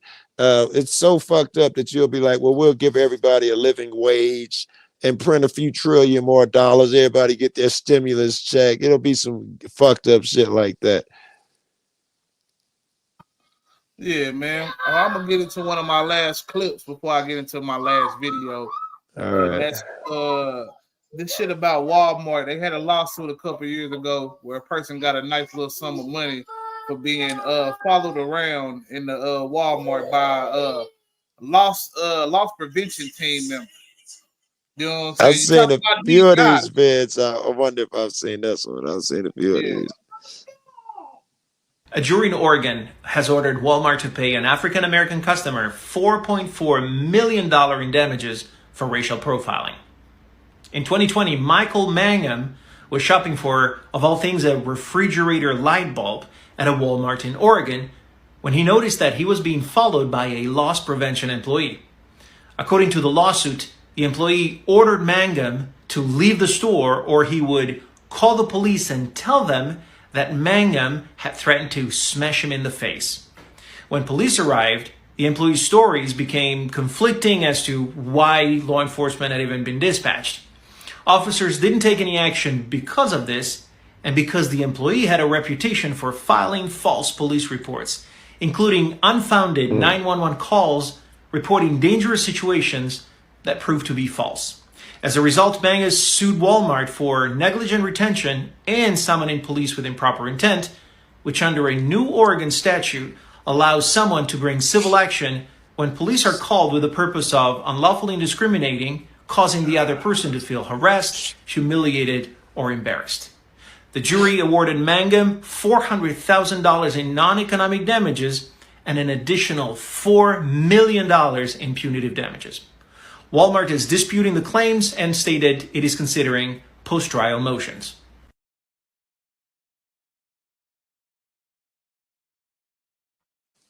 Yeah, man. So that's dope. I can use that against the cops. That's dope. Yeah, that just shows you, you know what I'm saying, that The same people who's talking about now, Walmart, one of the biggest proponents of getting rid of DEI because of Trump and his policies. Right. The reason why they needed DEI in the first place is because they were being racist. You know what I'm saying? Not only The against same thing with all the civil rights laws. The reason Yeah. you need it because you want to hire a motherfucker. Yeah, but not just because of with this case in particular, but if you look into their supply chain and how they were figuring out who to go through to get certain supplies and stuff for they to stock up their shelves. You know what I'm saying? They wasn't going with a lot of black businesses at first. You know what I'm saying? A lot of those Right. people, you know what I'm saying? So they needed DEI workshops and programs to help them figure out, okay, which is the best one to where we can still, you know what I'm saying, use certain black vendors and stuff. That didn't mean just use black vendors only, but to, you know what I'm saying, give some of those people contracts that needed contracts and shit. These cats are heartless, man. When people come up with a new invention, and they interviewed a bunch of the people who, you know, their dream was to have that product in Walmart. Then they found out that when you do invent something, they lowball you for it. And you got to take it, because if you don't take it, they'll come out with an invention much cheaper than you could ever sell yours for that look and do the same thing and run you out of business. They, you know, they don't give a fuck about people. Somebody did a study, say that company and big companies like that can give all their employees a house, a car, living wages, and all of that shit, and wouldn't even be a dent in that bread. No, man, if you talk about millions and millions, with trillions, if not billions of dollars, sometimes in revenue coming through these businesses. So a lot of times you don't see the benefit of, you know what I'm saying, what could happen if they use allocate $1 billion here, $1 million here. You know what I'm saying? What that do for so many people, black, white, no matter what. You know what I'm saying? But in reality, when they tell you something, we gave the schools $500 million, you know, or let's say $200 million over the last X amount of years. Really, 60% of that shit is gonna go go through administration, hiring new motherfuckers that just come up and playing shit, new board of this and that, keeping the lights on, all of that shit. Most of the money will not actually ever hit a classroom and buy new shit like you think your dollar is doing. Same way with, like, say, you give your money to charity for pets, and 85 to 95% of it, you know, goes back to the company. They call it overhead and all of that shit. So every dollar, you're really only giving 15 cents. So when a nigga tell you, you know, they gave 200 million to the fucking schools, for every dollar, you probably gave 30 cents to the fucking schools. Yeah, most definitely, man. I'm finna get into this next little video, the last video for the night. All right. Which is cool, because, yeah, all right, I'm good. I'm at 37, so I got a little while. If you're not already subscribed to this YouTube channel, go ahead and hit the subscribe button now, along with the bell icon, so you can be notified whenever a new video is posted. And if you're already subscribed, check and make sure that YouTube hasn't unsubscribed you. And of course, be sure to give the video a like, as well as share it on your social media. The white supremacists hate that. And now, the Sunday address. With the election just 2 days away, we're having a crescendo of the same old kind of banter that we're always subjected to. But don't get fooled, folks. Some people are going a little bit wobbly in the knees and going, well, maybe I need to go ahead and support one candidate or the other. While I'm not here to tell you how to vote, I am here to ask you why you're doing so. The number one issue isn't abortion, no matter what Kamala Harris may try to tell you. The number one issue happens to be the economy. And that being the case, the economy isn't really irrelevant to everyone else the way that it is to us, because it hits us harder than it does anyone else. And that's design. So when it comes time to talk about the economy, don't let anyone on the white left or the white right get you to use their words. Just because we're all having economic problems doesn't mean it's for the same reasons. See, when they talk about the state of the economy, they're not talking about us, because there's always been economic ups and downs. But for the black community, we've always been in an economic depression, no matter how the rest of the economy is doing. It doesn't matter how good Wall Street's doing or Main Street. We're always the ones on Skid Row. When the Great Depression hit, white people were the ones jumping out of windows and losing their minds. But for black people, the only difference we noticed was there were a few extra people in the unemployment line. That's the reason why we require economic policy specifically for us. We are specifically targeted as a group for economic deprivation. And that means any... And just to add on to that, man, real quick, you know what I'm saying? It wasn't just a lot of people in the unemployment line either, man. Black wealth was being built. We didn't put money in the banks. We had a lot of cash on hand, and we actually helped, you know what I'm saying, fund a lot of the people like the Cadillacs and shit like that. You know why Black Cadillac is a black car? Because a lot of black people during the Great Depression still had money to buy cars when Cadillac decided to start opening up its marketing to black people. I had no idea about that. No. Yeah. So just think about that whenever they tell you that, oh, Cadillac a black, you ain't a nigga in a Cadillac. Yeah, that's because, you know what I'm saying, black people saved the business that is Cadillac, you know what I'm saying, which was actually created by somebody I think that worked with Ford and shit. So, you know what I'm saying, just a little note on that, man. Any sort of remedy must be specifically for us. That's the reason why you've been seeing these white supremacist trash like Ed Blum and other right-wing white supremacists running around attacking anything that's geared toward leveling the playing field for black people. And you notice that nobody in the Democratic Party, absolutely nobody at all, is talking about how they're going to mount a counter effort legislatively or judicially to knock these racists out of the box. Now, why is that? They claim to care about black women so much, but you got Ed Blum who's putting together lawsuits specifically going after black women, and you haven't had any of these Democrats saying boo about it. Kamala Harris ain't saying anything about it. The congressional black talkers aren't saying anything about it. Vivica Fox ain't saying anything about it. Now, what does that tell you? This is because the Ed Blums and the David Horowitzes and others, they're doing the white left's dirty work. They both work hand in hand. These feeble courtroom tactics by the white right are in fact what the white left wants to happen so that they can tell us phony reasons why they can't do any policies precisely for us. Out there in California, they didn't even need Ed Blum to run interference for them. Gavin Newsom was telling the legislative black caucus out there, just make sure that that reparations bill never makes it to my desk. And that's exactly what they did. He had them on strings. They played their pathetic part like the puppets they are. But understand, in the years to come, you're going to be finding more of the white left and the white right getting on the same page against us. They'll be using the exact same words, the exact same rationales. The white left and the Bernie Sanders will go from saying reparations isn't feasible to Joe Biden and others who are going to be saying, well, it needs to go to Congress. And then finally they'll be saying, well, you know what? We think it's just unconstitutional. At some point, they're going to be trying to get there if we let them.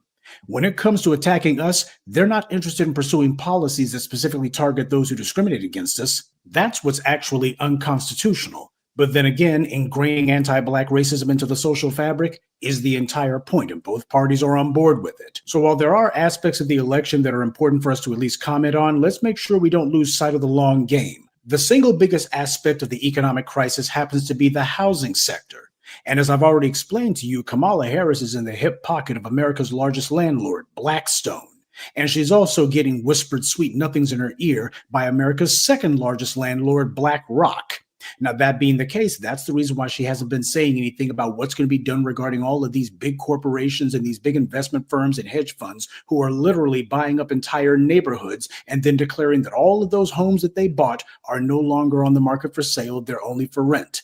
As far as putting together an organized legislative offense against this, you're going to have to wait a while because the entire point is to make sure that these big donors get to rape the economy for as much money as possible, stuff it in their pockets, and maintain all of their wealth, always at everybody, read black people's expense.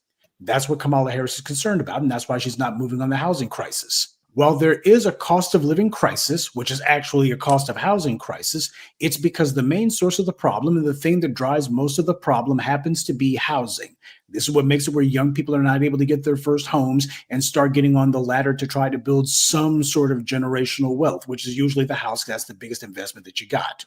But for black people, no matter what's been going on with the rest of the population, we've been enduring a nonstop cost of living crisis for 150 years. It's like talking about a recession. Well, we've been put into a recession and held there by political and corporate policies. Our recession has been nonstop from day one, and it's been engineered. There's no such thing as an economic cycle for us. It's only when it affects non-black people that it suddenly becomes a national problem. When it affects only black. Real talk, though. You know what I'm saying? I don't disagree with anything being said, man, because it's definitely all true. You know what I'm saying? We wouldn't have a lot of the problems we had if we didn't try to commodify the housing market. The Yes. housing, having a house, like they say, should be a part of the American dream. It shouldn't be made more difficult to have. You shouldn't have Right. to It should be, you take should out a break your 30-year neck to make mortgage. it feasible. Yeah. Yeah, you shouldn't take out a 30-year mortgage in order to afford a 2-bedroom, 2-bath house or 1-bath house. Let's be real. Right. Right. You should, your wage should be like, remember back then they talk about the golden era, which wasn't the same way for blacks, where a husband could offer his wage, he could buy a new car, he could buy a house, and he could take the family on 2 vacations and shit and still have bread. Shit, I lost where the fuck I'm going. That's that Nah, weed, you're definitely bro. right though. You know what I'm saying? And a lot of that was because of the Fed putting more money into housing and shit like that, not necessarily modifying it, but putting money into housing so that everybody could get a house. You know what I'm saying? Yeah. But where the problem came in is where, you know what I'm saying, they started realizing that people didn't miss their mortgage payments. So they started making it easier for people to take out mortgages and get a home and shit. Where instead of making it cheaper for people to just go out and not have to get a mortgage and just maybe, you know what I'm saying, buy the house outright, or you know what I'm saying, Yes, that would have been fair. That's what you want to do, right? Yeah, You or want to make even, it you know what easier I'm for saying, other people. Yeah. make mortgages a lot less lengthy, and you know what I'm Long saying, and term. shit like Yeah. that shit like that, you know what I'm saying? They decided, no, why don't we just, you know what I'm saying, make this shit this commodifiable thing. We'll start bundling up a bunch of mortgages and putting them on the stock market as bonds for people to buy and sell and trade. And at some point, you know what I'm saying, the housing got so easy to get into, everybody started taking out mortgages. Yeah. And when a certain point, these mortgages were gonna have to go into default because the economy wasn't growing at the same rate that all these people were getting these houses and shit Yes. like that. It was Boom. unsustainable. Yeah, and boom, the bubble finally popped, and you seen the effects on the economy. A lot of businesses had to, you know what I'm saying, be bailed out. We just talked about that earlier, actually. The You know banks what I'm had to saying? be bailed out twice. Yeah, And businesses and the banks, yeah. for you Obama fans, he gave, I don't know, about $1 trillion, I think it was the Yeah. first time.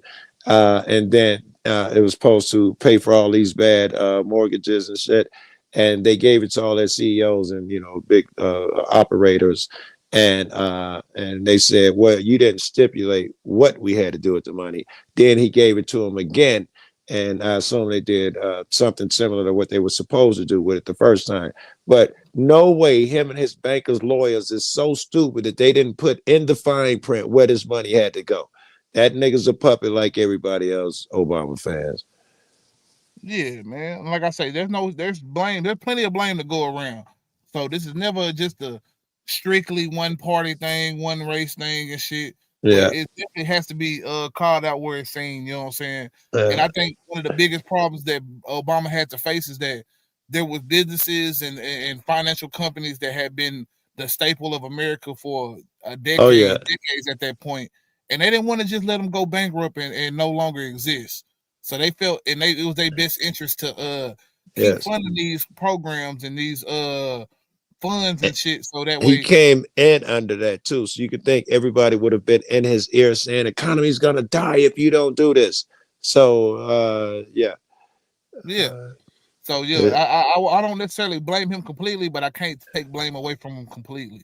Yeah, So, his biggest shit though, you're right about his biggest shit right then was that when he came in.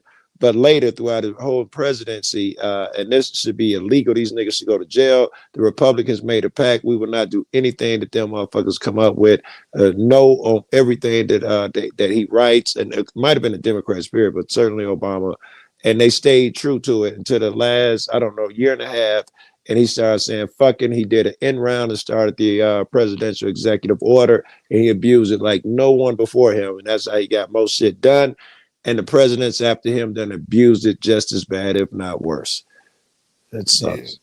A lot It's of executive circumventing orders Congress. passed under Obama and shit. And like I say, Trump took that and ran with it times 10 with executive Yes. orders and shit. Like, and now we look at this as the way that this shit should be done. You know what I'm saying? How government should run is if a president feels like shit should be passed and the government's not passing it, go write an executive order. Make them, you know what I'm saying, put shit into law. And is we can see that a lot of this shit don't become tangible after a president loses Of term. course, right? It's just cyclic. Order to To overturn the reverse it. last executive order. Yes, it's dumb as fuck, man, and we end up paying for it all the time.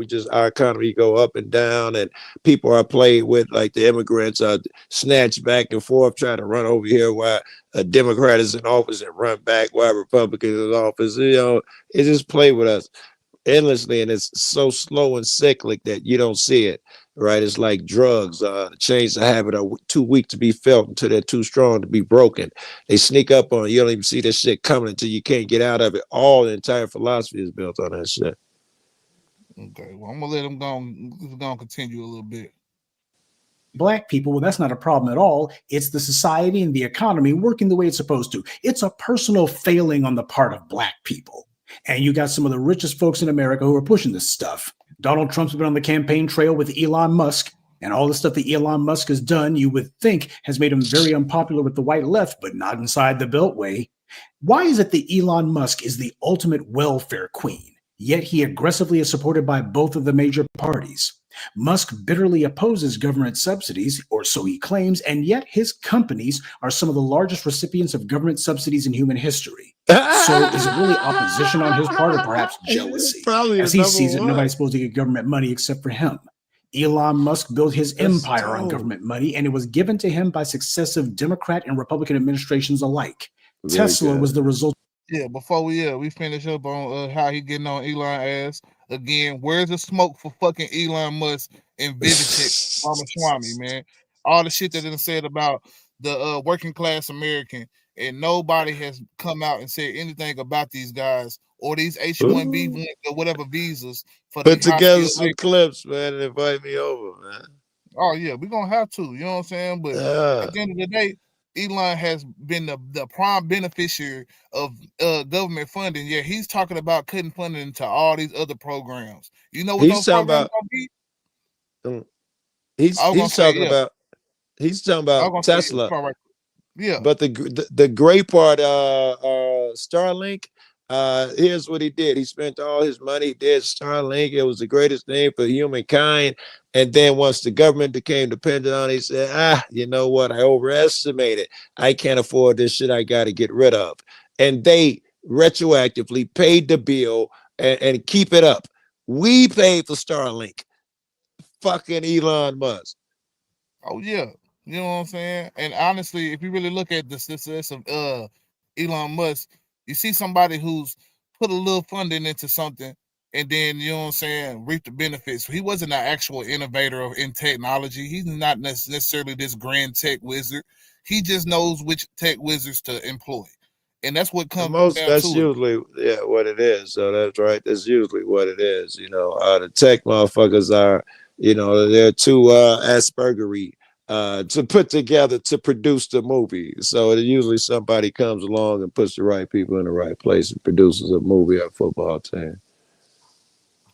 And that's what happens so much with all this shit. You think it's a reason why Elon has been able to have so much of an effect on the government in the last couple months since Donald Trump won. Because of how much money he put into the Trump campaign. It's logical, $250,000. $250,000 he put into Trump. So of course Trump is allowing him to speak and have a say so in a lot of shit. And a lot of people don't know what to do with Elon because for a while they thought Elon was truly on their side. Oh yeah. But now Elon is telling them, hey, y'all too dumb to be a part of the America that I dream of. Let's bring in more immigrants. It, man. I gotta see some of that shit, bro. Yeah, man. It's a lot of tweets that he spoke on and he co-signed that talked about how, you know what I'm saying, the tech right doesn't really respect the right. You know what I'm saying? The right that believes that all the shit that they believe in as far as let's get rid of going back to the 50s. All this different shit. Yeah, all this different shit, man. They have shown that, you know what I'm saying, Elon really didn't give a damn about all that shit. He just needs to get in the position of power. And now he's trying to get those H-1B visas. You know what I'm saying? He want to get more of those. He wants to you know what I'm saying, keep immigrants that are hardworking and all that shit. All the shit that, you know what I'm saying, not too long ago, we was getting ready to get rid of the whole family. When the borders all got picked, They was ready to get rid of the whole fucking family. Yeah. Right. So now all of a sudden it's time to keep some of these Arabs and some of these Asians over here that's getting these special visas, because the visas is not going to anybody in Mexico. Right. Probably not going to a lot of people in Africa. Right. But you know where it's going to? China. Yeah. The same people that we say is the enemy. The same people that Elon does most of his business with. Who does all the work, the manufacturing for these Teslas? China. You know what I'm saying? So you gotta understand, a lot of these people have a double interest in a lot of the shit that they talk about, and it's a reason why he is getting a whole government program created just for him in Vivek Ramaswamy. They get a whole new government program. Department of Government Efficiency has never been a thing. We already have I'm not against it. Obama said that he was going to do something like that. But Obama said his was going to be just dedicated to getting rid of any loopholes and looking into the government and their overspending. I think by the name of public efficiency, it's gonna be a different beast. It won't be looking into the government, like Obama envisioned. That's for sure. It'll just be more red tape, more bread. All right. You about to where we got left, man? Because my battery dying. I'm about to fall out. Yeah. To the U.S. government and states like California putting unprecedented huge tax breaks into incentivizing people to buy electric cars. But the same thing also goes for SpaceX. The government funded that one too.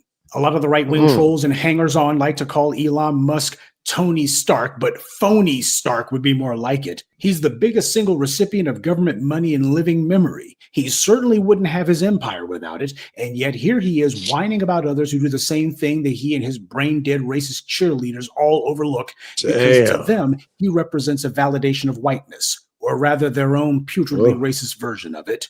But this is who Donald Trump's on the campaign trail with. And yet Donald Trump's not bothered by the fact that the guy who basically is the poster child for the Green New Deal is also one of his biggest boosters. You see how that works? When it comes to black people, all of a sudden everybody becomes politically fluid. Everybody can move left to right, and it's all right, is all overlooked because they understand what the elections are actually about. It's not the Democrats versus the Republicans. It's white supremacy versus black decency. But they're not alone. There's also a number of other black people who ought to be speaking up on issues of relevance to us, but who are MIA at the moment. Ta-Nehisi Coates comes to mind. We, the black grassroots, have single-handedly made reparations an issue, not him. And yet you would think that the guy who the white media claims his article in The Atlantic kickstarted the talk about reparations, where's he at now talking about reparations? He's not talking about it at all. He wrote a book. Was the book about reparations? No. He was all vague and non-distinct when he was testifying before Congress a few years back on reparations. He gave these empty historical references, but he never said cash reparations or even what form reparations should take. He deliberately left it where reparations could be, well, whatever anyone else wanted to call reparations. That was deliberate. Now, when it comes to the latest book that he wrote, only a part of the book, by the way, dealt with Palestine, not all of it. But nonetheless, he's been getting himself a whole lot of publicity, a whole lot of attention over that. When it comes to the Palestinians, he's not vague at all. Just like Mark Lamont Schill. There's another one for you. When it comes to sticking up for everybody else, these bootlicking Negroes, they always make sure that they're strident for everyone else. Reparations ought to be something that they all should be talking about. This is something that's actually big. This is something that's actually substantive. But these guys looking and going, ooh, we definitely don't want to talk about that. Yeah, so much for being the guy who kicked off the reparations conversation, right? So much for the guy who was supposed to be the one spearheading all of it. He's hiding in the doggone background. He's more interested in what's happening in Palestine than he is what's happening with black folks right here in the United States. Now, these bootlicking Negroes who play this game, it's safe for them to do because the Palestine bandwagon is a fashionable cause for the white left. It definitely is. But you know what ain't fashionable? Black people getting reparations. Black people getting any type of social net whatsoever. You know what I'm saying? And that's the reason why. And I won't necessarily go to the links of calling these people bootlickers all the time, because I know some hills they ain't gonna be willing to die on, but just because it's not gonna get them any prestige in whatever they're doing. They're not gonna get any of the money that they would get for bringing just issues, the light to these type of issues, like you know what I'm saying, Right. race in America and shit like that. In It's fact, easy they might have to talk pay a about how to- price here as opposed to something that would easily and glorify them here, where they actually have to get dirty and shit. They'd rather not. Yeah. Oh yeah, big facts.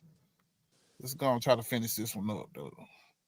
That's who these guys want to be heroes to. Because regardless of if there's a two-state solution, a one-state solution, or a no-state solution, nothing that happens over there in the Middle East is going to affect what happens here at home. So that being the case, the Ta-Nehisi Coates and the Mark Lamont shills know that it's completely safe for them to let their hearts bleed for Palestine.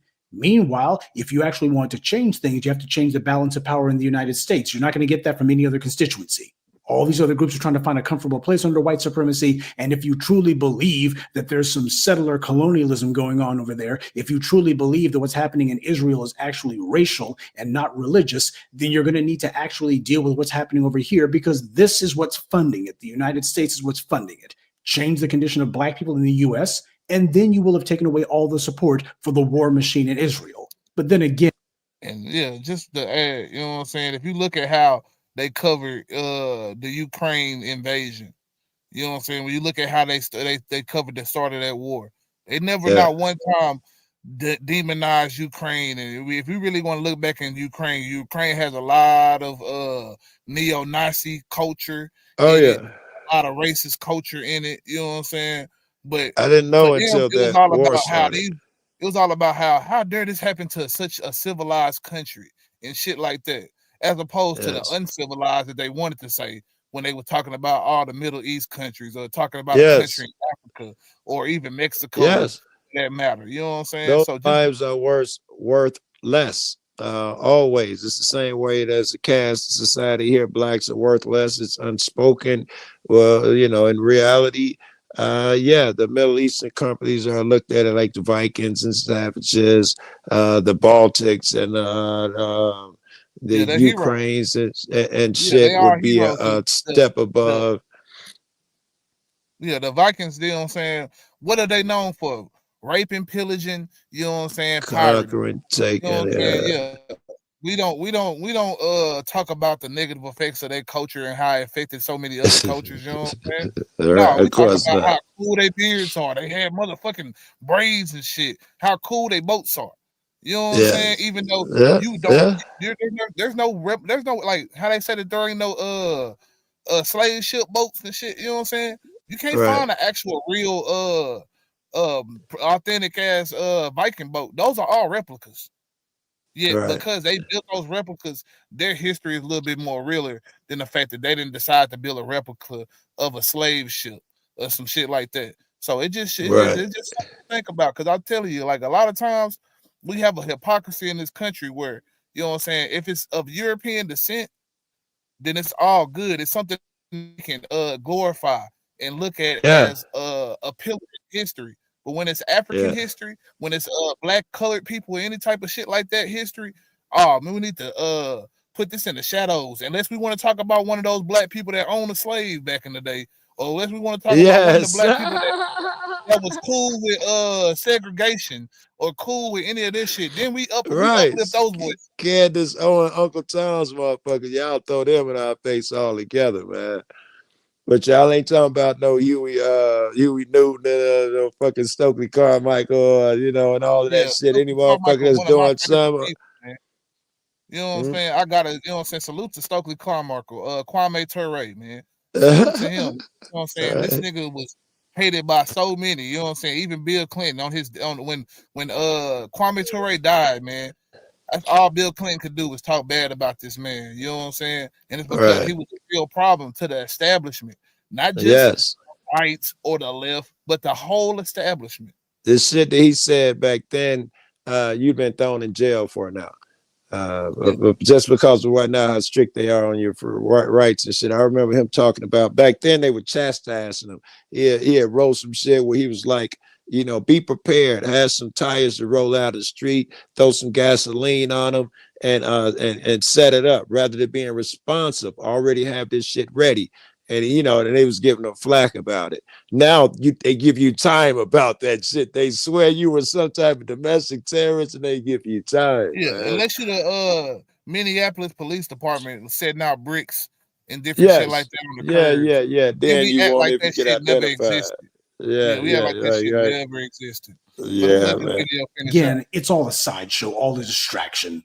We have these simple-minded slackers like Lamont Hill and Coates losing their little TV gigs, risking that little old TV cable money that they got.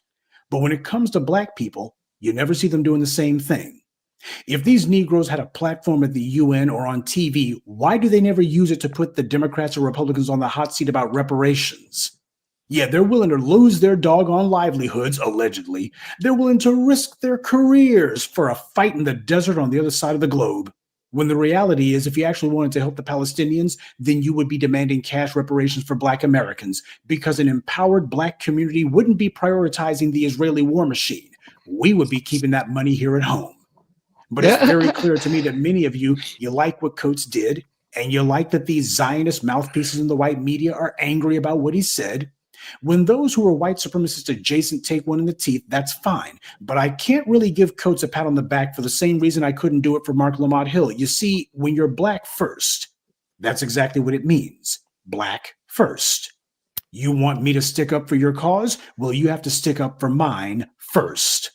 Rashida Tlaib only gave one or two very tiny, very empty mentions to the police attacking black people, and she hasn't said one word about cash reparations at all. She is a straight Palestinian advocate, full stop. If anyone should be tripping over their shoelaces to get in our good graces, it ought to be her, but instead, as we see with so many of these immigrants, she's hedging her bets and calculating that she can get what she wants without doing anything to advocate for the tangibles that we're owed. Did you know the Palestinians have a seat in the UN? At least the Palestinian Authority does. Can anyone think of even one time when they have used their position in the UN to stick up for us, to support us? So that being the case, that is never. I can answer that for anybody out there. Because the Palestinians, you know what I'm saying, are going to focus on Palestinian issues. But I got a battery. I got to abandon you, man. My battery's getting low, man. Oh, it's all good. I'm finna get ready to end out right after this video, man. This shit was great. I'm gonna plug in, put my earphones in, so I'll hear the rest of it, man. Yeah, for sure. All right, bro. But like I was finna say, man, we the only group of people, man, that don't build and do for ourselves, man. We do for the whole collective. And there's nothing wrong with that. You know what I'm saying? There's nothing wrong with coming up with certain policies, with certain things for that benefits the whole collective. But we also have to benefit, you know what I'm saying, ourselves. If we're not making sure that more black people are skilled in labor, more black people are owners and shit like that, then everything we do for everybody else will not actually trickle down back to us. That's almost like going back into Reaganomics and shit like that. And anybody who's ever studied trickle down economics, it hardly ever trickles down. It more likely it spreads out to other rich motherfuckers. But yeah, it's gonna let this man finish real quick and shit. I'm gonna give you my final words on what we done seen and discussed today. what the hell would we look like being ready to jump out a window to take sides for Palestine? I only support people to the exact same extent that they support me. If they support me a lot, then I'll support them a lot. They support us only part-time, I'll only support them part-time. And if they don't support us at all, don't you dare ask when I'm going to support them. This is the reason why black people need to start being politically mature. And what that means when it comes to all of these allies and such is that we don't get involved in third-party disputes. Why? Because you never see anybody else trying to get involved in ours, certainly not on our side.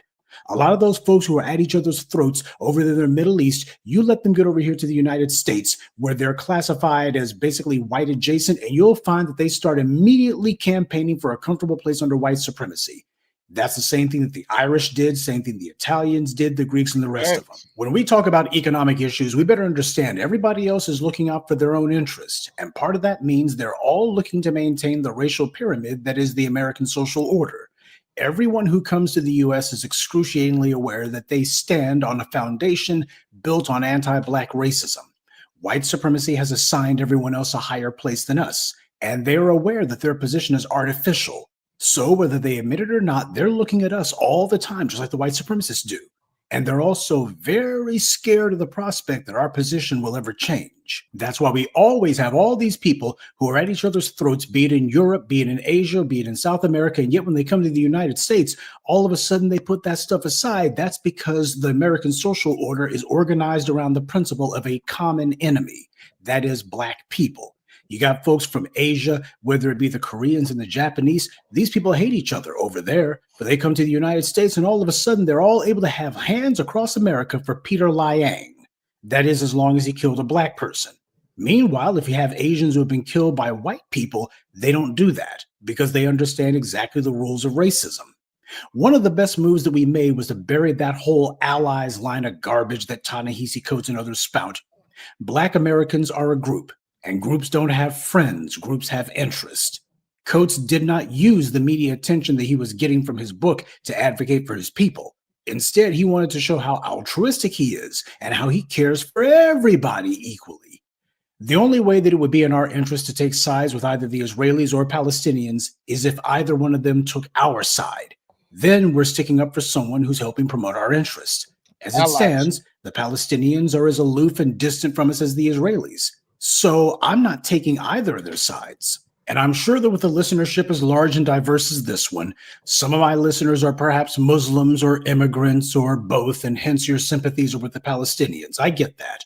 And while you're worrying about people being killed en masse over there, you better start paying attention to how black people are being killed with impunity over here, because this is where you actually live.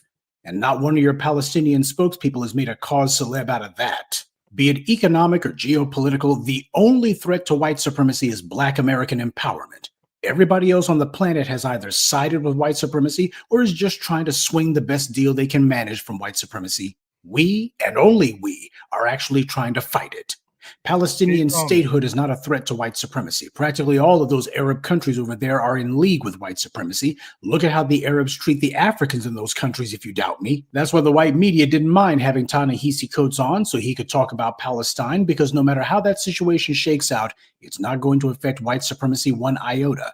Now, cash reparations and the economic empowerment of black Americans, that would change everything. Which is why they didn't have him on to talk about that, and why he didn't volunteer to write a book about it either. This during an election year. You would think that with the 2024 election, and especially what's going on in California, he would be all over it. But he's not.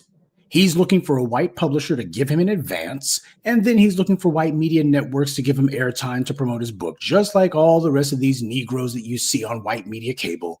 He's still on team white supremacy. Family, I'm sorry if he got hoodwinked by his phony, overblown political theatrics that took place on that CBS morning show. More people are talking about his book than were before. You think that's some sort of accident? I think they wanted that to happen. If they didn't want him to give his support for the Palestinians, all they had to do was simply not have him on the air. No one would have even known that his book came out. All of these people who you see, these sorry Negroes in front of the TVs, they're not saying anything about cash reparations or anything about a specific policies for us. That's deliberate. White supremacy has the luxury of pretending to engage on the issue of Palestine because white supremacy was dominating the world long before there was a state of Israel. And if the Israelis surrender to Hamas tomorrow, white supremacy will still be in charge. And these same Palestinians that a lot of you are looking at as proxies for yourselves, you'll see them put aside all their differences with the Israelis and begin to close ranks against us. Just like all of these other groups who were at each other's throats in the past, as soon as the Irish got here, they made friends with the Anglo-Saxon cousins of their same British oppressors. I keep telling you this. Look at every war the U.S. has had in the 20th century. After those wars, the U.S. would allow those very same ethnic groups that it had beaten up to migrate to the U.S. And when they got here, they didn't join with us. They didn't even treat us with friendliness. They immediately got on code with the dominant society. From the Germans to the Italians to the Japanese to the Koreans to the Vietnamese to the Arabs. That's the pattern. Everyone can see it, except for a few soft-minded Negroes. White supremacy is sophisticated. That's why it's proven itself so adept at taking non-white people and then making them into useful idiots for white supremacy. So please don't let any... Yeah, I'm gonna let that be the end of that video. This right here, man, it all comes down to the point that white supremacy affects us all. It affects us all in different ways. You know what I'm saying? But it definitely affects us all.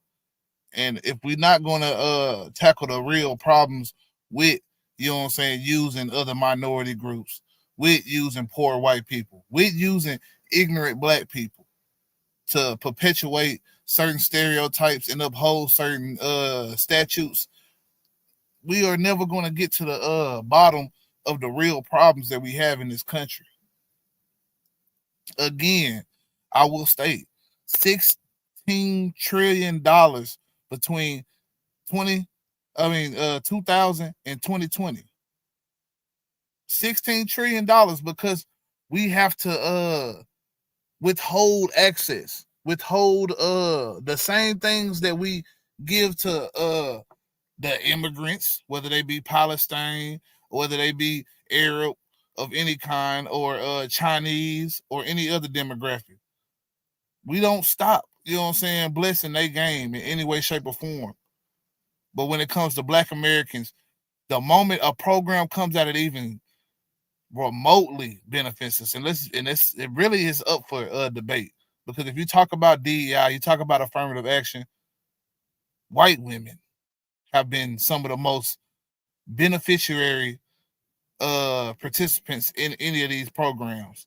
There's been more white CEOs as far as women since affirmative action was implemented than any other gain in any minority or demographic.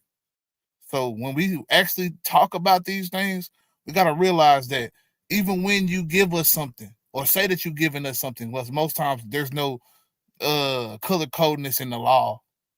Even if they want to say that DEI is only for the black folks, and all the DEI hires, they usually are black folks. They point out the examples. We don't talk about the even let's just say the police chief in the whole New Orleans situation. I'm not saying she's a DEI hire, but it was a point in time she couldn't be police chief just because she was a woman. Okay, let's see what we got here, man. The person in the back. Let me see your face real quick, man. I haven't talked to you before any of that certain type of shit. I want to see your face completely, yeah. All right, just want to make sure you ain't trying to show me no naked white ass or no black ass or none of that shit like that, man. Yeah, that's not how I roll, buddy. So, what you think about some that you've seen so far? If you've watched the video in its entirety or not, whatever you have seen. I have to apologize, but I literally just got out of bed and I'm about to clean cat boxes. I got sent this link before you started today, and then I just saw that you were still live and said, say what's up to this guy. Yeah, so, I appreciate you coming up, man. We just talking about pretty much the cost of racism and stuff like that. If you got any implement, you know what I'm saying, whether you believe in, you know what I'm saying, the cost or not, you know what I'm saying, whatever your opinion is, you're welcome to state it, man. Well, I have done an awful lot of looking into this stuff. And racism, you bring that up. That's a sore topic. But racism isn't as prevalent as people might want to believe it is. It took me a lot of long panels arguing about this, and tens of thousands of hours of watching videos. Joe Cool and I have done. That's who sent me the link to. So obviously you know him. Yeah. And he and I have done many shows. Is racism real? And you know, it's all a trick. Everything's a trick. It's you know, I said a few days ago, because I like to not repeat what other people say, because if somebody's heard the same things that you say before, it gives them pause as to whether or not you're just repeating something you've heard. Yeah. And when it comes to all this stuff that we've watched happen, like tonight, supposedly breaking news, because I'm Canadian, but you know, I've been semi-involved in the auditing community and stuff like that over the years. Yeah. And Justin Trudeau here in Canada supposedly tomorrow is tendering his resignation. And, doesn't matter if it's him, Netanyahu, Trump, or Biden, or who it is, Fauci. None of them are ever held responsible, right? So, like, I don't like Trump, but I think he's better than Biden. But, I didn't see a whole lot of people really bringing up the fact that he didn't do anything to protect us. He got less flack over not protecting us from COVID than George Bush got flack for not protecting us from 9/11.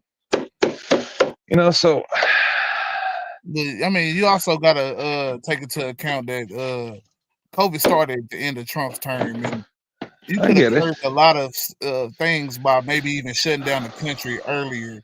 So I won't put everything on Joe Biden, but I will say that, hey, Joe Biden has had his faults. You know what I'm saying? Joe Biden tried to tell the American people that we were in a better state, even though inflation shit was definitely still going through the roof, and you know what I'm saying, was pretty high. But my point was, like that. Yeah, go ahead. None of these people are ever held responsible, right? And I believe most of that is because you have multiple people, you know what I'm saying, going at each other instead of actually holding people accountable. So, like, if like certain white people might be taught that immigrants are the problem, black people might be taught white people are the problem and shit like that. We go at each other. Nobody's ever holding actual politician accountable for what they have done. Right.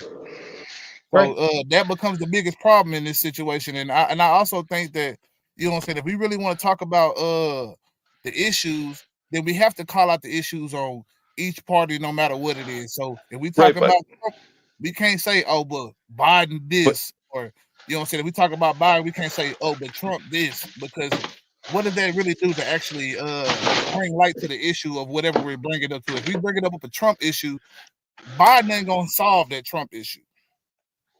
No, I'm saying that none of them are ever held responsible for anything they do. And a perfect example is how Buddy that killed the CEO is. Yeah, are you an auditor, or do you watch auditing or anything? I know about it. I'm not an auditor at all myself. Okay, You know what I'm saying? Really, so Sean Paul Reyes, but go ahead. Sean Paul Reyes, Long Island Audit. I don't even like the guy, but he gained a lot of respect from me tonight because he went directly, drove 5 hours. He's something like I would do. That's why I gained a lot of respect for him, because he drove 5 hours to the prison where they beat that guy to death while he was in handcuffs. Yeah. Right? That just happened a week ago or two or whatever. Yeah, Robert Brooks. Okay, so he went there and got right in their faces and was like, are you part of the beatdown squad? So how come the guy who killed the CEO supposedly is perp walked and facing federal charges and pretty much already assumed guilty before trial, but these 11 or 12 cops that we watched beat somebody to death, they're sitting at home with their families for Christmas? Why is that? Yeah, I think it's a big problem when you kill you know what I'm saying, CEO of a company as big as United Healthcare, as opposed to killing what a lot of people would deem a nobody in Robert Brooks. I don't necessarily hold that sentiment, but I know a lot of people, they as soon as you are in a prison for whatever shape or form, we don't know what his charges was. I don't know, at least. It doesn't really matter to a lot of people because they are a criminal, and at that point you can do whatever you want to with a criminal, as opposed to the CEO guy who probably denied a lot of claims in his time as CEO, and probably affected a lot of Americans, veterans, and all different shit like that. We never really hold him accountable for that because, you know, he's the CEO. Just cost of doing business, right? Yeah, it's the cost of doing business, right? Big fact. It's some animals are more equal than others. You can say Right? that, you know what I'm saying? At least that's what some people hold the sentiment to, whether it be the rich versus the poor. Sometimes it's black versus white. Well, I say a lot of times it's black versus white. You can say nationality as far as like American citizen versus immigrant type shit, that type of shit, or any other immigrant, whether they illegal or not. A lot of times, you know what I'm saying, the native country, you know, we can look at the stuff that's going on in Europe right now. They have a big they having protests all over the Europe over immigration, and a lot of it because of Muslim countries coming into their country or African Yeah, but countries coming to their there's one country. thing that you may not know about that. Yeah. And I had a few shows where I had people come up and flip out about me supporting Tommy Robinson, right? And so I've been aware of Tommy Robinson because I'm Scottish descent, right? So, but anyway, he's not a good guy, right? But none of us are. I'm probably not one of the better guys, but Tommy Robinson has been speaking out about the grooming gangs for years and years and years. And I was doing dishes and cleaning my kitchen after I got home from the grocery store today. And I just happened to watch a couple videos about the grooming gangs and stuff like that were like updated stuff because I hadn't watched it. I don't like watching a whole lot of that kind of stuff. It upsets me. But they were saying that there's at least 1,200 girls that were passed around by these grooming gangs that were 14 and younger. And that's why they're really flipping out. It's not just because a couple of violent things happened. It's because this stuff's been going on for a real long time. And but this we ain't one gonna necessarily believe that that's just because of the immigrants. Like I just got finished No, it reading an is. article of a German investigation where 70,000 men were in a rape group chat on Telegraph, and most of those were Caucasian, you know what I'm saying, or some type of white fair scare men, you know what I'm saying. Yeah, but that's in like Europe. online images and stuff, right? Yeah, online images. They were also sharing videos of assaults that they done on either they like wives or girlfriends or stuff like that. It was usually women close to them, so it wasn't even like a stranger. It was people in their own family, and that was the craziest part about that shit. So I think That's the that worst ever.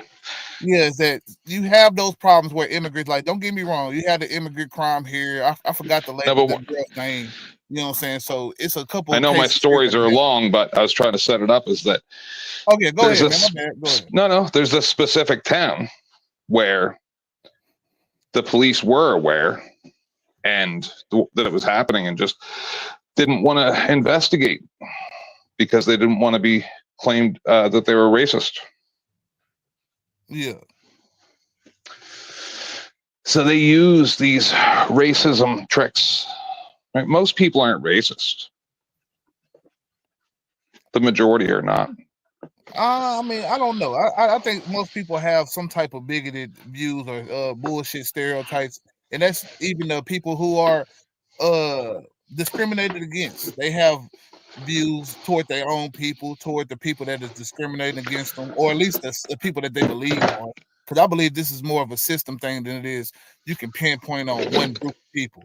So as long as you have a system that favors one group or one demographic over another, that tends to be the case where, you know what I'm saying, there might be people who feel a certain type of way about that system.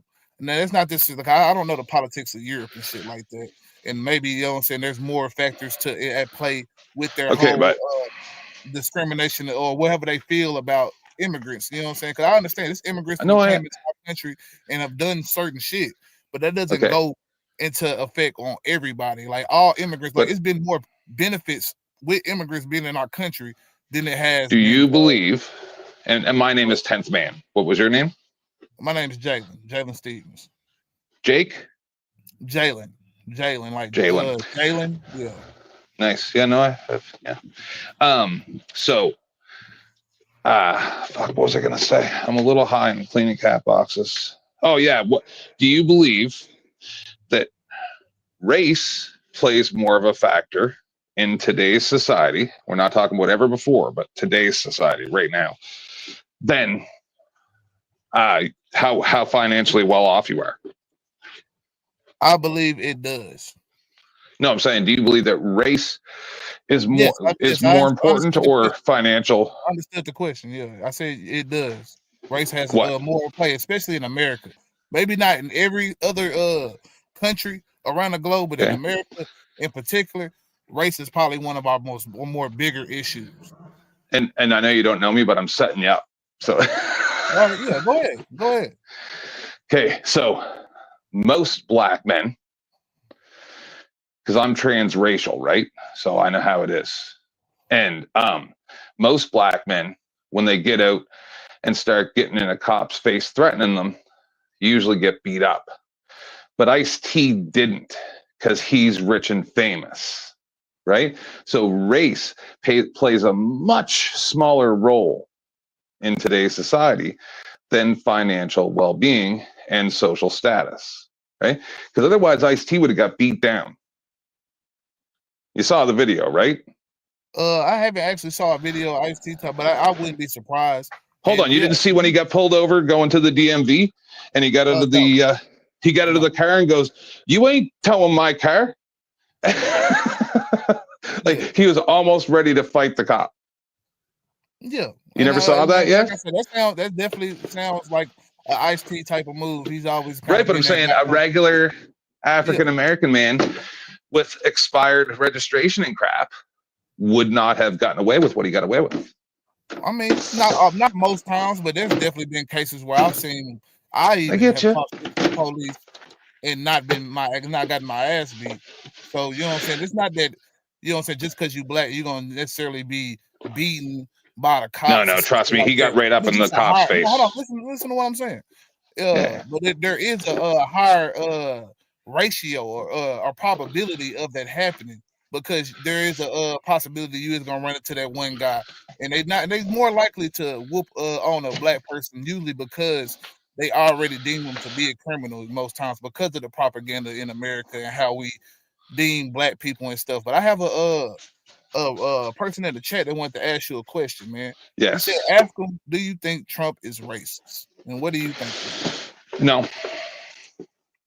And why not? No. Well, I know that, listen, I think the whole thing is theater and we're all being tricked by a bunch of actors that act like they're not friends, but it depends on what level you're asking me. Like on the surface level, do I have proof that he is? No. And if you want to believe that everything's not a lie and scripted, then I would have to say no. Because Trump didn't know he was going to run for president unless it's all scripted. When The Apprentice was on TV, and I saw a video of him earlier, either yesterday or today, where he said there was this dude who was on the show as a contestant, The Apprentice, and he called himself white trash. And Trump said, "You're fired. You're not gonna," and he started telling him off for calling himself white trash. Because, and I'm kind of the same way. Is as soon as people bring up race, I don't mind having a conversation, but as soon as people bring up race in a defamatory structure, where, oh, you're bad because you're this, I kind of get a bit mad too. So the any of the cases of discrimination he didn't have before presidency, none of that ever registered with you at all? Like you never heard of it, or you just didn't believe that? You believe it's all propaganda against Trump? Do you believe that he essayed that woman, that she didn't come forth about it for 30-something years? I mean, she came forth when it happened. I mean, most victims, when we talk about sexual assault, don't even report. There's a lot of people that don't report because of whatever I can tell you that I did report being essayed as a child once I got into my 30s, and the police told me that my parents said I have bad dreams. So, see, I've been through most of this. And that reason right there alone is why a lot of people don't report. for not I having get to you. deal with the stigma of being accused of lying or coming up with a story for whatever reason. So that's my whole thing when it comes to it with that whole why she waits so long to report it, and is her story lining up in this shape or form? Even her attractiveness I've seen come into question when it comes to how Trump couldn't have done it. But why would he? Why would he? I don't know. You know what I'm saying? Why would a rapist rape somebody, period? I don't know. Listen, like I said, I think it's all theater, right? When you watch Joe Biden put on his hat, he's literally laughing at us, going, "You dummies! You people are so dumb to think that we're enemies." And then I got to listen to every channel in the world say, "Oh, look how mad Biden is because they replaced him with Kamala Harris. That's why he put the hat on." Everything maybe he's trying to warn everybody. Was he mad? Was he man? I mean, I think he was putting it on to try to show some type of sense of solidarity of any shape with the not necessarily Trump, but the voters. The No, I voters think he's trying to warn everybody. Of what? The military-industrial complex. Well, I think it's a lot of better ways of warning us than putting on a Trump hat, don't you think? We can actually just say what's going on with the industrial complex. You know what I'm But saying? we had Or two maybe presidents already do that, right? Hoover and why JFK. can't he be the third? I get you. I see things that other people don't see, and then later on, people tell me that they saw it the whole time, but then they weren't the ones talking about it, you know. So it don't matter to me no more, man. I'm old. I already made my decision that when they start hiring people to load people into trains and fire pits, I'm applying for the job. All right, man. But any final words, man? Because we finna get ready to wrap this on up. I appreciate you Wrap coming it up, up bro. and all that. No, you're good. Nothing I'm else? almost All right, well, done cleaning appreciate cat you coming box. out, man. But yeah, man.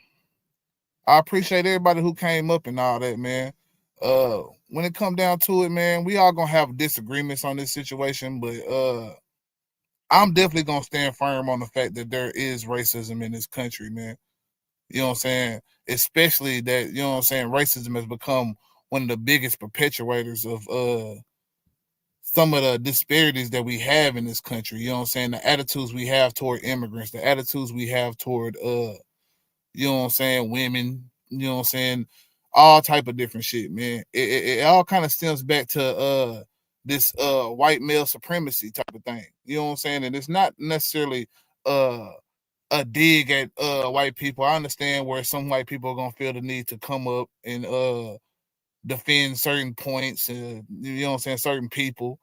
You know what I'm saying? And I get that because everybody doesn't come at this with the same thought process. Some people have different experiences in life, different you know what I'm saying, ways of thinking, they upbringing is different. So that has them and makes them choose things in a different way. And I'm not gonna never necessarily knock a person for the way they think, man. But at the same time, when I'm going against white supremacy, if you seem to be in the way of that shit, you become the target. Because when it comes down to it, it's definitely a difference in how we look at Trump versus Obama, how we look at Israel versus Palestine, how we look at the Chinese versus the white Americans, and all these different things, all these different people. You know what I'm saying? There's disparities in all this shit, man. And the biggest thing is because we tend to look at our own people like black people, Hispanics and all that as problems in our country, that costs us. That costs us in areas where we could be more diverse and understanding the situations that we face in the when it comes to the border, when it comes to foreign policy, when it comes to our own domestic policy. And until we address these issues, we will continue to lose. And it's not going to be with looking at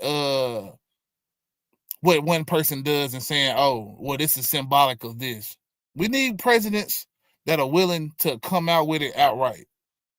Whether it's the risk of death, whether you get ostracized, criticized.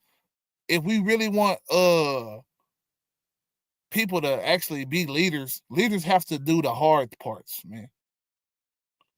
And I'm not looking for a leader that's willing to be symbolic. I need actual gestures. The symbology, all that shit, man, that shit has died a long time ago with me. It's time to actually get to the point. You know what I'm saying?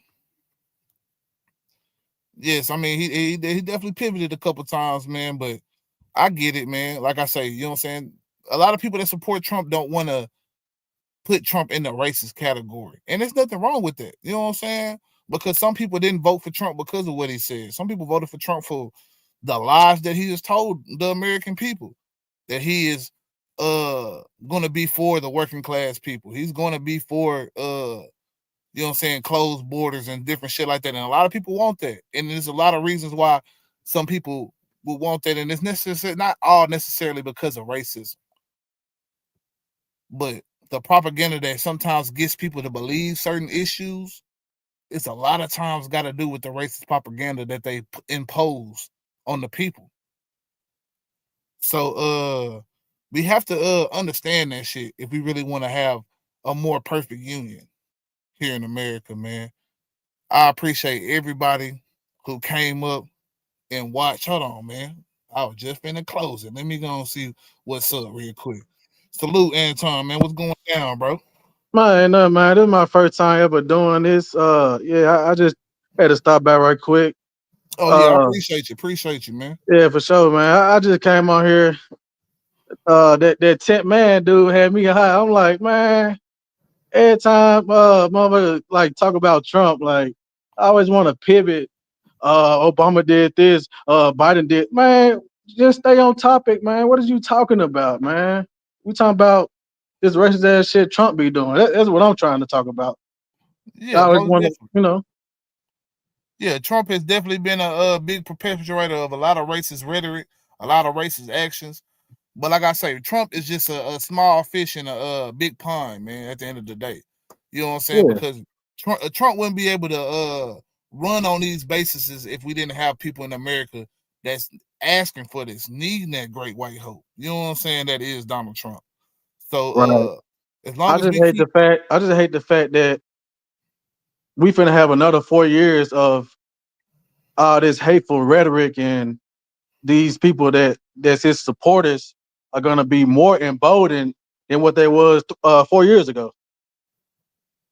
Yeah, I actually think that not much has changed since Trump has become in. Trumpism has become one of the biggest problems. You know what I'm saying? This is whole different thing in itself, Trumpism.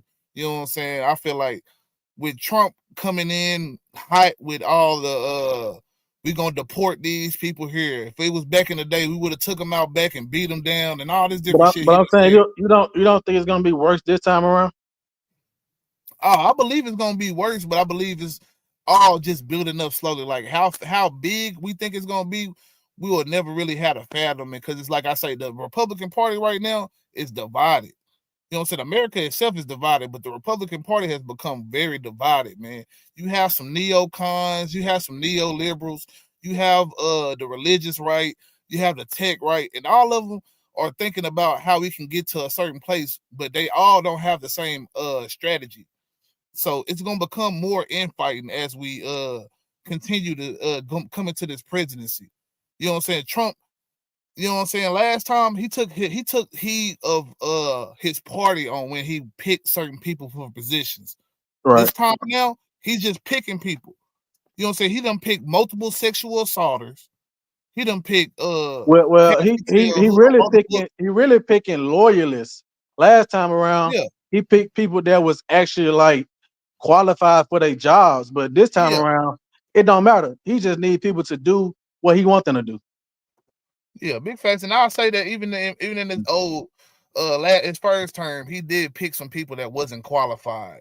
like the lady that he picked for the Department of Education the first time. A lot Right, of people right. don't But I'm understand she saying, wasn't like, for very the qualified. most part, I get like, I get you know, like Mike Pence, people like Yeah. that, like people that's actually qualified. But this time Yeah. around, he don't care about that. He just need people that's gonna do whatever he say, and if they don't, he gonna get rid of them and replace them with somebody that's gonna do whatever he say.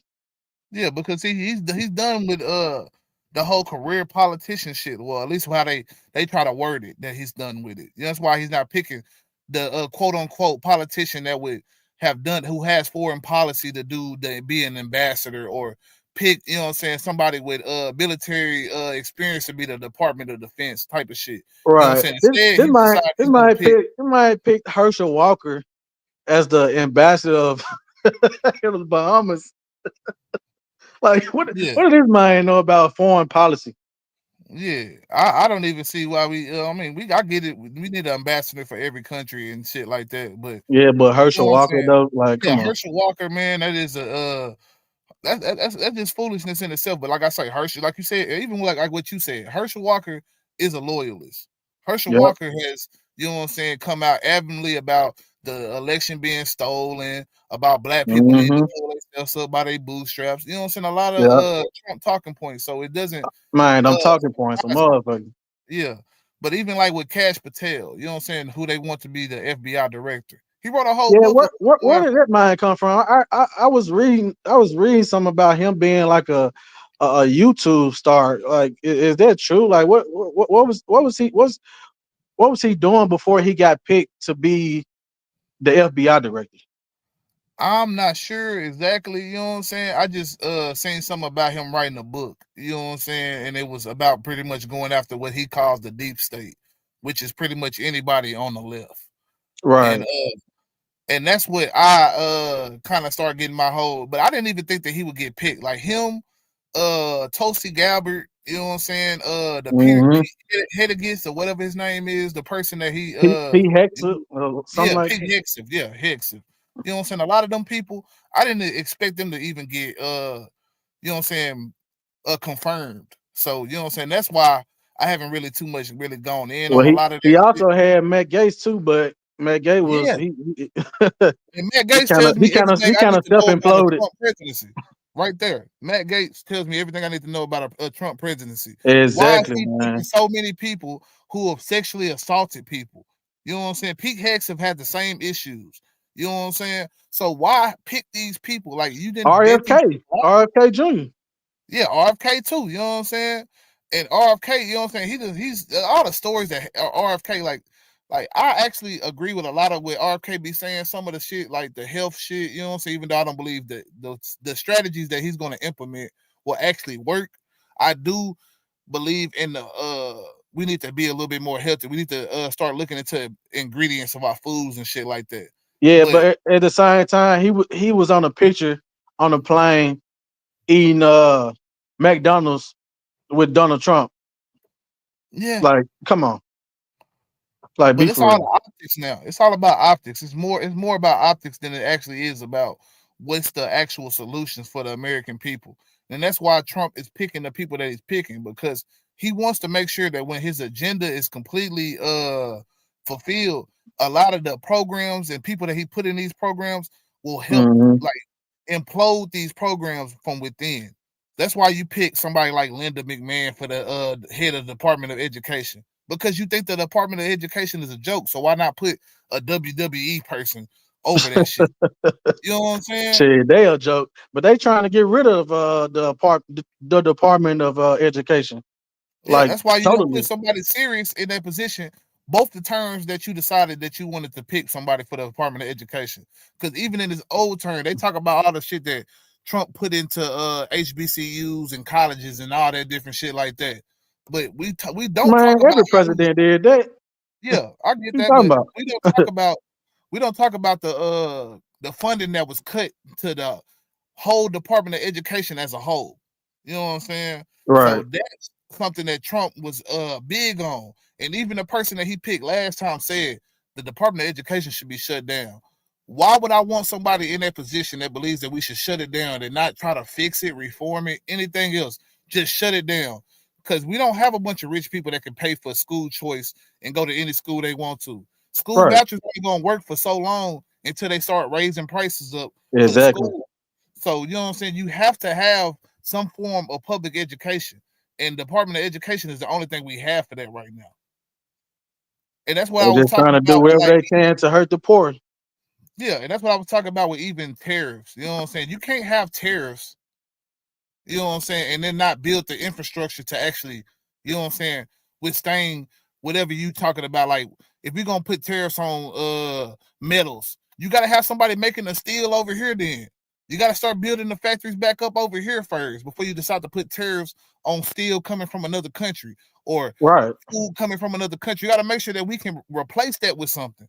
And we have no plan of that. We don't have no plan like they're trying to do with Obamacare. Let's get rid of Obamacare. Well, what's the fucking plan? Not knowing that like a lot of Trump supporters actually use Obamacare. They just don't know it because it's not called Obamacare. It's called what it's called affordable health care. Yeah. But they dumbass don't know that, but they gonna Heck yeah, find out. man. But I appreciate you coming up, man. I'm finna get ready to go and tap this mug out, man, real quick, man. I've been going a while, man. I All right, appreciate you man. coming through. Yeah, Keep for sure, coming for through, sure. man, and fucking with your boy, man. Yeah, I found you through exclusive news. Yeah, that's my boy, man. Yeah. So I'm probably finna head over there if he on. Oh, yeah, man. I might be over there myself, man. But I appreciate you coming up and giving your point of view on this shit, man. Because a lot of times these conversations get real stagnant, man. You'll have somebody come on like, homie, I don't have no problem with the 10th man at all. You know what I'm saying? Yeah, I But do. I definitely think that he wasn't coming and trying to engage with the conversation the way I was trying to engage with the conversation. Man, And it's I a lot was of trying to times see we don't wanna- do he need like a respirator breathing treatment or something? Man, he was breathing hard as hell. Yeah, he definitely was, man. But who knows why?